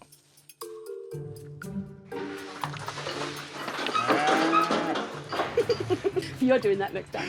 You know, I'm learning quite a bit just observing. Oh, I see. She's pregnant. That's good news. It appears the embryo implant has successfully taken hold.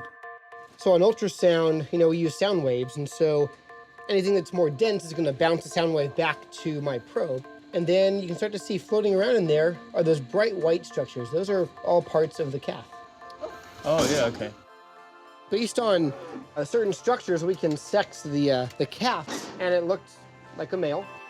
For Allison's endeavor to breed male-only beef cattle, this is a significant milestone.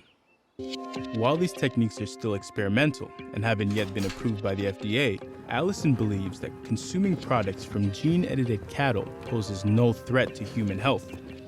Artificially selecting for the male sex could make cattle production more humane and more efficient. There are some pretty compelling benefits that outweigh the risks.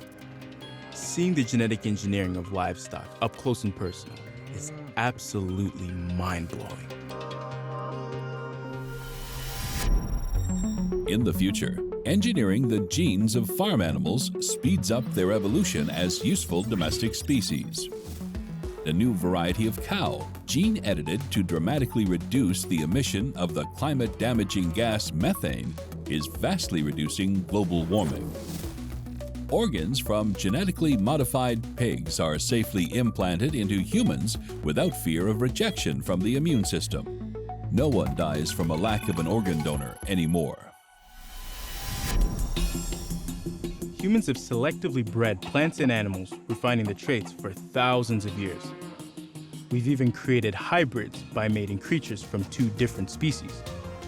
For example, a donkey and a horse make a mule. But in the lab, mixing up genetics can result in anything and, well, everything.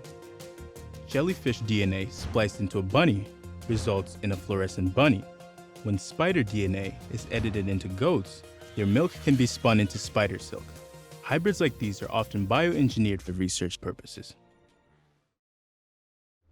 But one scientist is using CRISPR's crossbreeding abilities to do something truly ambitious.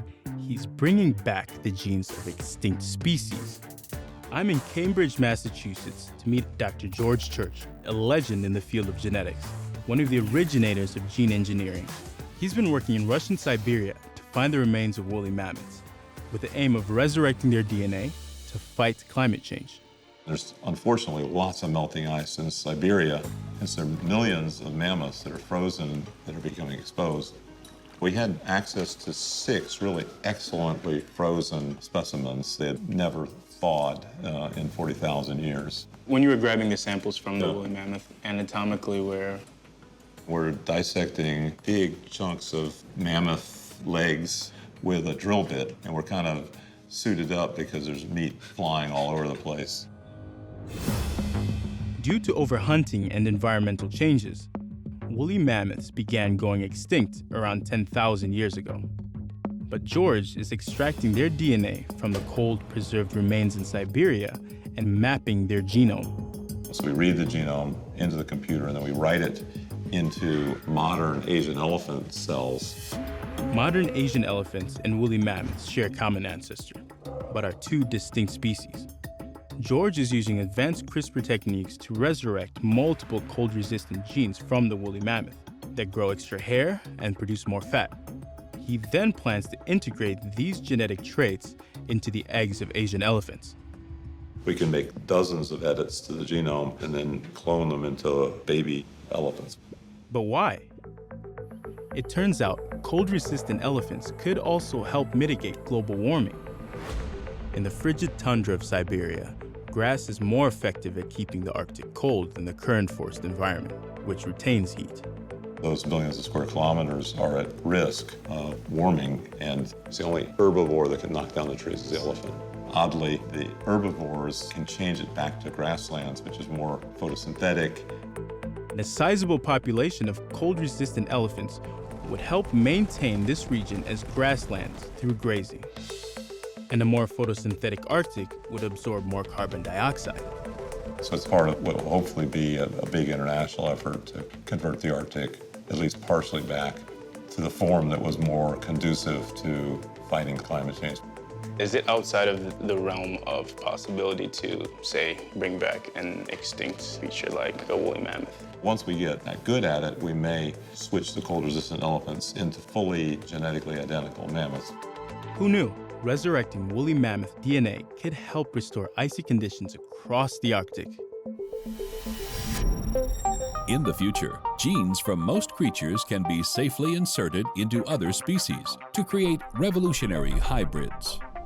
Engineered jellyfish with genes from plastic-eating microbes now clean up the oceans by organically breaking down non-decomposing trash.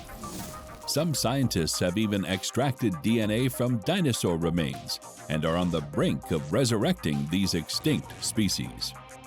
The hope is, by bringing a single dinosaur back to life, new technologies will be developed to help other species on the brink of extinction.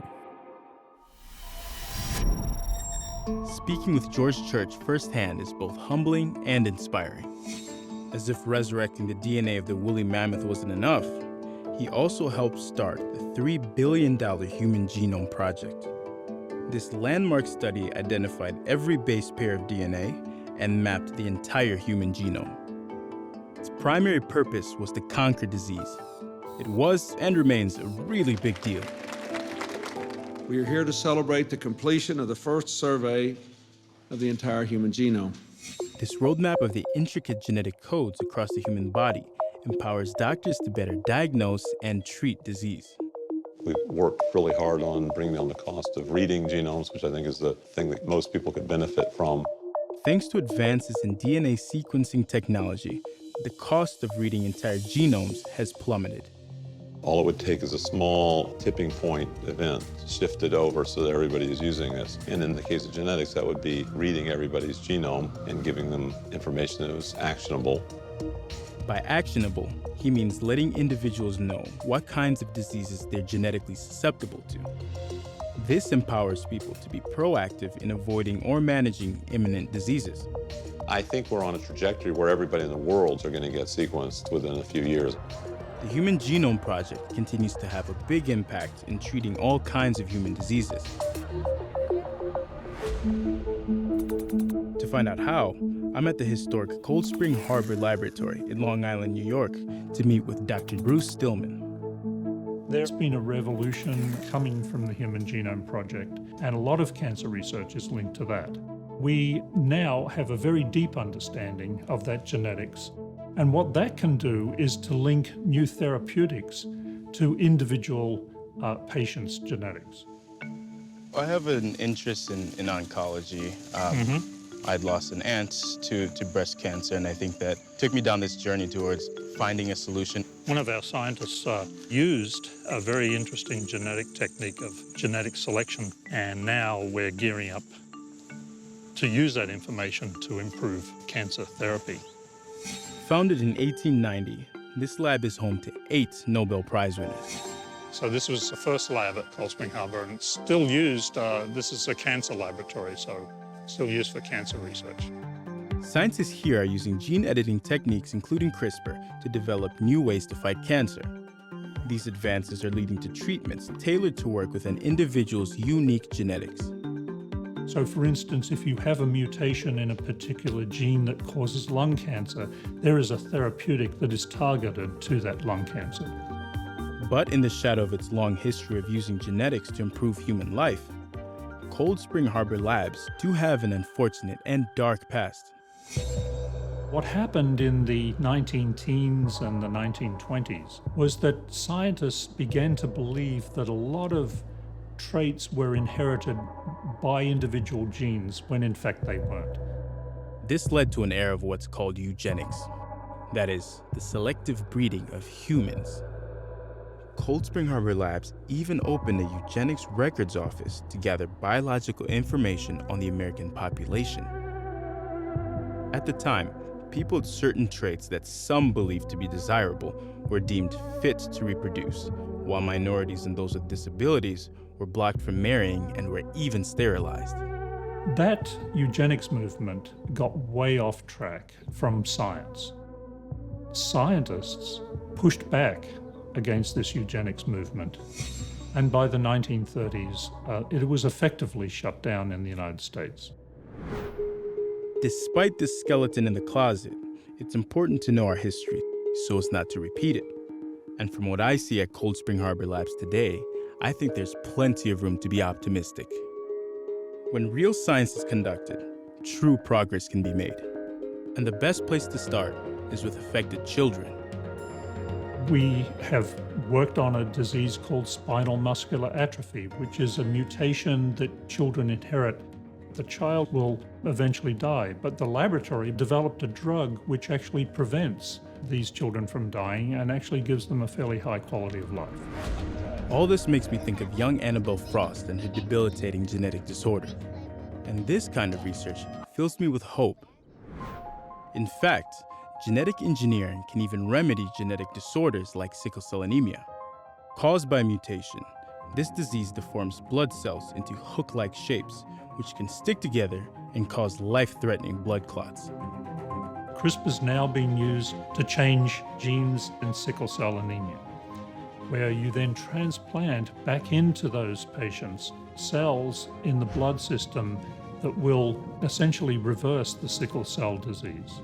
And so those types of trials are occurring now with CRISPR. Recently, scientists gene-edited a patient's own stem cells that produce bone marrow. They then re-injected these altered cells back into her body.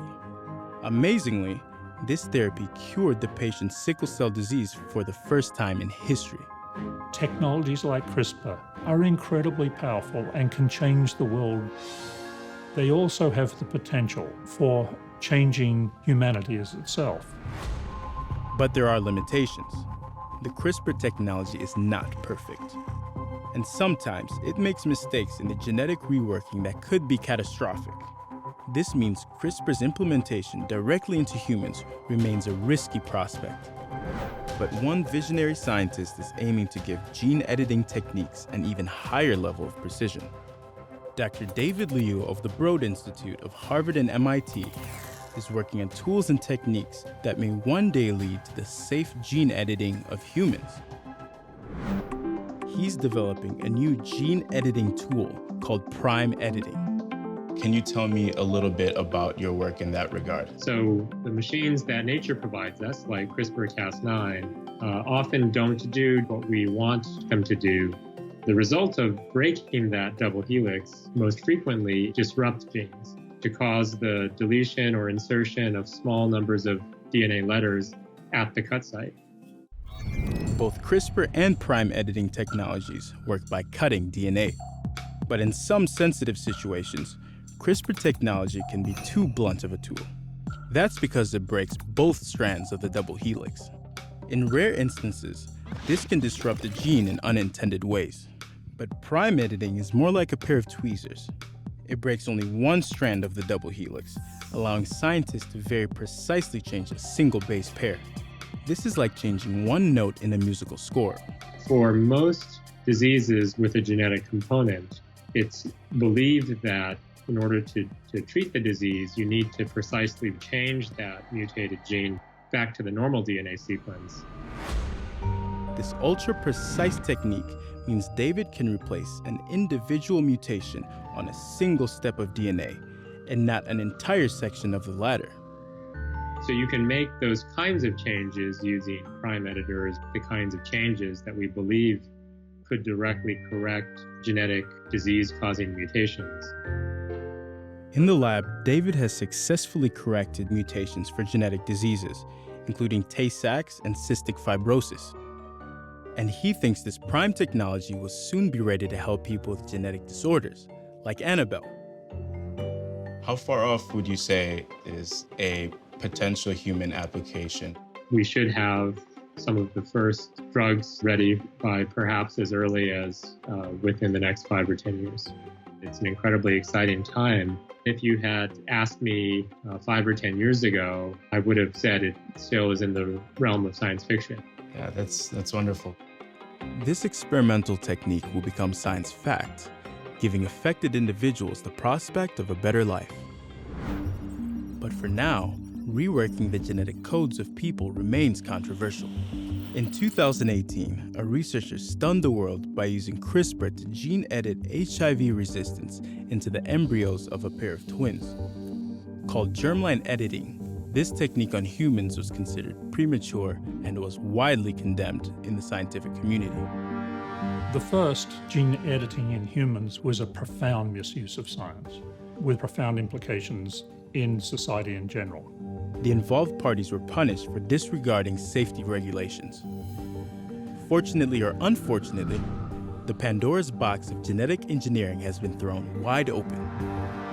In many ways, this is one of the costs of doing science.